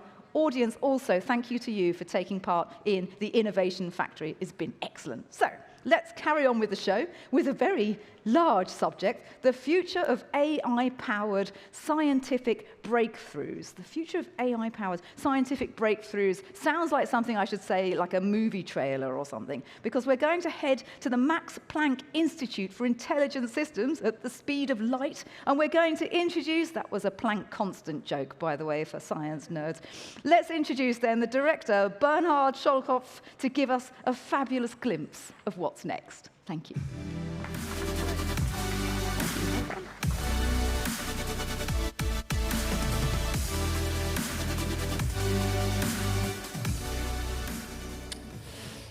Thank you very much. This is a tough act to follow, and very happy to speak here. Such a distinguished audience and at such an event with so much positive energy. So I want to tell you a bit about how science is changing in quite dramatic ways, and how machine learning and the next generation of AI systems are going to play a role in that. So let me first rewind around 40 years. So, or actually this picture is from 30 years ago. This is a picture when Garry Kasparov lost against Deep Blue. So this was a major event in the history of AI. People felt for a long time that once computers can beat humans or human world champions in chess, we will have realized artificial intelligence. Unfortunately, as you can see in this picture, the paradox thing in this picture is that it actually looks like Garry Kasparov is not playing against a computer, but against another human. And the reason for this is that, of course, the computers at that time, while they were able to beat a world champion in chess, they couldn't recognize, let alone move chess pieces. So there had to be a human moving these chess pieces. And that's a nice example of what came to be known as Moravec's paradox. So the paradox was things that looked very complicated, that looked like they are a real AI and a human-level intelligence, were surprisingly simple, such as chess, and things that looked very simple, such as recognizing a chess piece, were surprisingly hard. So we all know this has changed through machine learning, and now we think we can do everything just with this data-driven paradigm and scaling up things. And I'm going to tell you that this is not always true, and this has big consequences, especially when it comes to AI for science, where it's not just about maximizing profit, but conveying understanding and understanding systems, coming up with hypotheses, etc. So this is a picture from a paper that was recently published. And this paper was commenting on another work that had trained a neural network to recognize a pneumothorax. So if you have a pneumothorax, you go to hospital, one of the wings of the lung, or maybe even both, collapse. And the system was trained on a population of such patients and recognized pneumothoraces very well. Then they tried to field the system and apply it to new incoming patients, and it completely collapsed. Now, to understand what had happened, they analyzed where the neural network was actually looking when it was taking these decisions. And I don't know if you can see it, but it was looking in particular at a little area around here. On the top left image, there's a little area which shows a tube that gets inserted into the lung in order to let the liquid flow out. Now, unfortunately, the new patients coming in didn't have this tube yet. The tube is put in by doctors once they know that someone has a pneumothorax. New patients didn't have it, it didn't work. So the problem was really that they were looking at something that's correlated with having a pneumothorax in a certain population, but this correlation was not causal, and it completely broke down for new patients coming in. This is what's called a spurious correlation. Now, we think language models can do everything. They are amazing, I agree, but they also fall for spurious correlations. And I'll show you one example, one type of example. This is an optical illusion that many of you may have seen. It's the Ebbinghaus illusion. So if you look at the two orange discs, they look as if they have different size, but in fact they're the same size. Now imagine you're a language model and you're trained on internet data, maybe some images like this, along with some textual explanation. Now you might infer different things about this. So you see this image, someone tells you that two orange discs have the same size. You might conclude, for instance, whenever there's two discs that are orange and that are surrounded by blue discs, they are the same size. That would be a pretty stupid conclusion, wouldn't it? But exactly that's what's happening with language models. So in this example, we take a modern language model. We ask which orange circle is bigger. It says, and the boldface comes from the language model. Both orange circles are actually the same size. And this was first found by some PhD students of mine, and it got me down this rabbit hole of trying out my favorite optical illusions with language models. And it falls for all of them. So these are a few optical illusions that you may have seen. So the blue one is the Müller-Lyer illusion, so the two line segments are the same length. And in the bottom left is the Zöllner illusion. These lines are parallel, etc. I think you've probably all seen those illusions. And if we feed them in, but we feed them in extreme versions. So here we're going to ask which of the two line segments is longer. Then again, the model says, immediately recognizes this must be an illusion and concludes that they're the same length. And it works for all of these different examples. So this one also, it's steadfast in claiming that these lines are parallel. Now this is okay, this kind of behavior, as long as there's no change between training and test population, which, if you're a large company training on customer data, you can often ensure that this is the case, if you have enough money to collect data, to let data be labeled, etc. Now, interestingly, if you're in a business of scientific discovery, it's actually sometimes interesting to explicitly model these kind of correlations or to use these correlations, and that's exactly what we've done in this example. which is one of my favorite applications. I very much like astronomy. So this is an application on data collected by the Kepler Space Telescope. And this telescope was staring most of the time at the same patch of the Milky Way from our solar system, looking for what's called exoplanet transits. Now, exoplanet transit means that there's a planet orbiting some other star that passes through the line of sight between that star and us periodically. And this passing through the line of sight leads to a little dip in the brightness as we perceive it from here, or as we perceive it from space, ideally. And we're looking for these little dips, and that's what Kepler was built for, the Space Telescope. Now, if we look at the data from the Kepler Space Telescope, we can see these light curves, and each of these curves in the bottom left is a light curve over 3 months. So the brightness of some star over 3 months. And all these light curves actually belong to the same star, so the light is a little bit smeared out over a few pixels. And what's interesting now is, well, if we think about where does this come from, this information, of course it comes from the star, but it also comes from our instrument. So depending how we measure it, that will influence what we measure. And interestingly, if we look at another star, and the Kepler Space Telescope observed hundreds of thousands of stars at the same time, it turns out the light curves look surprisingly similar sometimes, which is surprising because the stars are light years apart. They don't exchange information. How can these light curves look similar? They can only look similar because the two stars are measured with the same instrument. Now, the effect of the instrument is exactly what we're not interested in as scientists. We want to understand the astrophysical signal. So we want to remove this effect of the instrument. And this is what we can do if we write down this kind of causal model, this model with the arrows. It's a causal model that explains how the data are formed. And we basically came up with an algorithm to explain the data that we are looking at the time in terms of other data of which we know there's no causal connection, or to which there's no causal connection. And if we do that, we can remove the parts that are explained by the other stars. So this is called explaining away in machine learning. We can explain away this spurious correlation.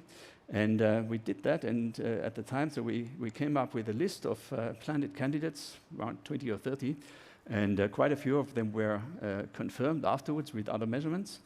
And one of them was especially interesting because it was orbiting its host star in this Goldilocks zone, in the zone where liquid water is possible in terms of the temperature. So this is called the habitable zone. And it became interesting a few years later. I got this text message from my astronomy collaborator from New York. He said, so there was a planet that was in the news. I didn't make the connection, but then he texted me and said, well, this was actually one of our planets. So the planet became famous because it was the first habitable zone exoplanet on which water was found spectroscopically. And that was very nice news, and it continued to get even more interesting.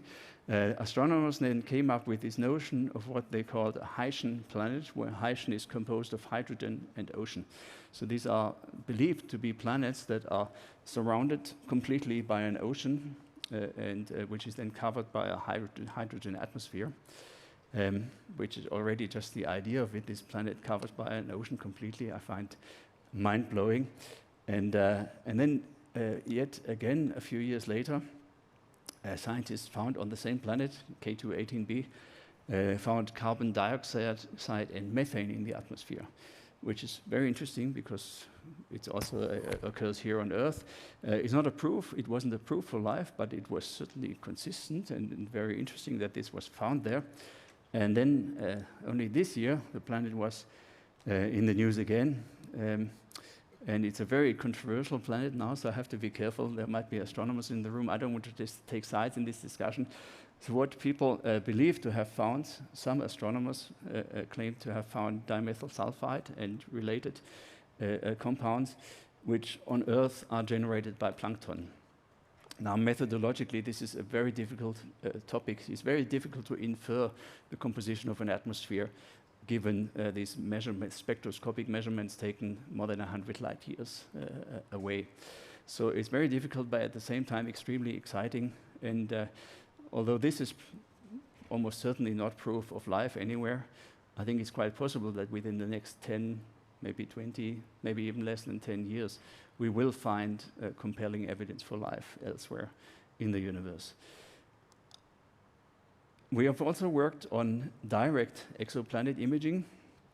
So this was transit imaging. We're looking just at the dip in the brightness of the host star in direct imaging, which is only possible for stars that are closer to us. We try to block the light of the star and see the little light of the planet nearby. And we've basically used the same method, which we call half-sibling regression, to, in this case, to explain away certain so-called speckles, certain patterns in the image, explain them away in a way that preserves the planet signal. And doing this, we haven't found anything new yet, but we have been able to find something in data taken before the object was known. And we've made some predictions for the future. And there's observations currently going on in large telescopes, trying to find what we have predicted. So that's very fascinating to be able to contribute to this. I want to move to another astronomical application, which is just as fascinating, or maybe from a fundamental physics point of view, even more fascinating, and that's gravitational wave inference. Now, gravitational waves are emitted whenever masses are accelerated, and they're detectable whenever the masses accelerated are huge and the accelerations are strong.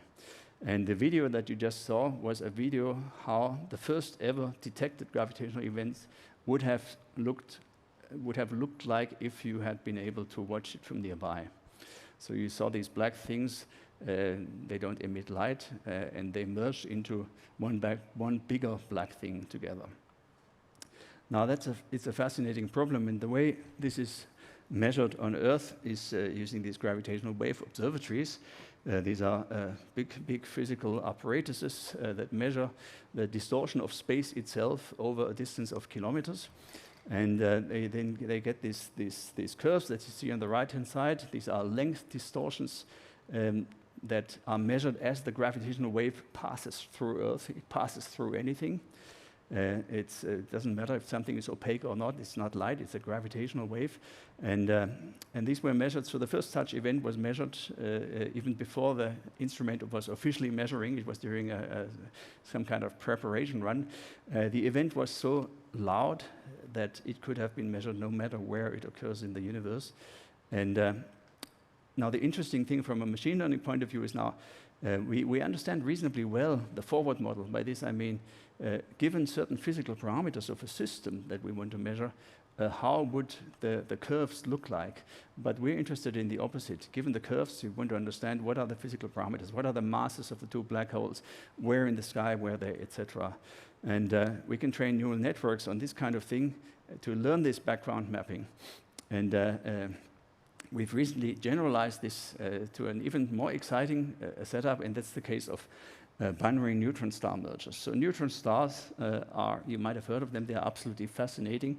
A neutron star is the heaviest thing you can imagine other than black holes. So if you condense matter as much as you can, then basically the whole planet becomes like the nucleus of one giant atom. And it's then called a neutron star. And if two neutron stars merge into each other, they can form a bigger neutron star temporarily, or they might form a black hole. And this kind of event, as you've just seen a video for simulation, so this kind of event is called a kilonova.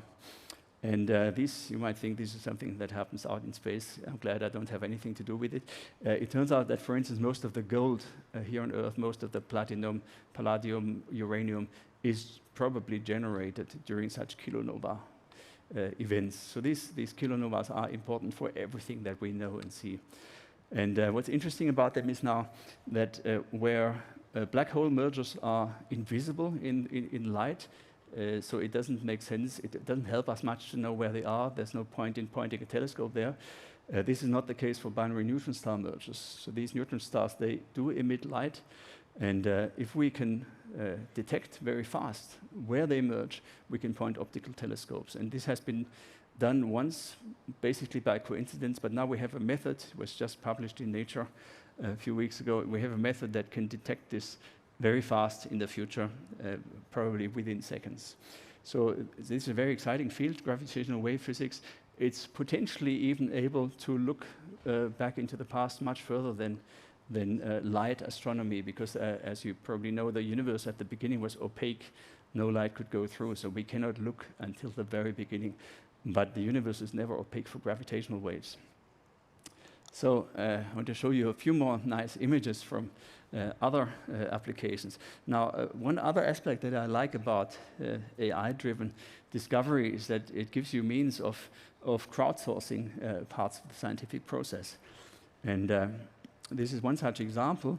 So this is, if you do an image search for NGC 5907, that's a name of a galaxy, you get lots of images like shown on the screen. These are mostly images taken by amateur astronomers. And the professionals, they sometimes they refer to these images as pretty pictures, suggesting that they look nice, but they're not useful for doing science with them. But if you have a lot of such images, and if you can make certain assumptions, and we make one specific assumption about the way they have been processed, then you can try to combine them and see if there's scientific information in them. And we built this algorithm that automatically registers them and combines them, and over time then builds this image at the bottom right. And there was a reason why we looked at this specific galaxy. If you look at this image, you see a little, what astronomers call a tidal stream. So you see this stream of stars to the left. So the image that we computed from all these amateur images is the right-hand side one. If you compare it to the deepest professional image at the time, you can see this stream actually does seem to exist. What was slightly puzzling for us was that we only found the bottom half of that string, of that spiral of that stream. But then we couldn't change it. We were trying to process our image to bring out the top one. It just wasn't there. And then a few years later, the astronomers started to argue amongst each other because other astronomers couldn't reproduce the top stream either. So that was interesting. Now, last one. This is not about citizen science. This one is about maybe the aesthetic aspects. I'm quite interested, not just in astronomy in general, but also specifically into solar eclipses. And as you probably know, next year there's a next solar eclipse in Europe, in Spain, in August. I think once in your life, everybody should see a solar eclipse. And the amazing thing, people call it the black sun. And I suspect it's the highest contrast that you can see anywhere in the natural world, this contrast between the black moon in front of this very bright sun, in front of this what's called the corona of the sun. Now, unfortunately, if you take pictures, it never does justice to the things. And we have very good high dynamic range displays nowadays. So we were starting to think about how to better record this kind of data. And we came up with methods of increasing the local contrast by essentially doing a form of image deconvolution. And then you get images like the ones on the right. And we've continued working in this direction, and I think this I wanted to show because I find it also aesthetically very interesting. This is now, if you bring out the very, very faint contrast in this high dynamic range image in the corona, you see all these structures that come from the magnetic field and from the ejections of the sun, etc. Now I want to change gears a little bit and connect this search for truth, that we search for truthful information that is part of the scientific process, to language models, which of course nowadays in the public people almost equate language models and AI. And of course all our students want to work on language models if you're an AI researcher nowadays. So we thought about language models. This is work with Léon Boutou about language models, and was a bit of an experiment, try to compare them to certain elements from the literature, from Borges.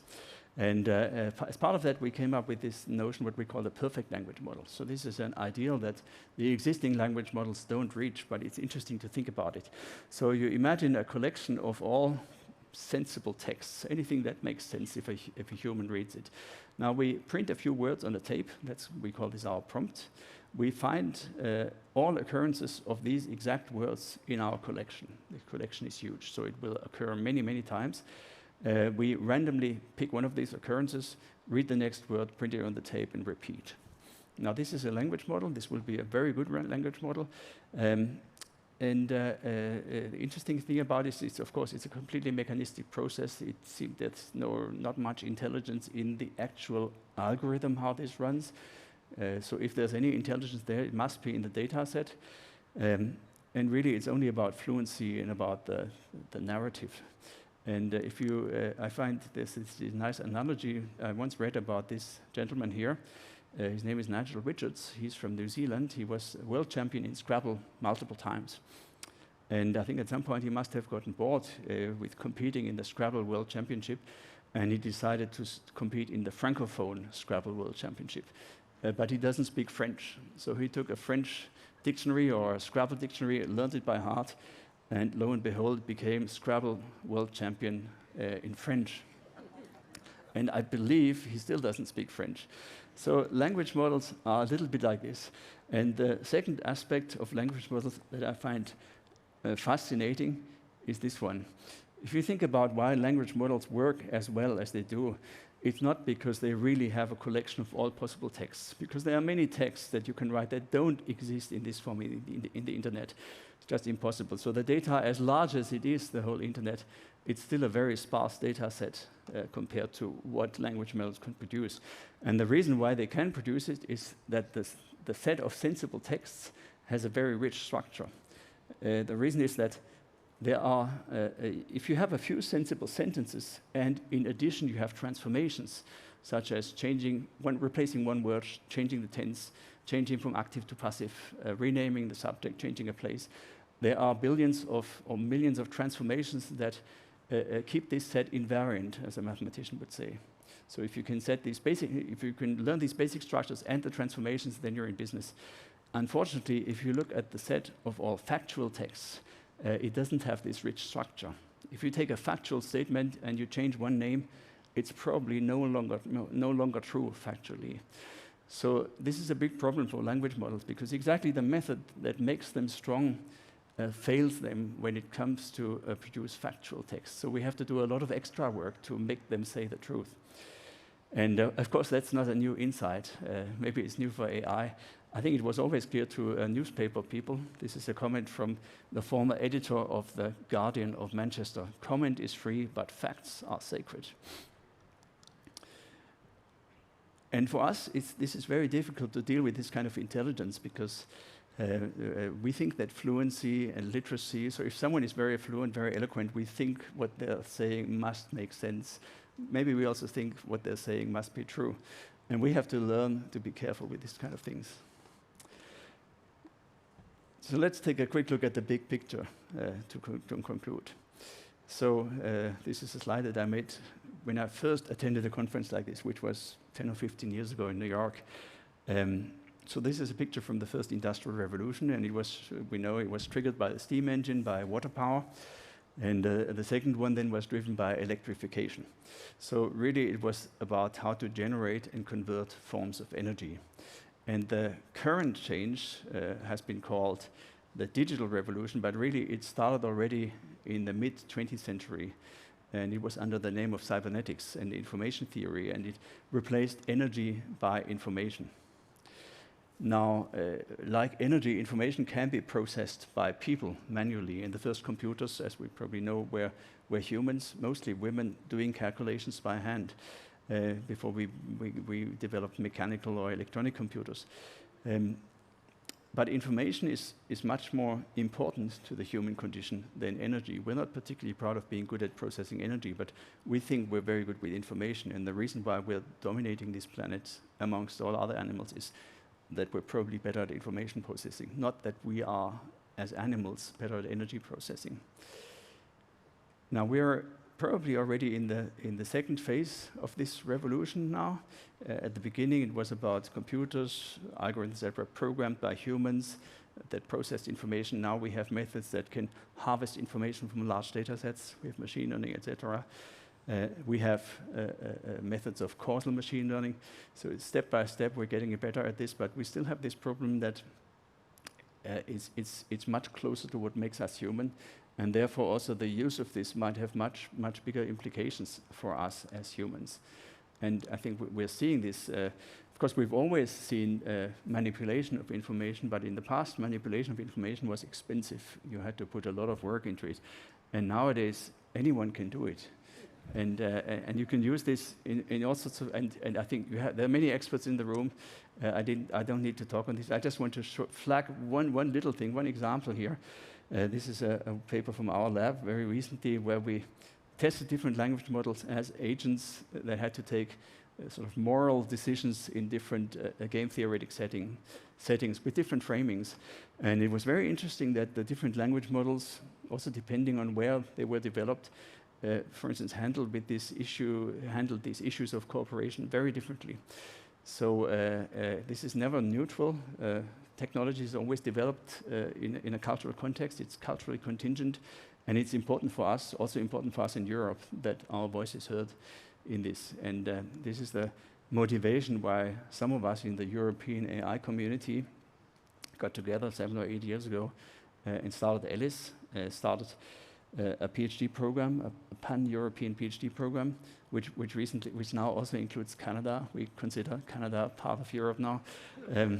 And we've started to build up sites, AI sites in Europe, and research programs. So we have a thriving PhD program where we get between 5,000 and 10,000 applications per year. We have these sites that they were self-funded, starting with existing places at universities, but by now also including two actual institutes that are privately funded, and these research programs. And very active, if you look at the webpage, for instance, I copied what's happening now in July, and I showed it because the first entry is a summer school in Lausanne, not far from here. So there's stuff going on all the time. It's extremely attractive for the students, and it's really trying to make Europe competitive, to make Europe play a role in modern AI. I already mentioned 2 institutes, so I was fortunate to be involved in one of them in Tübingen, and the other one was just recently announced in Finland, and we know of many other places that want to start an institute. So this is really, I think, the most optimistic thing about current European AI core technology. And we're trying to argue that what we really need is something like CERN or EMBL for AI, because these technologies have to be developed here. And also, even in addition to just this sort of functional argument that these technologies should be also developed and understood here, the technologies maybe is the most dramatic change to the human condition. And we have very little real understanding of what these methods do. So from a scientific point of view, no matter which science you work on, I think everybody knows that this is going to be crucial to understand what's going on here. So from my point of view, for my own lab, apart from these applications that I love in the sciences, the topics that I really want to understand, they might look like very different ones, but they're actually the same. Both of it could be called world modeling. So Konrad Lorenz once said, thinking is acting in an imagined space. So we have to learn models that contain this notion of action. So that means causal models, not just correlational models. Now for the scientific applications, the same kind of methodology gives us tools to decompose complex systems into mechanisms and build what we call causal digital twins of system. So now, last slide, with this slightly provocative title, is AI intelligent? It should be intelligent from the title, but I try to explain to you current AI systems make rather stupid mistakes. The reason is that they're just building on correlations, which is effectively pattern recognition.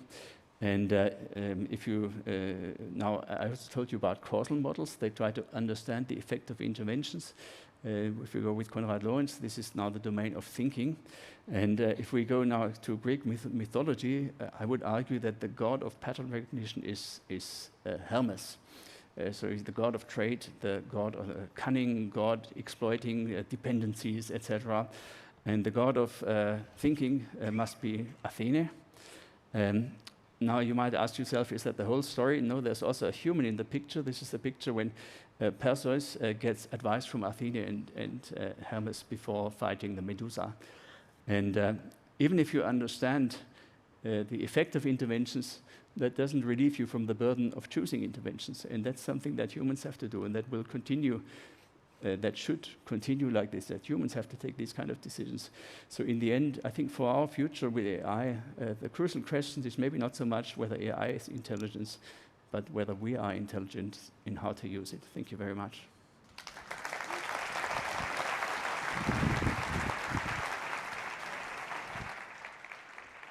Thank you so much to Bernard for an absolutely fantastic romp through some excellent slides. Now, unless you've been in space, you're going to know all about Deepfakes, and that's the name that's caught on for AI-generated content. And its use raises some interesting questions, doesn't it? I'm sure all of you have had dinner party conversations about that, or even just chatting with somebody over a really weird meal that you found in the fridge. But it's all about what to do if this incredible creative technology can be used for good. And if it can be used for good, how do we do that? Well, luckily, we don't have to work that out on our own. We've got an expert panel, and we're going to have a deepfake panel with Emmy Award-winning and Peabody-nominated director Michaela A. Tanaski-Holland. We've got human rights technologist and executive director of Witness, that's Sam Gregory, and both of them are in conversation with another brilliant moderator. It's the deputy global editorial director of Wired, Greg Williams. This one is going to be another great panel. Please give them an afternoon round of applause. Thank you.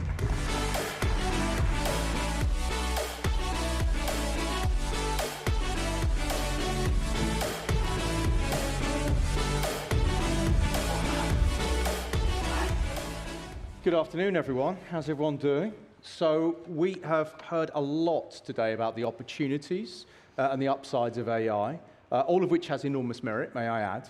But in this session, we're going to examine some of the challenges. So how AI is reshaping media, degrading the information ecosystem, and blurring the boundaries between reality and fabrication. So deepfake content is proliferating at a staggering rate.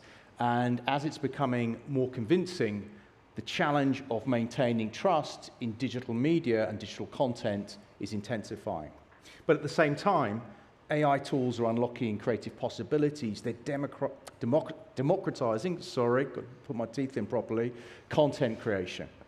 So this afternoon, we're going to explore how we can embrace AI's potential in the creative industries while also safeguarding the integrity of our media landscape. So we've got two amazing panelists here. We were supposed to have a third. He unfortunately can't be with us today. So let me introduce our two panelists. So Michaela first. Michaela Tanaski-Holland is an Emmy Award-winning and Peabody-nominated immersive director whose work fuses compelling storytelling with emerging technologies.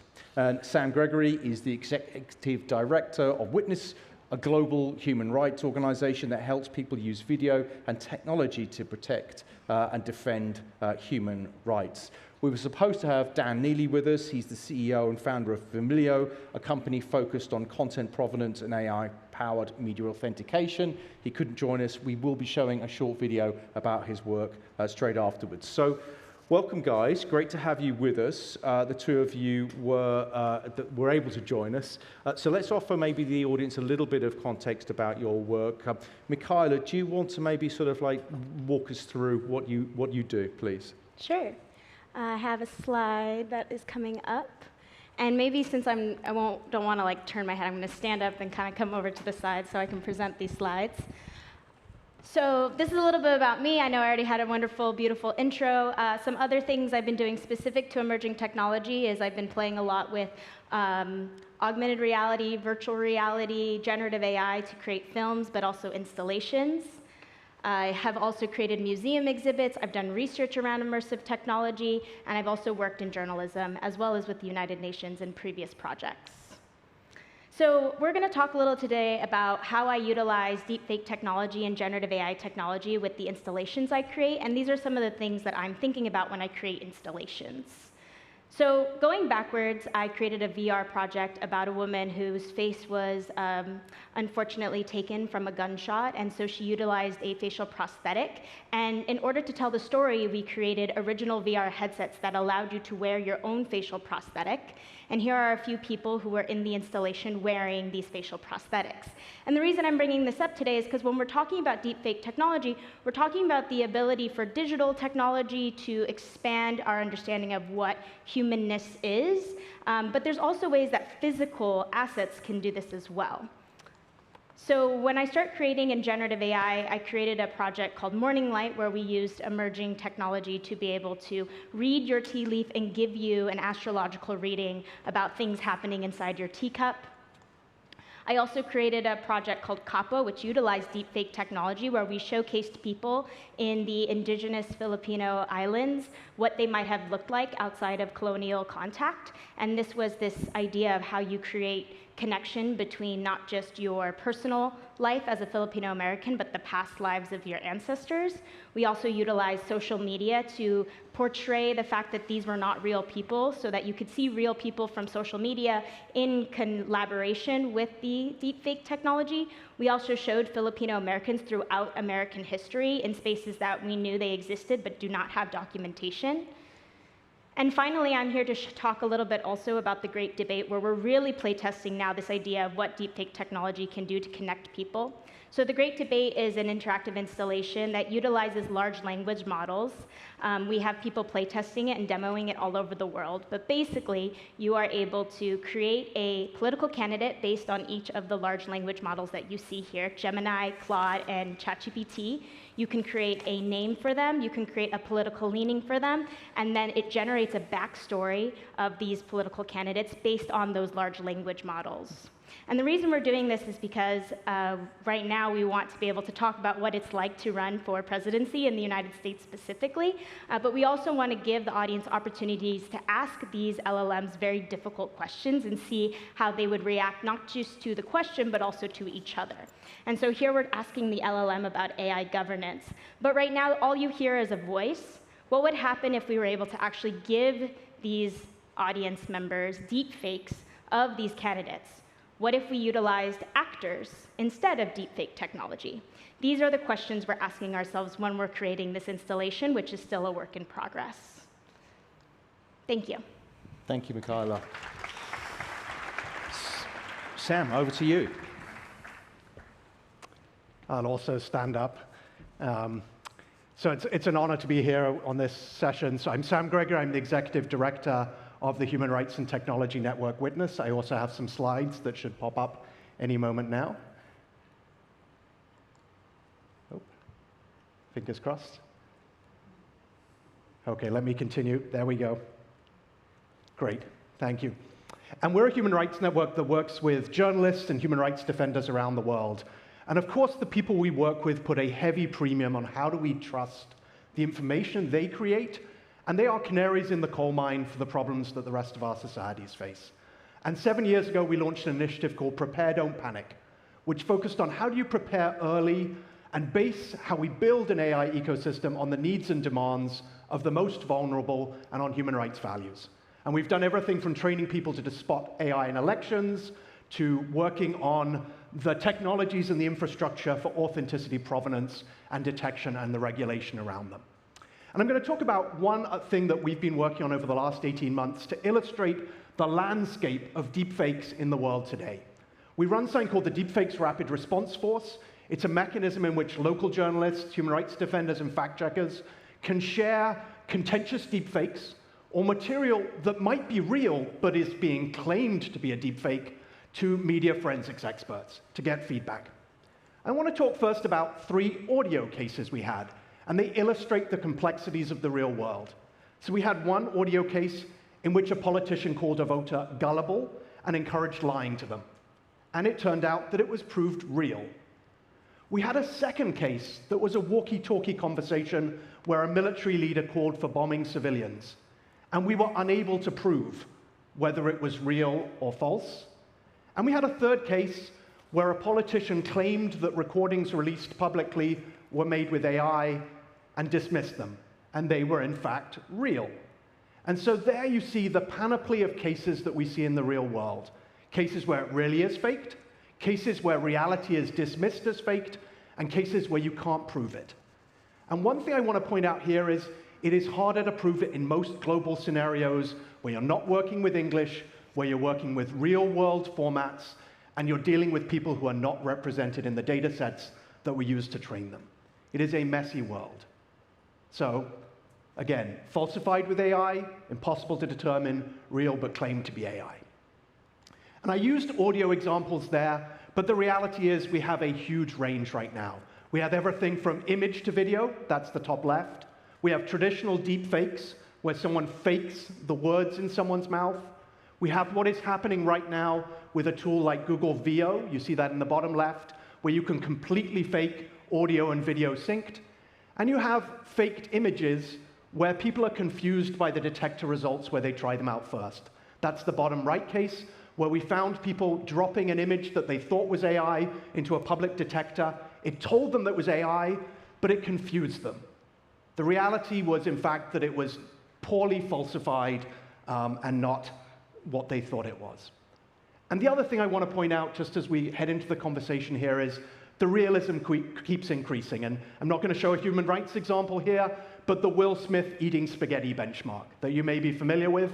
And this shows how AI video has improved from 2023 to 2024 to 2025 to the most current iterations with that Google model I just mentioned. And the final thing I'll say, and this is to say how confusing the real world is when you are trying to prove what is real or false. Here's an example of a Pikachu running through a protest. This is real footage. Someone then made these AI-generated images of Pikachu in a protest, and Pikachu plus the Joker and Batman in a protest. Those are AI-generated images.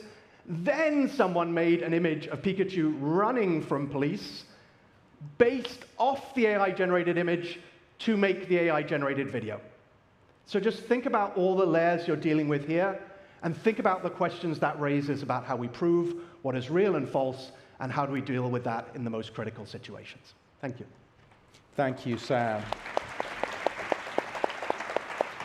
So we're now going to have a video from Dan's company, Vermilio. So he works with creators, brands, and platforms to ensure that digital content can be trusted in the age of generative media. If you could play the video, please. Hi, I'm Dan Neely, CEO of Vermilio and serial entrepreneur with over 20 years of experience in AI. I was honored to be named a Time 100 recipient as one of the most influential voices in AI. I'm sorry I can't be with you in person there today. At Vermilio, we're committed to ensuring that AI aligns with and respects artists' rights. We believe humanity should thrive in the era of AI, and that's why we're building essential guardrails for the generative internet. One of those guardrails is Trace ID. We've tested the power of Trace ID through partnerships with Pocket Watch, Sony Pictures, and Sony Music. Our platform tracked millions of AI outputs from superhero characters to spider-sonas. Most notably, we partner with Sony Music to create the first ethical, authorized remix application with a major label. Trace ID tracks thousands of hours of generative music and proved we could identify these derivatives anywhere online. Today, we're working closely with music labels to continue to identify artists' work with a high level of accuracy. In our industry tests, we use datasets containing masters, Gen AI tracks, and AI-manipulated tracks. This means we can identify with precision and accuracy when AI music appears across the web and is created by AI platforms. I wanted to take a moment to share something important with a community that deeply values the responsible use of AI. At Vermilio, we've been thinking a lot about how to empower individuals like yourselves as generative AI becomes more widespread. That's why we're making our premium AI protection tool, Trace ID, available to individuals around the world at no cost. With the growing concerns around deepfake scams, AI-generated misinformation, and the misuse of personal likeness, we believe access to tools that help protect your identity shouldn't be limited. Trace ID helps people detect and remove unauthorized content and take back control over how your name, image, and likeness are used in AI systems. The AI for Good Summit is the perfect place to start this next chapter, and we're proud to be part of a global conversation about how AI can serve everyone, not just a few. We see this as a meaningful first step forward, making sure everyone has the tools to navigate this new era with confidence. Use the QR code here to get yourself protected.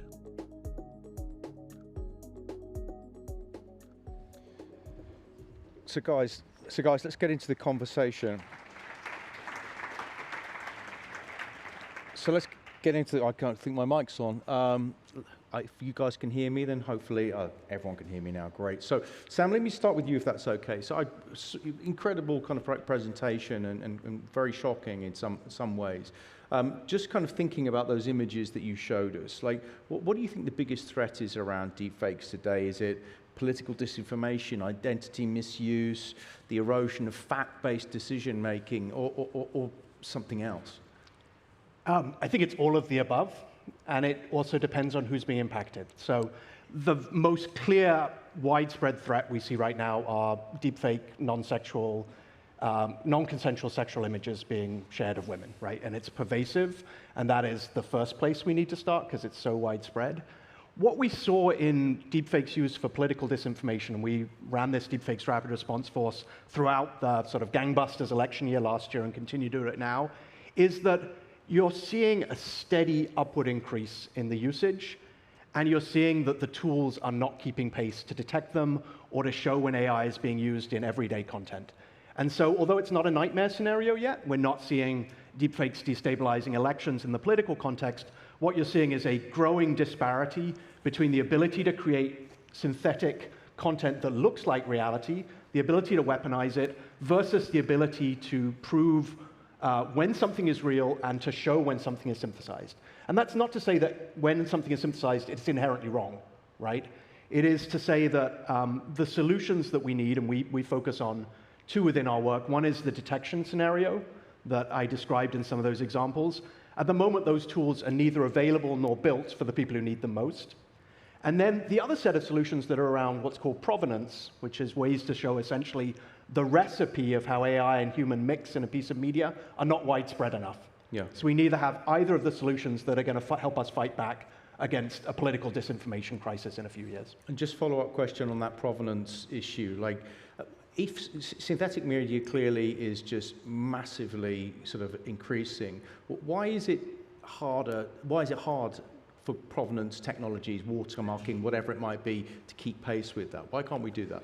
Yeah, so provenance technology at its heart is this idea that we show the recipe of the mix of AI and human in a piece of content. And a lot of the approaches that are being promoted, and that includes leadership work from the ITU here in its AMAS initiative, is to embed metadata, to link it to watermarks, to link it to a fingerprint so that you can durably retain the information as it moves through the internet. And that's hard, right? To find something that can remain with content across the internet and do that interoperably across mainstream and commercial and open source platforms. And the other thing to remember is, can you also do that in a way that protects privacy, that doesn't create another way to surveil people, and doesn't, for example, arbitrarily start mixing in things like identity to the fact that you used an AI tool. So getting it right is conceptually hard, and getting it right is technically hard, but it's a really important thing to do because, as you saw, the detection side is really hard, and it requires expertise, and it is fallible. So we need provenance solutions that are widespread, that are available to people and that work for the world we live in. And 99% of the time, it's going to be telling us that we don't need to care that something is made with AI, because it's fun, it's everyday communication, it's entertainment, it's not malicious or deceptive. And that's where something like provenance helps, because it enables you to sort between the stuff you need to worry about and the stuff that is just our everyday world in which AI is integrated into everything. Okay, I want to come back to you on that 90% of content we don't need to care, but Mikhail, I'd love to come to you next. So Sam's talked about the degradation of fact-based information. There's also concerns that AI is going to decimate the creative industries. Mm-hmm. And I'd like to get your viewpoint as someone who's worked with Sora. How do you see generative AI tools like Sora shifting the boundaries of authorship and creative control in the arts and the creative industries? Yeah, it's a great question. I think specifically with not just Sora, but all of these other tools that are out there, there's a huge difference between open source and closed source. And the reality is like when you start playing with closed source materials, basically, or closed source platforms, the ones you have to pay for, the ones that are being given to you for very cheap, what seems very cheap right now, but I'm sure is going to increase over time by the Googles, the Metas, the OpenAIs, that's all closed source technology. So anything that you are kind of giving to that mechanism, whether that's your voice as a writer for ChatGPT, or if it's your image as a concept artist to then generate video, the reality is all of that is getting kind of plugged and played back into their systems of closed sourceness. Versus open source, which is more like Comfy UI or Hugging Face, these are all systems that run on the idea that products don't need to be quote-unquote paid for, because there's no reason to have people pay for things that should be easily accessible because it's internet and it's code, democratization of the internet, the wide open internet. So if you are a creative going into this, you need to ask yourself, am I utilizing closed source because it's easier and simple and the context of what I'm using it for makes sense? Or am I going to try and really protect my data and my IP and go more the open source route? And the reality is, too, just to say it, there's a lot of these closed source platforms that have creator programs, they have director programs, they have artist programs, and be very careful, because it might seem like you're getting amazing access to alpha, beta, tools that no one else has access to yet, but the reality is they are using you as a think tank, they are using you as a brain trust. Even my own work that I did with Sora is now implemented as a single button of presets inside the public-facing product, and at this point I don't see any of those residuals from that button that I helped create unknowingly. And so there are some very real things about being a creative and having these tech companies start to encroach on creative tools. That being said, on the other side of the context, they're very empowering, they're very eye-opening. I think the first thing you should do is just start playing with them, and so you can start to see where the boundaries are, because a lot of the content you're going to see on LinkedIn and on the marketing side of these tools is going to be the bigger, better, best thing, and that's actually not going to show you the hundreds and thousands of hours that people like me and my teams have spent knocking our head against the wall because it just can't get very simple things right. And so one thing I often say too is that it's more of an intern than a god. It's more of this mechanism that you really have to work with, and you really have to say, okay, you can't do this, so we actually have to pivot our creative ideas. We have to pivot our storytelling ideas to do it more like this, because we're having to pick up the slack that the AI claims it can do. So this is often happening behind the scenes of creative work. But it does allow us to do things that at a certain level of budget that we wouldn't have been able to do before, we are able to do. And some of the stories can be for good, some of those stories can be very impactful, and some of those stories can go on to have a really incredible resonance throughout our communities, even when they're made with synthetic media. Of course, the dangers on the other side are just like the dangers of a hammer. It can build a house, it can also do some very violent things. And so those are some of the things that we need to be thinking about when we're utilizing these tools in the creative industry. I'm fascinated by the fact that you are okay with the platform taking your IP without any compensation. Is it, in your mind, just because the tool gives you the ability to have social impact, so there's a benefit there that outweighs the IP theft? I guess what I'm asking you is like, where's the business model? How can you continue to do your work, which is, in social good space, if very large, let's face it, some of the largest, most powerful companies in the world are stealing your content? Yeah, so the context of that button was that I was an alpha program artist, and so at the time the product hadn't been released to the public yet, and so I was willingly utilizing the product to create, socially impactful stories, but knowing that something could be utilized.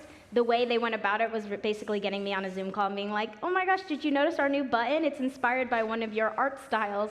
And my art style isn't IP. I mean, the art style is papercraft animation, so it's a very well-known animation style, but they saw how successful it was in reaching audience as an art style, and they decided to embed it into the actual button. So the context there quite isn't my direct IP, and the reason I stand here to talk about it is so that I can warn other creatives that this is what happens, and this is what can happen if you join those kind of alpha beta programs. That being said, on the other side of the coin is I don't think right now for me the gray areas of my IP and the gray areas of what I have are very much still in the process of the courts as well. Because the reality is the courts could come to the end consideration that anything synthetic doesn't have any ability to IP as ownership. And that's something I do willingly, knowingly, because my source of income comes from the clients, or my source of income comes from the grants. It doesn't necessarily come from the licensing of my IP, which is slightly different than maybe other people's process and other people's business models. Okay, so as Marc Benioff said earlier, the law will catch up with these guys, but we'll see. I mean, with that note, back to you, Sam.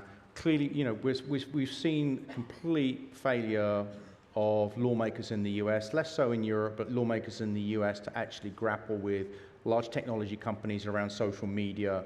I don't know how many congressional hearings we've had, but I think we're up to like 9 or something at the moment with absolutely no legislation whatsoever. From your perspective, just listening a little bit to what Mikhail is saying around, you know, and there's someone working in media, I'm constantly thinking about our ability to sort of continue to function if we're having our content sort of scraped constantly by these companies. What gaps exist in global policy or global regulation around deepfakes that you feel like urgently need addressing? What can people in this room do in terms of putting pressure on lawmakers? Yeah. And the social media analogy is so real to the people we work with. They felt like they were completely left out of the decision making on that, and it drives why we work on AI. I think there's 4 things that are missing that need to be put in place. One is we need a pipeline of responsibility for how we think about AI that runs through the whole ecosystem, all the way from the model makers to the deployers, to the tools, to the end users. We can't blame you or I for not spotting the Pope in the puffer jacket or spotting the fake. As you saw from the realism, it's just going to keep increasing. And that pipeline of responsibility needs to be linked to a robust system of provenance, so we know when AI is being used in our content and communication and can make decisions about whether we think something is being used maliciously or deceptively, and that needs to be regulated to be there, but in a way that protects human rights and the rights of people to free expression and privacy. The third thing is we do need this access to detection because people are going to evade the safeguards. So we need to resource it. We need to resource it for the world that exists, the real world, and for everyone, not just a small minority of people in the global north and in the global north news industry, frankly. And then the final thing is we need to be really clear on our red lines where things are not acceptable, right? And a good example of that are those non-consensual sexual images generated with AI that are now permeating everything from schools to attacks on the lives of politicians. So it's those 4 things that if we can get those in place, we can start to think about a future for communication in which we can trust the stuff we want to trust. We can play with AI when we want to do that, but we also prevent the harms that are so clearly manageable and avoidable it should be illegal. How optimistic are you that we can have this very quickly, deployed globally, within the next few years? I think if we can deploy an imperfect system in the next few years, we can reduce the harms that are possible, and we can start to realize some of the potential, because I think there is potential for creativity and storytelling, and even for news media in much more AI being used, but only if we set these safeguards in place. Okay, final question for both of you. So, Sam, I'll come to you first, if that's okay. So let's look 5 years ahead. Will we be able to trust what we see online or not? Sam, your thoughts? I think we will be able to trust what we see online with the help of systems we put in place to help us do that. That is systems that are technical, like provenance, education systems that help people understand AI, and institutions like the news media that help them do that. And if we also potentially use AI to help us sort that, right? I don't expect everyone to look at the metadata of every file, but I do hope I'll have an AI agent in 5 years that will say, you shouldn't care about 100 pieces of information, but this one looks suspicious, and I want to tell you why. So I think if we can put those in place, I don't think people should naively just trust what they see.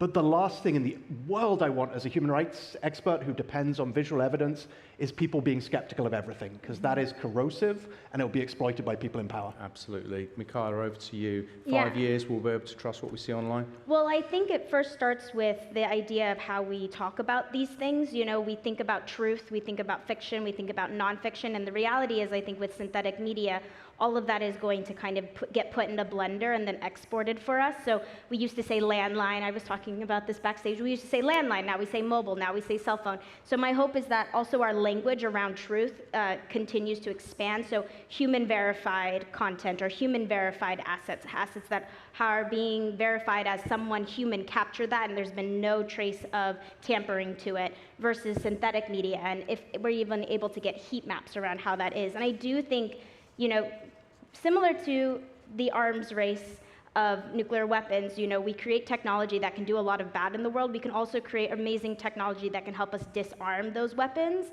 And I think it's the same thing in the sense of deepfake technology. We are rapidly creating these technologies that can do a lot of harm for the world. We can also rapidly create technologies that can start to combat that and disarm those technologies' ability to create disinformation, to create the sense of hopelessness or the ability to not trust anything you see online. And I really think that takes this idea of having equity in the space and how the money is moving in the space. So going back to just a little bit into the business model, I do think we should be licensing all the training data, all of the organizations, creative artists that get pulled into an answer or get pulled into an export need to have a little bit of money going back into their pockets as soon as that's being used, because that is your IP. Even if your IP is never fully protected from generative AI, if your IP is being used in the training data, in the export process, in the kind of answer that you receive, then you should see that money going back to you.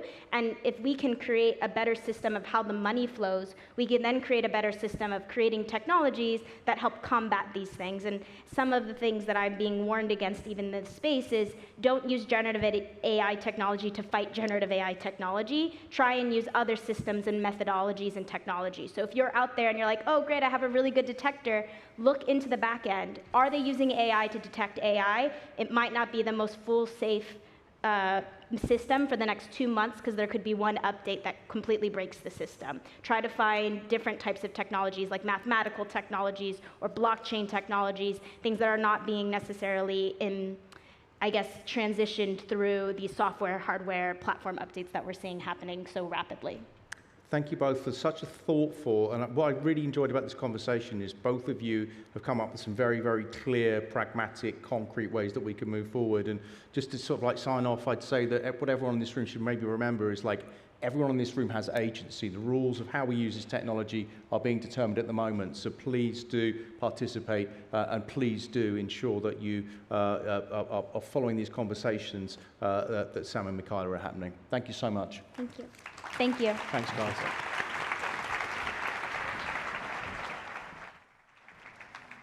Thank you very much to our Deepfake panel. That's Sam, Michaela, and Greg, who we absolutely are certain are real, and Dan, who was a video, but we have verified that, so we know that he was real as well. So after our next talk, we're going to be into the panel on the future of music, AI, and creativity, which you won't want to miss. We have some formidable guests. They're going to be great fun. And tomorrow afternoon, I'm going to tell you there are competitions, awards, a K-pop band that's been augmented with AI. And whilst we reset the stage, I should tell you what we've got in store for tomorrow, including bionic arms, planetary stewardship, and finally, a gentle explanation on how quantum works, which is a chance to be less uncertain about quantum. That's a Heisenberg uncertainty joke, which is both funny and not funny at the same time. And that's a Schrodinger's joke as well. Oh, brilliant. Okay, well, that's lucky, isn't it? The chair's there, so I can't do any more science jokes, although I have many of them, you'll be happy to know. And if your minds aren't full enough, we're about to blow them wide open with our next speakers. Yann LeCun will be joining us remotely, and even though you've already received a vast amount of information today, you're still going to want your ears to be on full record. I'm confident in saying this will be an information-dense session. I'm still recovering from seeing him speak at World AI Can. So Yann and you will also be in really good hands with our fabulous moderator from The Atlantic. It's Nicholas Thompson. Everybody is ready now, so it's a pleasure to introduce the next session on how we can steer the future of AI. Thank you.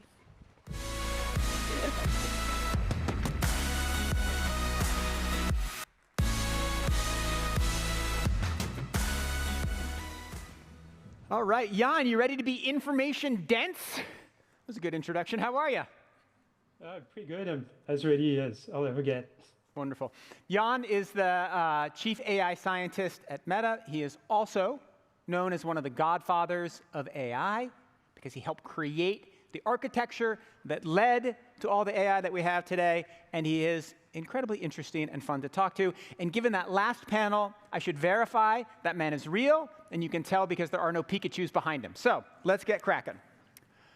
Yann, first thing I want to ask you is, you have often said that large language models are a dead end. That is quite contrary to what many other people on the stage have been saying all day, many other people in the world, many other people investing billions of dollars.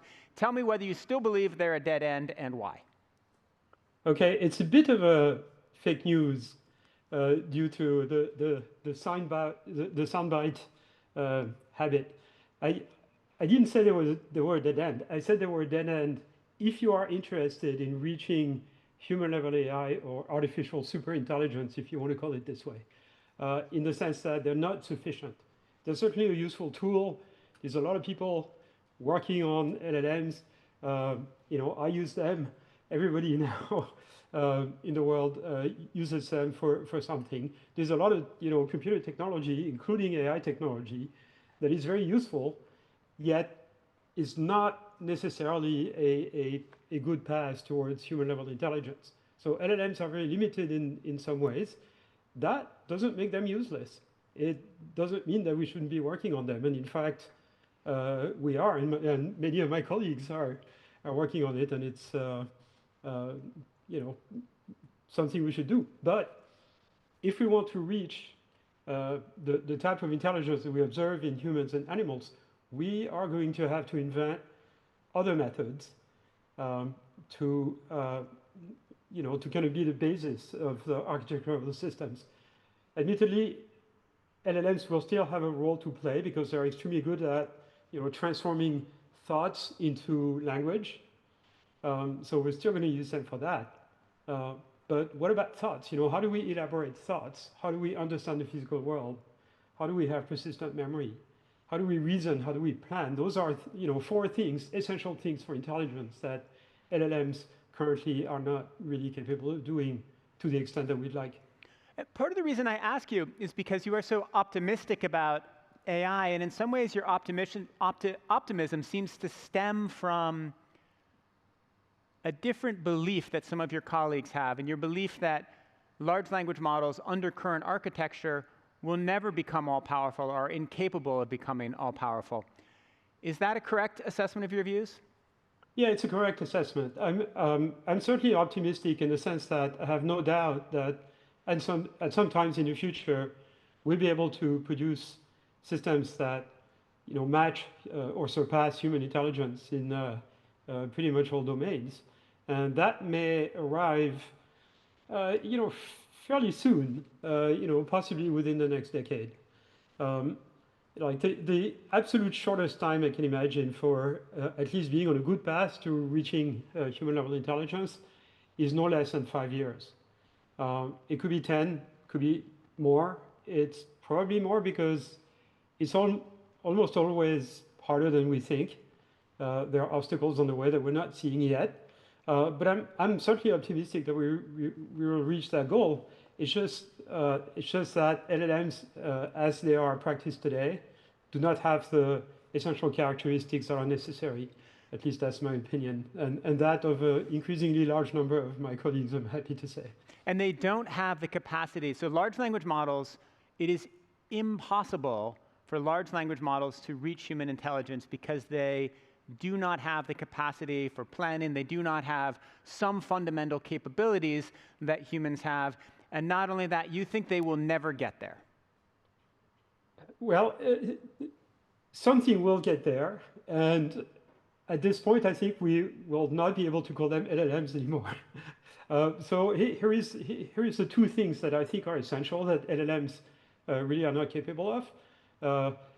The first one is the type of inference that they produce. The way an LLM produces an answer is by running through a fixed number of layers in the neural net and then producing a token, which is a word, essentially. And the amount of computation that goes into producing this word is constant. So it's kind of a problem because when we have a hard question to answer, we tend to think about it for a long time, right? And so if you ask a system, an LLM, to answer by yes or no, the amount of computation it can devote to the answer is fixed. And that doesn't make any sense because, you know, if the answer is simple, of course you can answer it directly, but if it's complicated, you need to think about it.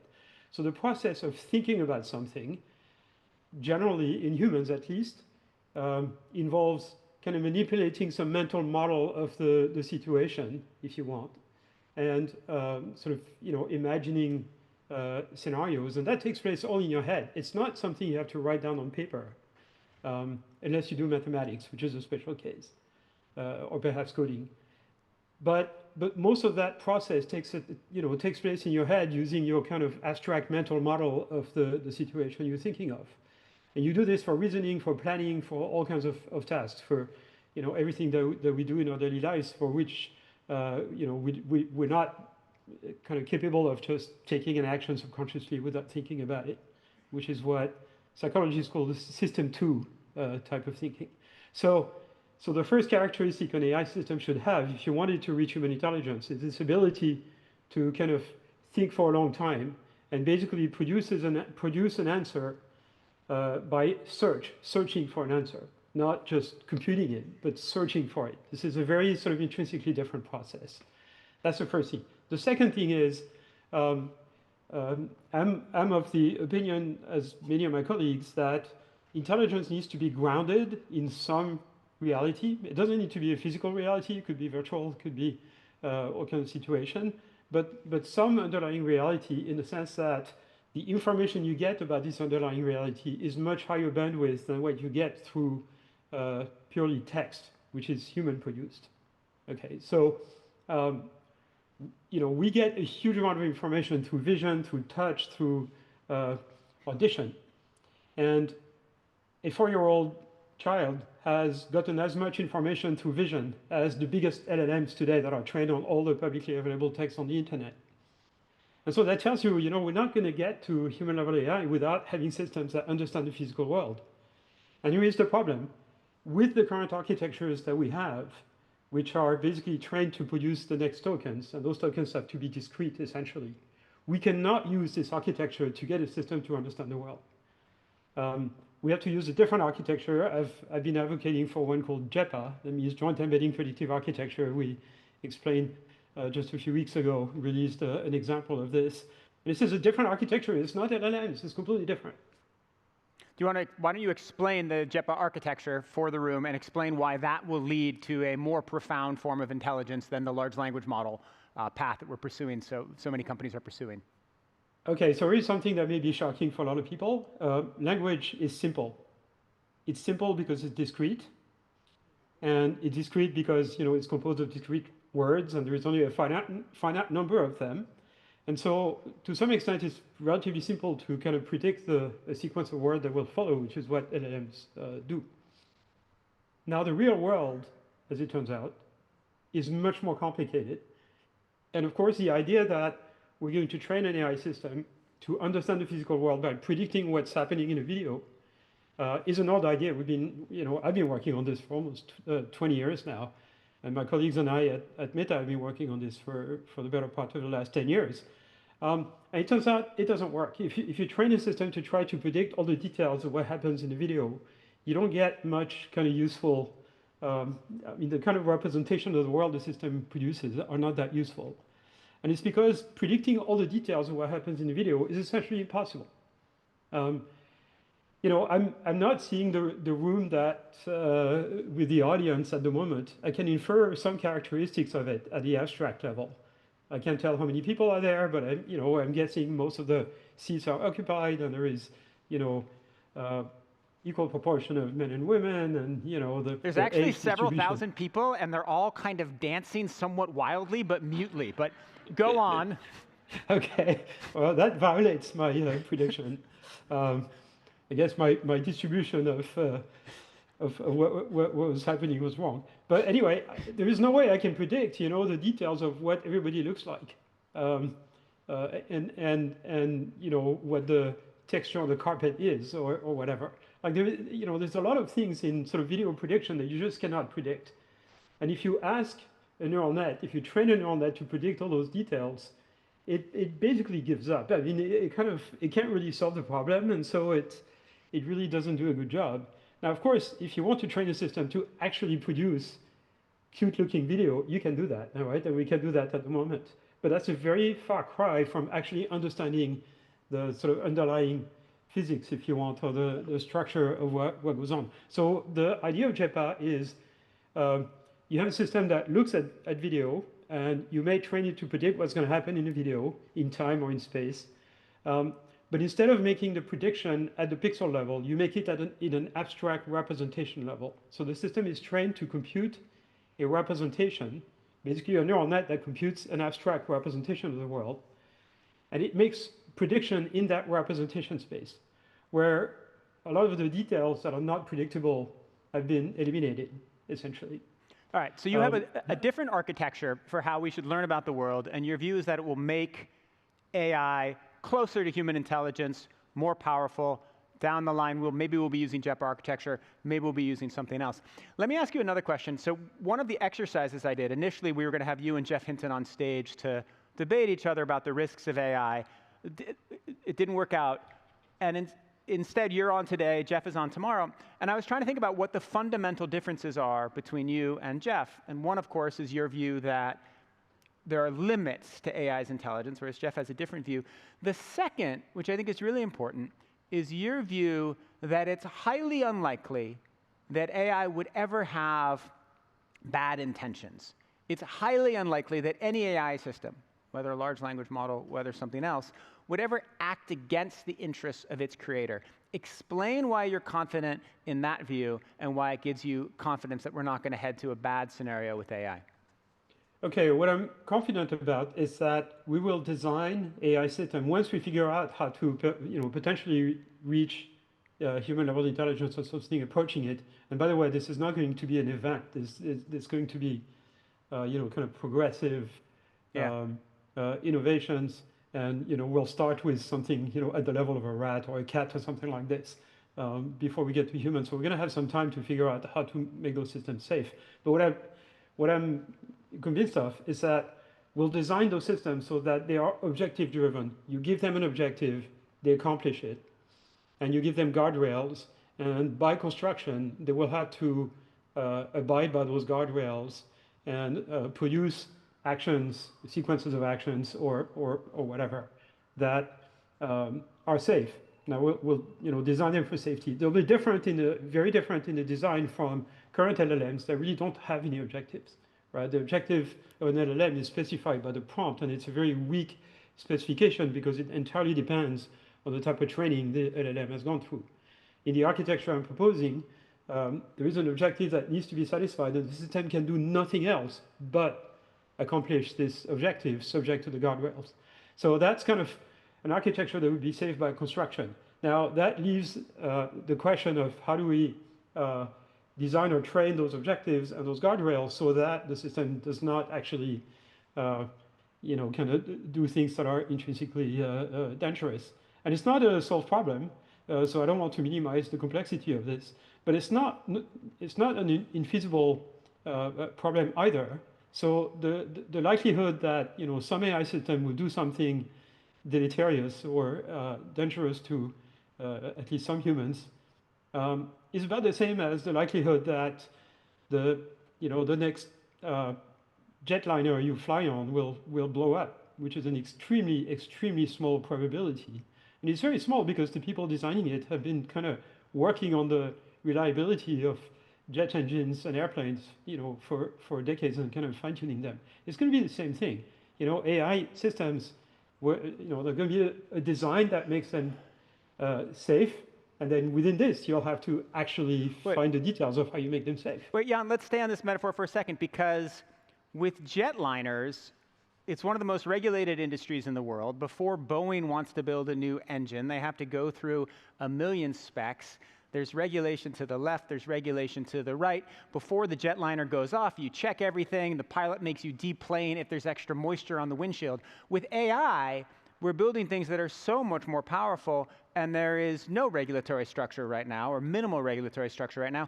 We're charging ahead. I'm not saying that's a bad thing. My job is just the moderator. But isn't there quite a difference between the way we regulate the thing on the left and the thing on the right? No.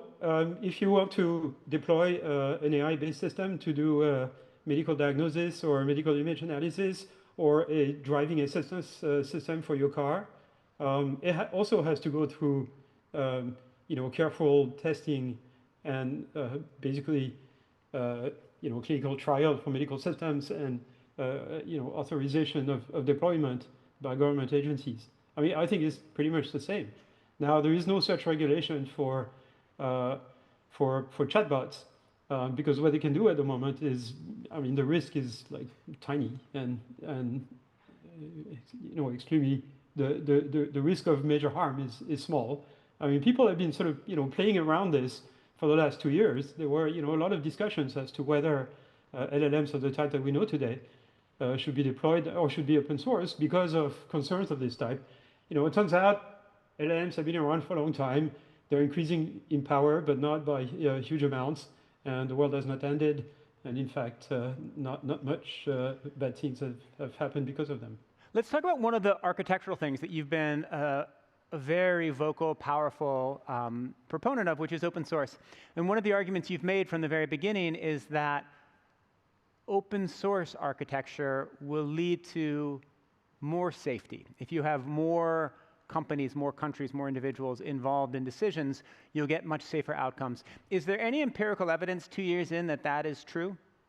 Or that it is false? There's two factors. The first thing is that historically, it is the case that open source platforms, and AI is going to be a platform, right? It's going to be some sort of common platform that a lot of people are going to use and build upon. So it is the case that open source platform software are safer and more portable, more flexible. I mean, there's all kinds of advantages. And the reason why, for example, the entire software architecture of the internet and the mobile communication network is open source is because it's safer, more portable. There's more eyeballs looking at it, and bugs are fixed faster and everything like that. There is a pressure from the market for this to happen. So that's the evidence. Now, for AI systems, there's a lot of academic studies of safety or studies in general of safety that are enabled by the fact that a number of AI systems are open source. It's very difficult to assess the safety of a system if you don't have access, if you can't kind of run it locally, kind of modify it in various ways. So yes. Now, there is a more important factor, though, because I think the biggest danger of AI going forward is not, at least in the short term, not whether AI systems are going to do bad things or take over the world. The biggest danger is that there is a future in which every single one of our interactions with the digital world will be mediated by AI assistants. Okay, so our entire digital diet will come from AI systems. It's already the case that a lot of our digital data comes from machine learning systems. Right. They're not very smart, but they do ranking and filtering and all that stuff, right? And content moderation. But in the future, our entire digital diet will come from AI system. We need to have a very wide diversity of AI assistant that gives people choice about what type of bias, linguistic capabilities, cultural knowledge, and cultural value systems, etc., or political bias those assistants have. For the same reason, we need such a diversity in the press. If our AI assistant comes from a handful of companies on the west coast of the US or China, first of all, a lot of countries in the world, a lot of governments in the world would just not accept that because they will think it's a danger to their culture and democracy. And so we need high diversity, and that's only enabled by open source platforms. This is an extraordinarily important argument. It's an extremely interesting argument. Let me ask you a question you may not be able to fully answer. I know that you are the chief research scientist at Meta. You are not in charge of Meta's product roadmap. But Meta has also talked about creating, or Mark Zuckerberg on the Dwarkesh podcast talked about creating fully fake individuals because people have a demand for more friends than they currently have. So to populate the social platforms that Meta runs with individuals, do you influence product decisions like that with the philosophy you just gave? Like, if you're going to make people, make sure there's a diversity of people from different backgrounds with open source. Does your philosophy go through the rest of the company, or is that something you just believe in the products that you're building? Okay, so I don't build products, right? So let me tell you a few words about my role at Meta, because it's very confusing. I'm chief AI scientist, okay? And I have the best job in the company because I have nobody reporting to me. I don't run any organization, okay? I conduct research projects on my own with people who want to work for me. They work with me because they want to, not because I'm their boss. And I try to inspire people doing research to kind of work on projects and topics that I think are promising and interesting, like, for example, this JEPA idea I was talking about, and things like persistent memory and reasoning and planning of various types. So this is really the mission of FAIR, which is the Fundamental AI Research Lab at Meta, okay? And this is really long term. So the horizon of projects we work on is, on average, maybe 2 to 3 years, sometimes a little shorter, sometimes quite a bit longer. It could be 10 years. Now, I also have a bit of input on strategy about AI, not at the product level, but at the kind of more long-term strategy and perhaps how to approach certain types of markets. So I was certainly a vocal advocate within the company. I was not the only one for open sourcing Llama, for example, the Llama series, and various other things. In fact, FAIR, in its 11-year history, has open source on the order of 1,000 research projects and kind of various packages. So it's actually in the DNA of the company, really. Open sourcing is really a practice that preceded my arrival at Meta. It's not recent.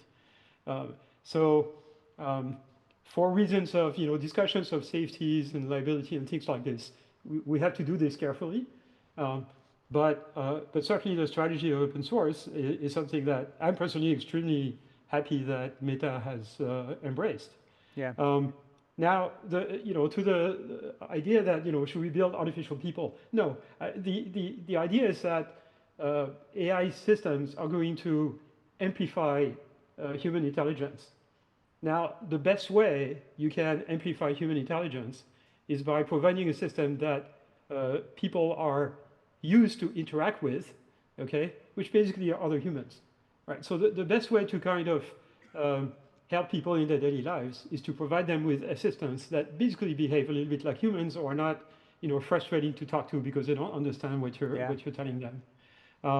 But in that future, all of us will behave like a boss, of a manager of a team of potentially super intelligent people who will be working for us and assisting us in our daily lives, perhaps making us more intelligent, more rational, perhaps even wiser. We can always hope. Yeah, I asked that question in part. I just think it's such an interesting moment where the company that is building AI that will shape so much of society has a lead AI scientist who has these amazing, but also quite different from much of the rest of the world views about open source. It'll be extremely interesting to watch. I don't think anybody knows how it plays out. Let me ask you another question on open source, which is, your models and the models built by Llama were used as part of the architecture in DeepSeek, which in some way is a great validation of what you've been saying. And it's a way that AI has spread around the world. To many people in America's national security, this was not what they were looking for. Explain your views on that. Well, so the magic of open research and open source is that you accelerate progress because you get more people involved and they have different ideas, and every good idea kind of gets picked up by everybody else. So So yes, DeepSeek learned from Llama. I mean, they learned from the whole history of AI before, but then vice versa. When DeepSeek came out and other open source model in China, and by the way, China is very aggressive about open sourcing their model, which I think is interesting and a good thing. We learn from them too. We learn a few tricks from DeepSeek and Qwen and the other models. And it's not just my colleagues and I in research.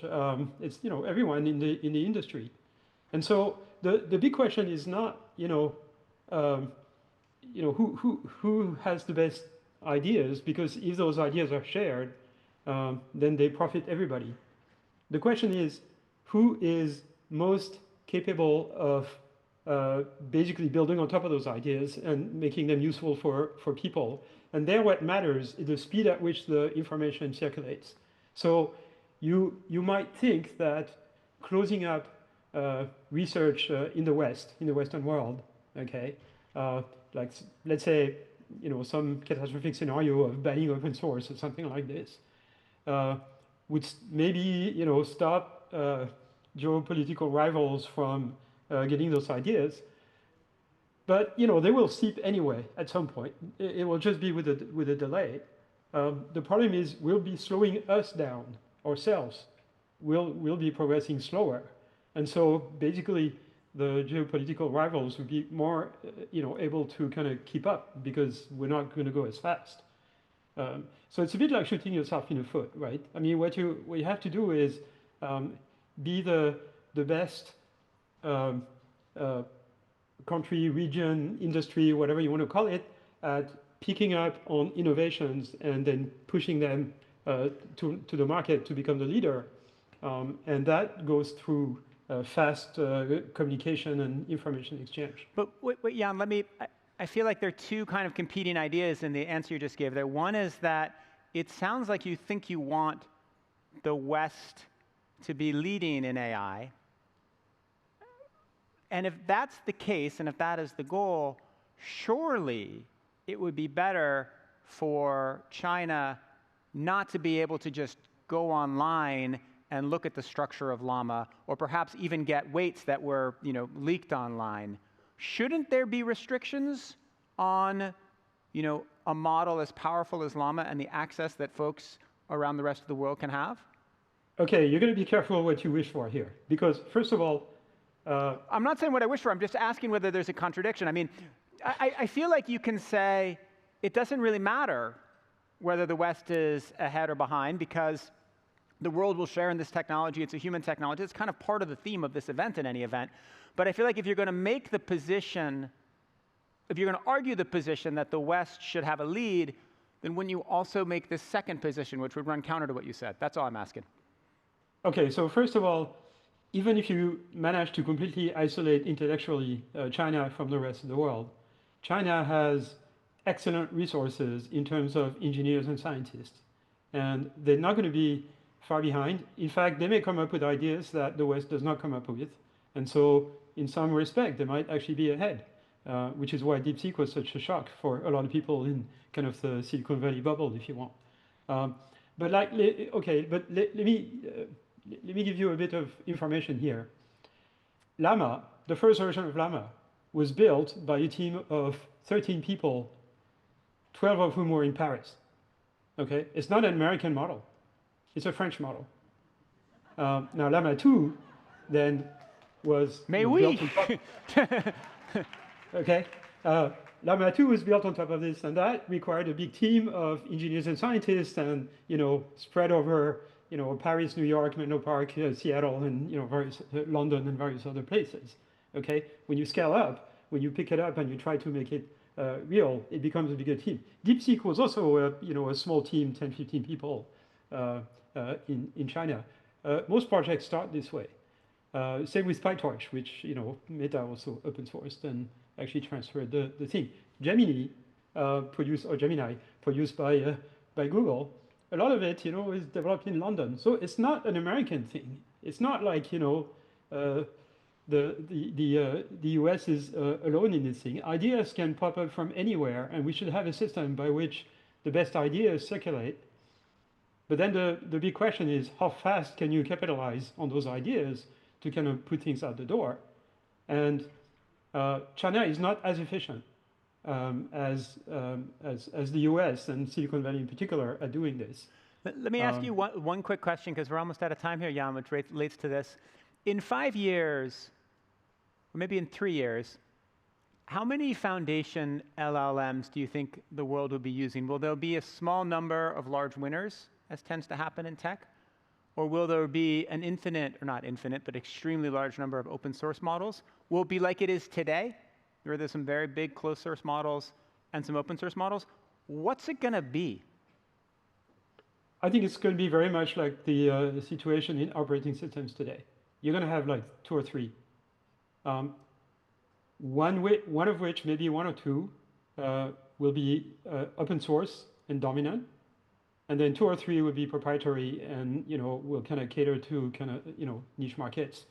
And this is the situation you see today in operating systems. Almost every single computer in the world today runs Linux, okay, except for a few desktop and a few iPhones.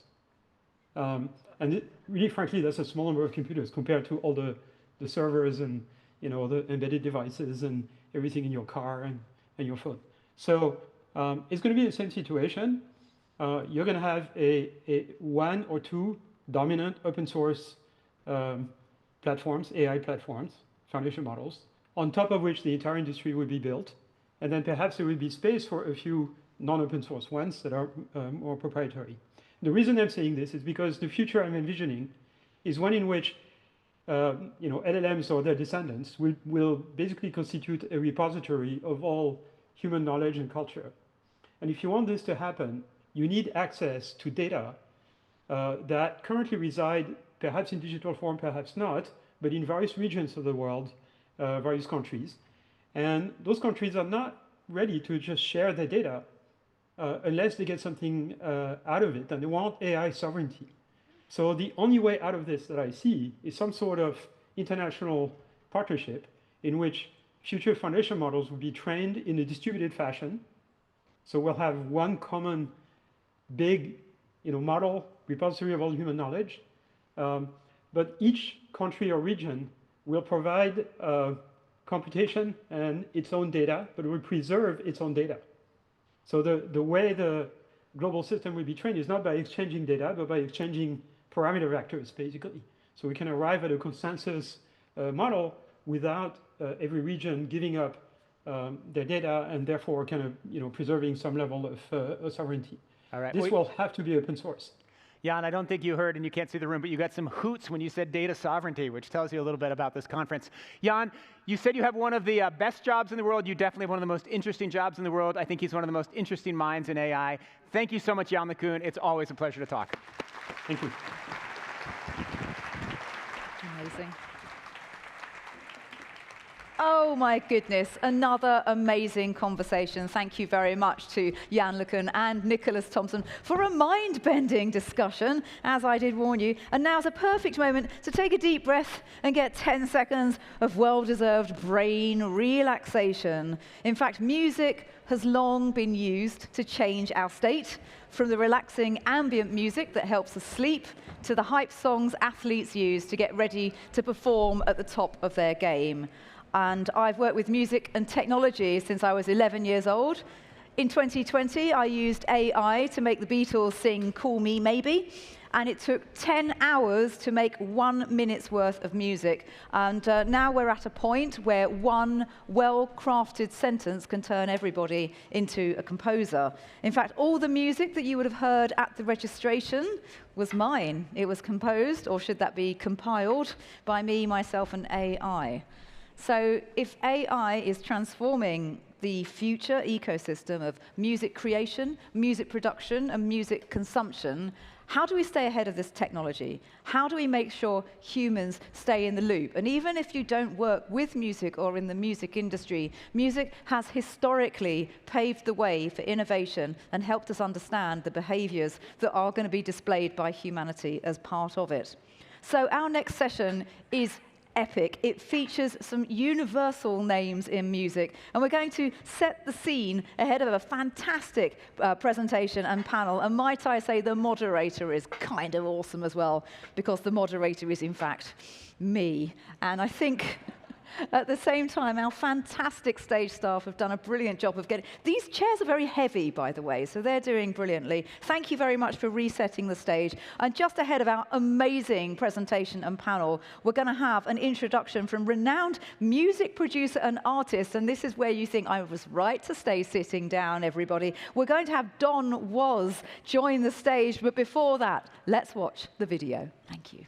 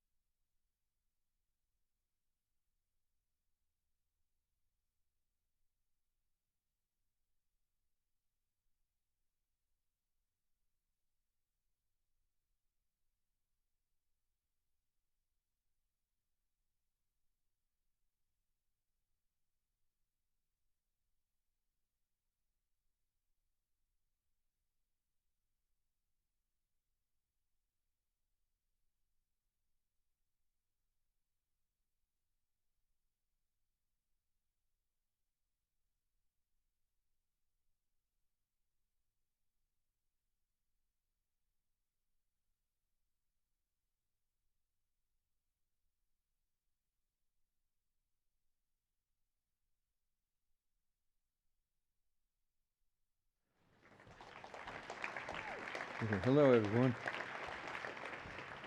Well, I'm Don Was. I'm a musician, a record producer, and the president of the world's preeminent jazz label, Blue Note Records, which is part of the Universal Music Group.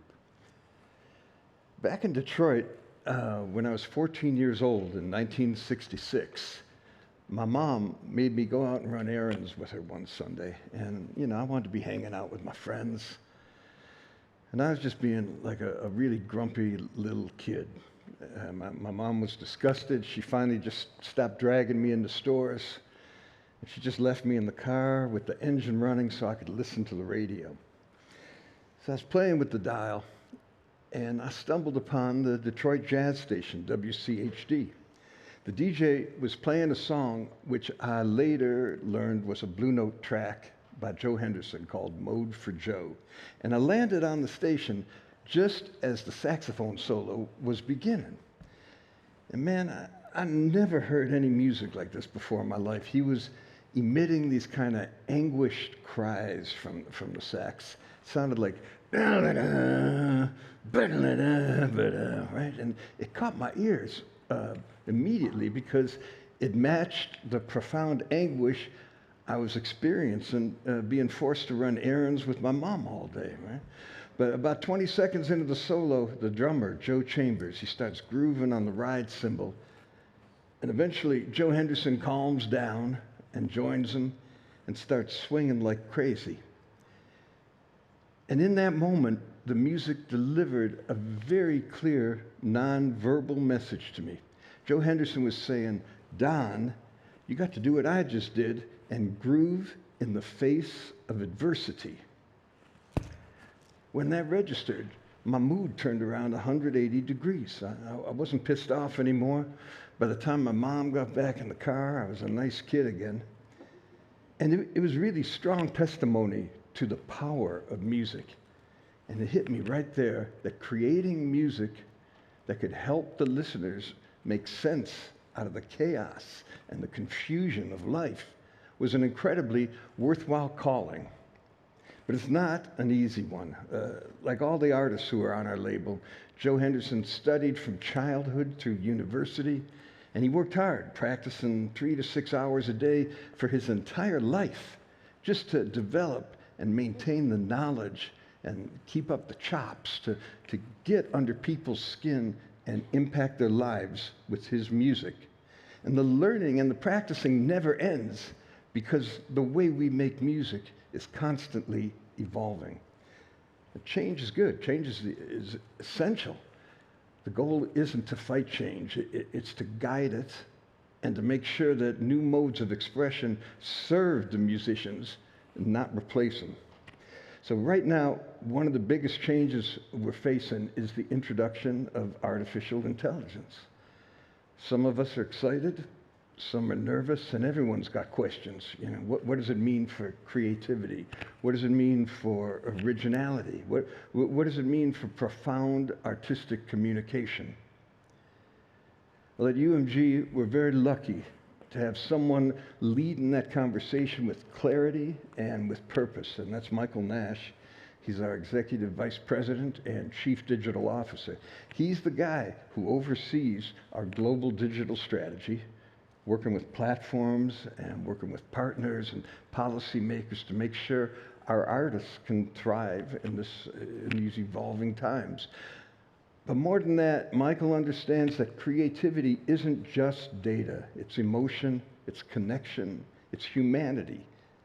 He sees AI as not as a threat to humanity, but as a tool that, if used the right way, can support artists, protect their rights, and even help spread their voices further.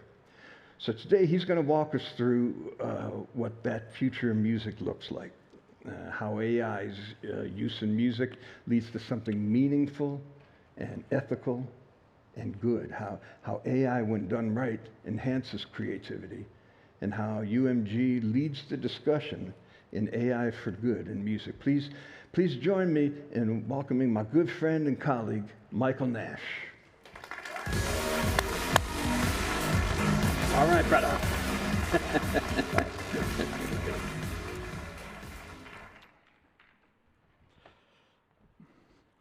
Good evening, and you know it's been a long day at a conference when you have somebody leading off a presentation and we're not done yet with good evening. That's an incredible intro from Don Was, and I feel like the room needs to acknowledge the great Don Was in our presence. So how about another round of applause for Don Was, please? So I am indeed the Chief Digital Officer, Universal Music Group.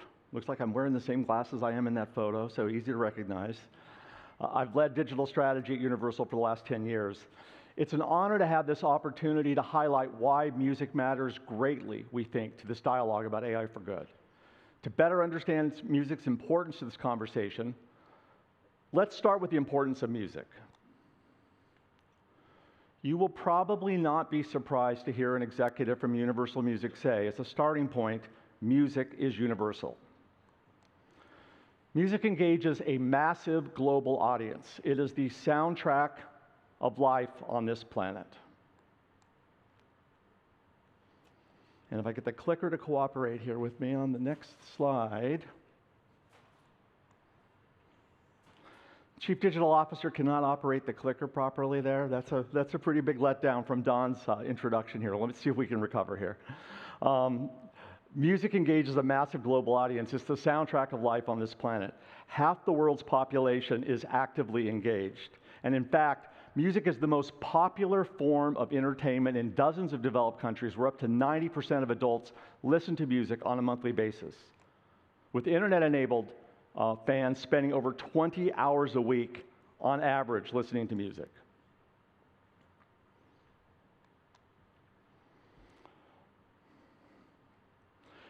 Even more important than those engagement stats, however, music drives culture worldwide, as it has for centuries.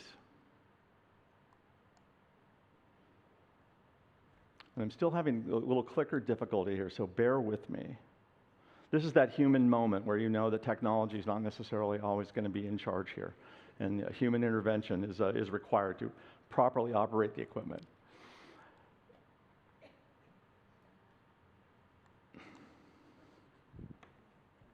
Thank you. So let me recover the flow here.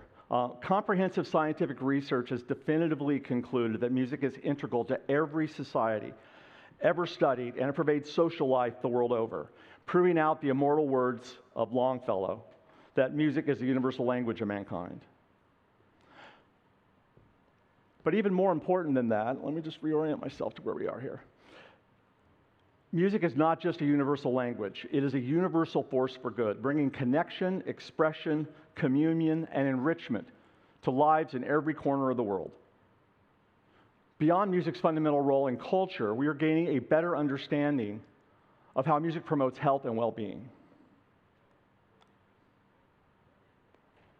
Neuroscientific revelations have established how music significantly influences cognitive, emotional, and physical functions of the brain.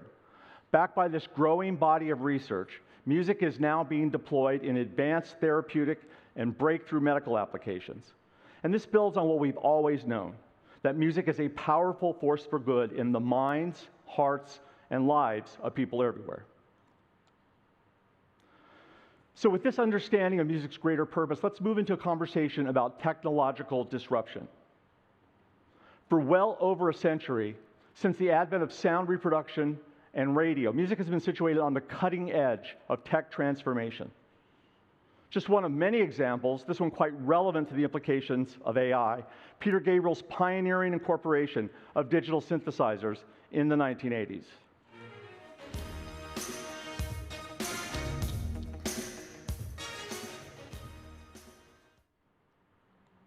Everyone recalls that well, I'm sure. As the next major milestone in this journey of technological disruption and transformation, we believe that AI can be instrumental to the future of music. However, it's critical to emphasize that AI will realize its potential to transform the future of music through the voices and visions of artists. Now, yes, of course, the scope of technological disruption may be unprecedented with AI, but that doesn't change a fundamental truth. It's artists who've always shaped global culture. And as this mosaic illustrates here, featuring many of our beloved artists that we represent. And that's why Universal's strategy on AI is based on a simple philosophy. Center the conversation on artists. Defend their rights and interests. And from that foundation, forge new creative and commercial opportunities.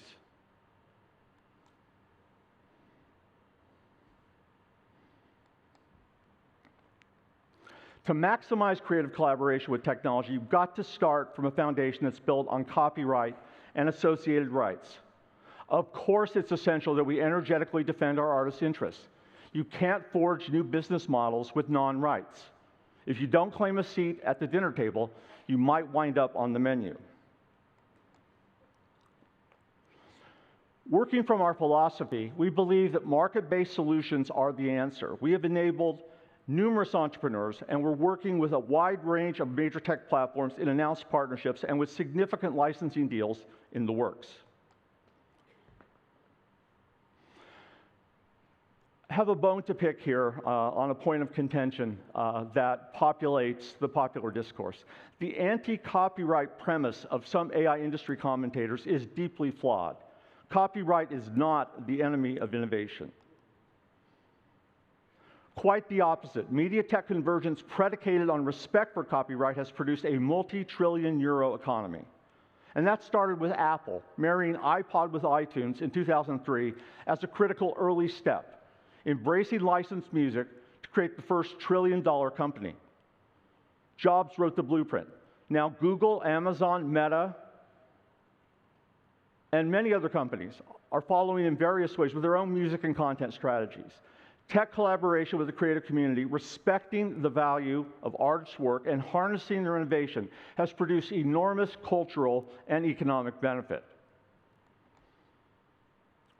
Now, these lessons learned in the first quarter of this century are why we believe the future of AI music will be realized by unlocking new creative collaborations. The future of AI music will not be the regurgitation of derivative knockoffs of artists' music to cannibalize their current marketplace. Who wants that? It will be activated by putting new tools in the hands of artists so they can expand the market and create new experiences for their fans in partnership with technologists. This is how AI will promote innovation and advance culture. So let's look at some examples of these collaborations and how they're being fostered. An important foundation in successful collaboration is being promoted by creative community alliances, and Universal's taken a very active role here. Just one of many examples, we helped launch the Human Artistry Campaign and articulate its principles. This global initiative was formed in 2023 to protect creators' rights in the age of AI, and now has more than 170 supporting organizations from over 40 countries. We're backing many such industry and creative community initiatives you see referenced here.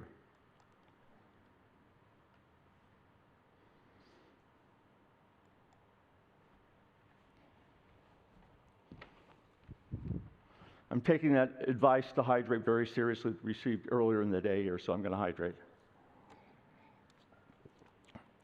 which will no doubt help with my enunciation. On the business development front, Universal is forging the future of AI music with leading innovators. To highlight just a few of our active partnerships, Sound Labs, Hooky, and Supertone are each employing voice clone AI technology, enabling artists to perform in multiple languages so their audiences can hear them singing in the fans' native tongues for the first time. Clay Vision's developing exciting new models leveraging generative AI for hyper-personalization and deeper fan engagement. ProRata is making important output attribution advancements to enable new Gen AI business models. Now let's look at some exemplary artist projects. We were thrilled to release Now and Then, the last song from the Beatles, written and sung by John Lennon almost 50 years ago. Using next-generation AI source separation technology, Lennon's voice was excavated from a cassette recording that had been completely unusable for decades, waiting for this moment in the evolution of AI to arrive. In February of this year, Now and Then won the Grammy for Best Rock Performance, the first time any recording utilizing AI technology has been so honored in a major category.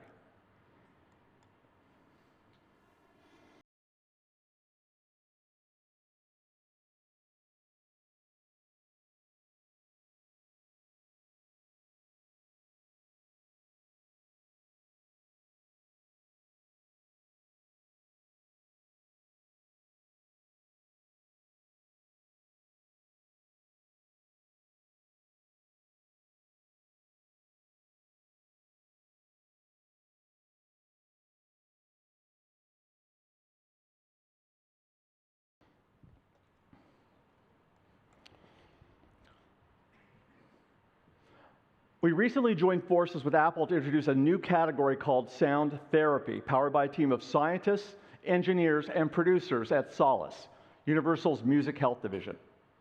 This audio wellness innovation employs our own ethically developed, patented Gen AI system. It seamlessly integrates scientifically calibrated audio supplements into the recordings of some of our biggest artists, including Imagine Dragons, Katy Perry, and Casey Musgraves. The result? Immersive, artist-approved remixes that deliver a range of wellness benefits to subscribers. What is sound therapy? With guidance from hundreds of scientists and artists, sound waves are related seamlessly with music. It's perfectly suited to your mood. Gamma frequencies to help you get in the zone. Theta for relaxing. Delta for better sleep. You can even dive into playlists curated specifically for each purpose. The best way to experience sound therapy is to find a quiet space, put on some headphones, and see how you feel.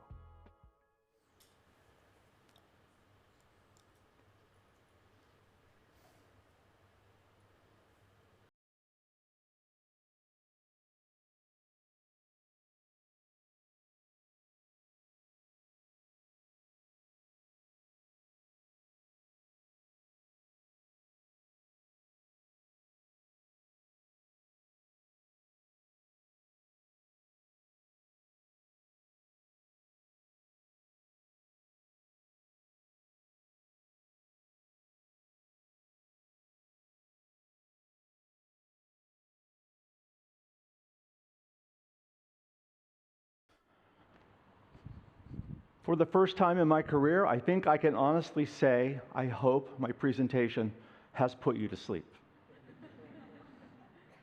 Thank you for the kind chuckles. I wasn't sure how that one was going to go, you know? So finally, I'm pleased to highlight a new music video project from our global superstar, Keith Urban. The very latest example of how our artists are harnessing their world-class creativity to engage with cutting-edge technology and map the future of AI music. This mesmerizing treatment of Keith's hit, Straight Lines, is being created with Moon Valley Gen AI and other ethically trained tools. First, a short explanatory video that's going to detail the production process.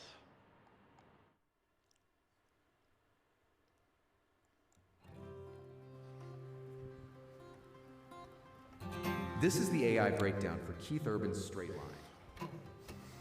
Like every project, we started with storyboards.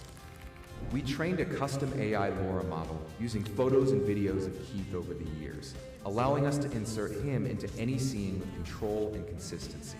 For backgrounds, we used Mary with 2 to 3 keyframes per shot to create smooth morphing transitions. In some cases, we enhanced live-action frames using Adobe Firefly to fine-tune details while keeping visual coherence. Car scenes were a mix of Mary prompts and AI-trained models. For complex shots, we trained a separate LoRa using on-set photos and a 3D scan of the car, which gave us the flexibility to rebuild.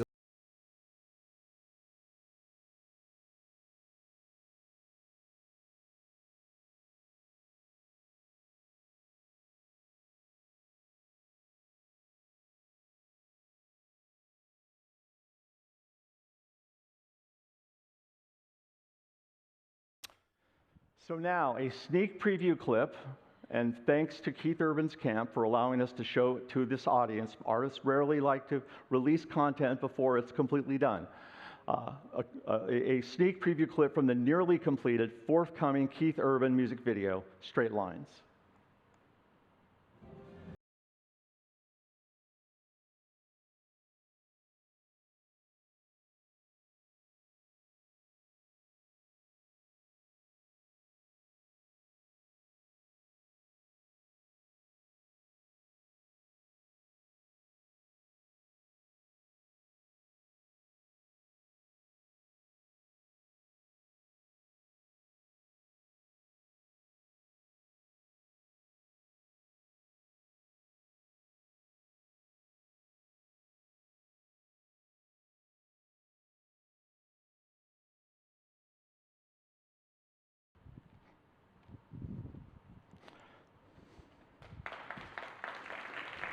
Thank you. We'll pass along that positive feedback.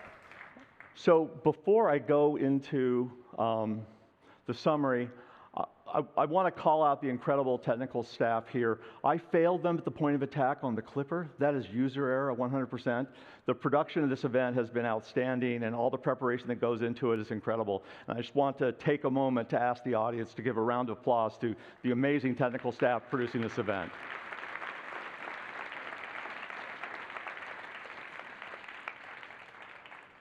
So in summary, we believe that music is universal.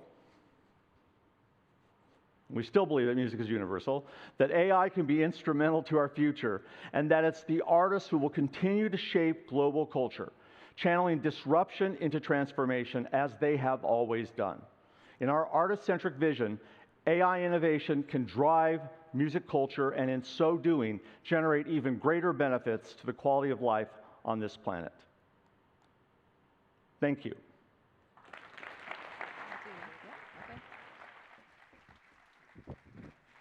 Thank you very much, Michael. You'll be happy to know that that clicker has been suitably punished. It's been opened up and the batteries have been changed. So thank you for being excellent and understanding about it. And a fantastic presentation, don't you think, ladies and gentlemen? With some exclusive footage as well. Really appreciate that being brought to the stage. And we're going to bring Don Was back onto the stage as well, alongside a frankly awesome set of panelists. We have from World Intellectual Property Organization, WIPO Director of Copyright Law Division, Michelle Woods, and the CEO of the International Federation of the Phonographic Industry, that's the IFPI. That's Victoria Oakley, and you're all joining us in reality. Why don't you come on in, take a seat? Okay, I'll sit here.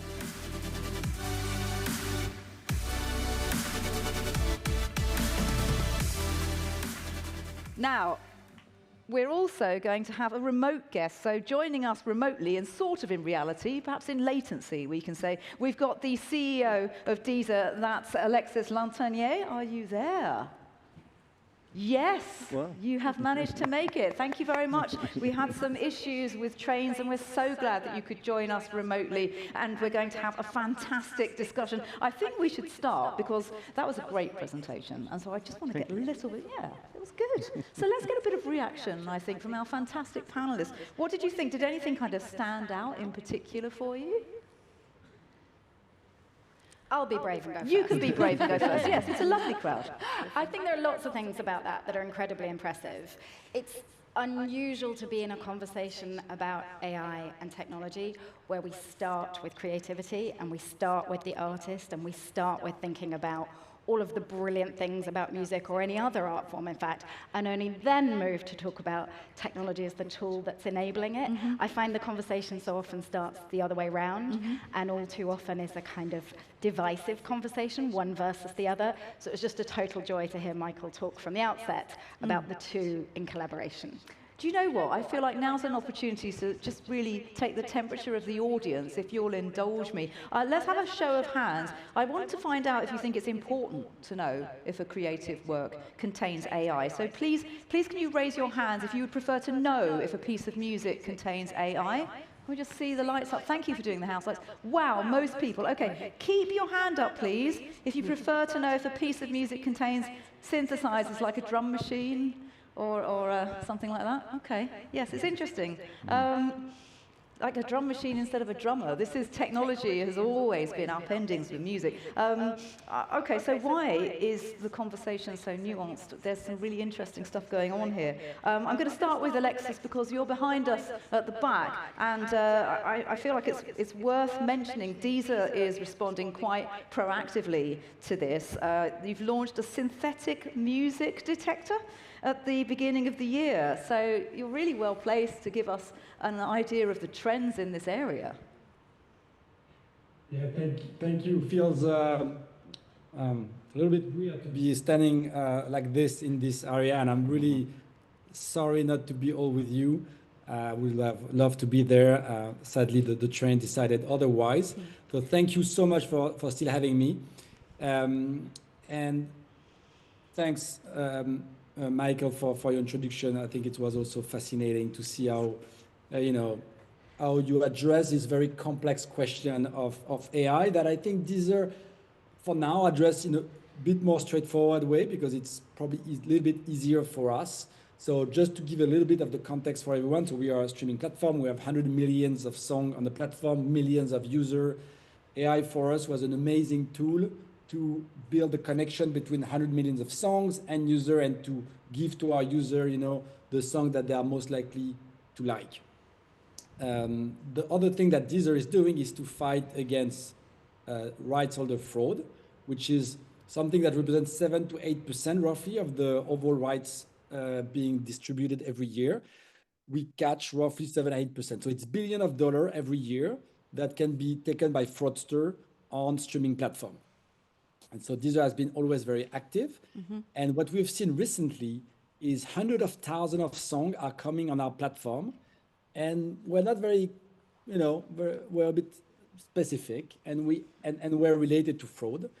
And what we identified that actually they were coming from apps that are generating song 100% with the AI, apps that like Suno Oyo that just with a prompt, as you were mentioning at the beginning, create song out of, in a few seconds, out of just a sentence, right? And some can be actually quite impressive, some not as much, but we are getting 180,000 every week right now. So this is like the angle we are seeing this AI generation of music. And so we have started, our work was to build a tool to be able to identify those songs. I mean, to the question you asked earlier, do we want to know? The question is, can we know? So the first work, as we were used to work on AI quite a bit, we have been able to build this tool that tells us if a song is coming from those apps. So to your point, the one that are 100% AI, the one that are just created with a prompt. Second thing we did was to make sure we tell the world what's happening. So a lot of music are coming on our platform. Not a lot are listened to be fair. And the third thing is to work on, what do we do with this? Now that we have this information, that the information is shared to the music industry, to regulation, what can we do about it? So what we started to do first was to make sure it's not included in recommendation, in automated recommendation we do to user, we have excluded those songs. The second thing that we've done, and apparently I'm happy that we support what the crowd here is asking, because we have put a label on those songs that people can know they are generated with AI. And then the future has to be discussed, with a lot of stakeholders, obviously with Universal Music Group. And we will, are extremely excited, a bit concerned as well, to know exactly what the future holds. For now, what we've decided is transparency, making sure we're getting rid of the fraud that are driven by those type of 100% AI generated music. But then exactly, what people want to listen to, how to treat that, how to remunerate it, I think is something that we should all discuss together. Yes, which is why we're here. And transparency, these are the words that come up outside of the music industry in AI. And that's why I feel like it's such a powerful way to talk about these issues. And I think, Alexis, was one of your press releases, 18% of the music that's being uploaded onto your platform is AI generated, which is quite a large amount. I was going to ask you, Michelle, you've got a unique viewpoint watching creativity unfold from so many countries. What trends are you noticing in and around copyright as it's expanding to include AI works, or how are we seeing the shape of the future here? So we've been holding conversations on AI and intellectual property, trying to really share with all of our member states and all the stakeholders, because it's really a much broader issue than government policymakers, what the trends are. Certainly with respect to generative AI, copyright is front and center. And so we're really the UN agency that kind of brings that into the UN discussion and more globally into the multilateral discussion. And we've heard and in fact, our own approach is to focus on human-centric AI. AI as a tool for creators can be extremely positive, but in order for the creators to really realize the full potential of AI, something also has to be done about situations where their works are treated abusively, basically infringed. And so we're seeing traditional copyright infringement, but in a different mode, and needing to work with member states, and of course all the stakeholders are working on that. But overall, the message is keep it human-centric, keep AI as a tool, and with that, the traditional intersection between copyright and new technologies will work here again. And we heard a little bit of that, I think, Michael, in your message, that this is a continuum. And here, yes, this is a maybe scary, big new technology, but at the end of the day, copyright can still function in order to help creators make a living and express themselves using that new technology. And it's a great time to bring in Michael and Don as well, because obviously audiences, have they changed? Are audiences still the same? What are audiences expecting? And the music therapy stuff from Apple is fabulously interesting, but I'd just like to hear a little bit more. Maybe we'll go to you, Don, first, on how you think audiences are evolving. I don't know that audiences have changed. They want music that gets under their skin, makes them feel something. Makes them kind of come to terms and understand the complexities of life. That's what art does. Art is there to help you understand things that can't be communicated through conversational language. They're just limitations to it. All art goes deeper. So I don't think the human need for art has changed at all. And honestly, I'm not that alarmed by a new technological innovation.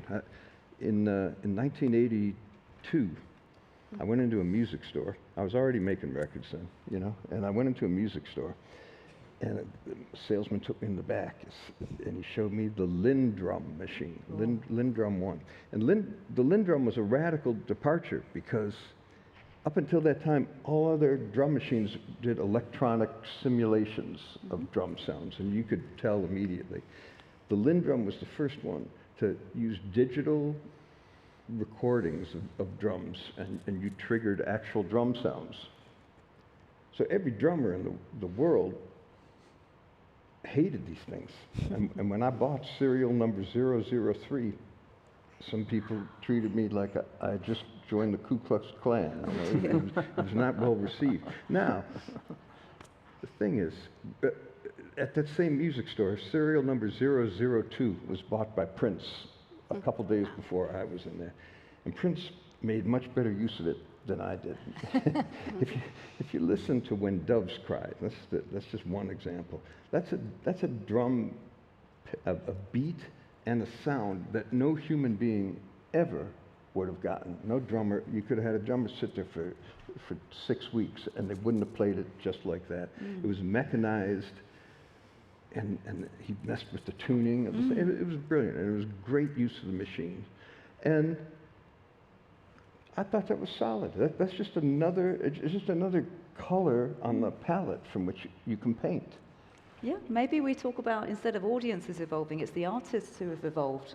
And so that then presents to you, Michael, quite an interesting scenario, which is all of these artists, from Prince to the present day, are going to be given these tools. Even Beethoven had a metronome and went, I'm going to make Moonlight Sonata with that. So what do we do with the artists that keep using this new technology before we understand how to work with it?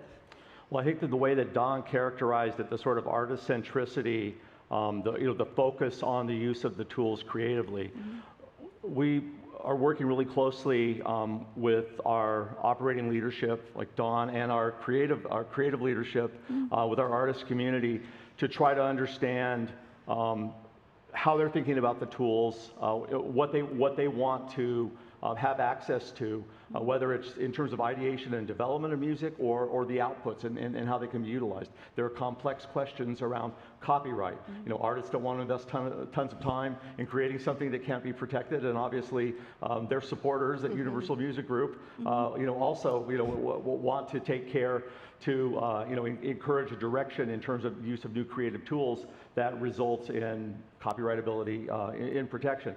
But I think back to this question around what do audiences want, just to pull on a couple of points. What Alexi was talking about in terms of the really, really helpful data points that Deezer has provided, and also the approach that they've taken to this new area. So maybe 20% of the uploads to the platform are pure AI generation. I believe that Deezer publicly said less than half of 1% of the consumption is that content. Wow. So that content is under-indexing by volume by a factor of 40 to 1.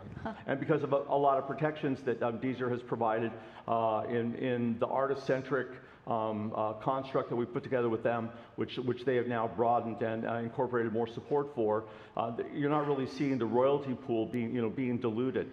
So I think that the market is already speaking to the question of what's the level of interest. Not really a lot. A novelty will come along. People are talking about Velvet Sundown, which is this fake AI artist confab. It's maybe a conceptual project. There's been a lot of publicity about that. Because of all the publicity, they have 1 million listeners on Spotify. That would not break them into the top 10,000 acts in terms of the size of the monthly listening, because these are huge platforms that have tremendous volume. I promised you when we spoke, preparing for the panel, that I would provide some new consumer research. So our latest consumer research says about half of consumers are interested in AI in music, but that's mostly in terms of the utility of the service. They want to have better discovery. They want to have better organization, recommendations, better interaction with the content. And of that group, we were encouraged to hear an articulation of what we would call a moral code. The vast majority, 70 to 75%, say Real artists matter the most. It's the story of the artist, it's who they are, it's the expression of their identity. That's what I connect with. And those are among the consumers that say that they're most interested in AI. So, you know, I think that the marketplace is confirming what Don said, which is that people are connecting through music, understanding the expression of the human experience. You know, people connecting through that principle. That's still the driving force. Yes, AI as a tool is certainly where we're going. And Victoria, I'm aware of the time, so I'm going to ask you one of the probably final questions. Audience, it would be really fun to chat quite a long time for this, but I'm aware that we have some extra programming going, so I'm going to ask you, and then we'll just do a little roundup question at the end. But I'd love to know how the IFPI is responding to AI-generated music. How do we set the infrastructure up so that everything works? So the infrastructure has to be designed to take advantage of the opportunity that Michael has been describing, which is how do we make sure that we have an operating environment where artists can use these tools, can benefit from them, can freely create in the ways that they always have, but now with this new additional kind of rocket booster power. At the same time, on the flip side, we have to ensure that the operating environment protects them and their work in the way that copyright legislation always has for years and years. We're really good at copyright. We figured it out, right? Well done us, collectively. What we now have to do is make sure we can take those principles and those rules and apply them in a generative AI world. That's not that hard to do if we go back to your point about transparency and find a way to respect those principles. But there is both opportunity and risk here, and we have to ensure that the infrastructure enables both the protective element and the open creative element. Brilliant. So we're near the end of the panel. I'm going to ask each of our panelists, starting with you, Alexei, what would you like help with going forward into the future? And panelists, if you can make these answers nice and short, I and the production team would be very grateful. So what would you like help with in the future? Alexei, we'll come to you first. Lots of things, but to be short, I think the value that Deezer brings is this connection between music and user.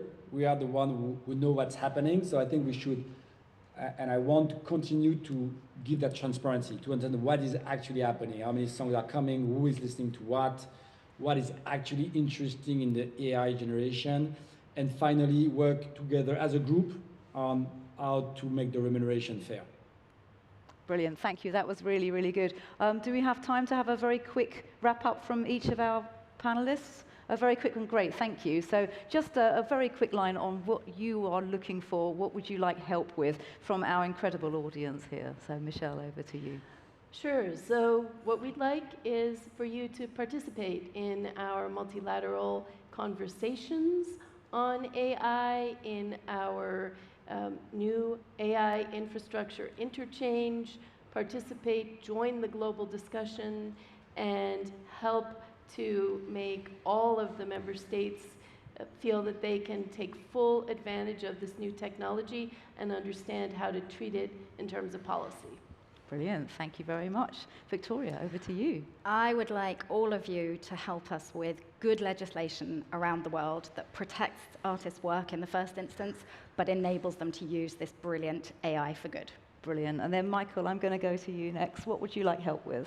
A very specific request. We would like to see deeper understanding of the application of AI to the field of music medicine. We believe that the combination of AI advancements and new neurological tech can promote a huge breakthrough in the application of music to very, very important opportunities in health and wellness and in medical applications as well. That's very close to my heart. Thank you. And then the first word went to you, Don. The final word will also go to you. Well, what would you like help with? If any of you are developing something that will help me write a better song or be a more expressive musician, tell me about it. What a lovely way to end. Thank you very much to our incredible panelists. Wow, weren't you all amazing? Thank you. Thank you so much. Wow. Okay, well, that concludes our panel. Thank you so much, audience. You've been amazing, but panelists, you have also been fantastic as well. That's going to conclude our daytime programming, but do stick around because we have the AI Film Festival. So many more AI goodies to bring you as well tomorrow, including a deep dive into agentic AI and how to feel less uncertain about quantum computing. But tonight, it remains for me a pleasure to hand over to Brandon Andrews as we're going to be starting our programming for tonight's AI Film Festival. But for now, I've been LJ Rich. It's been a pleasure to have you, and I'll be seeing you tomorrow morning. Thank you.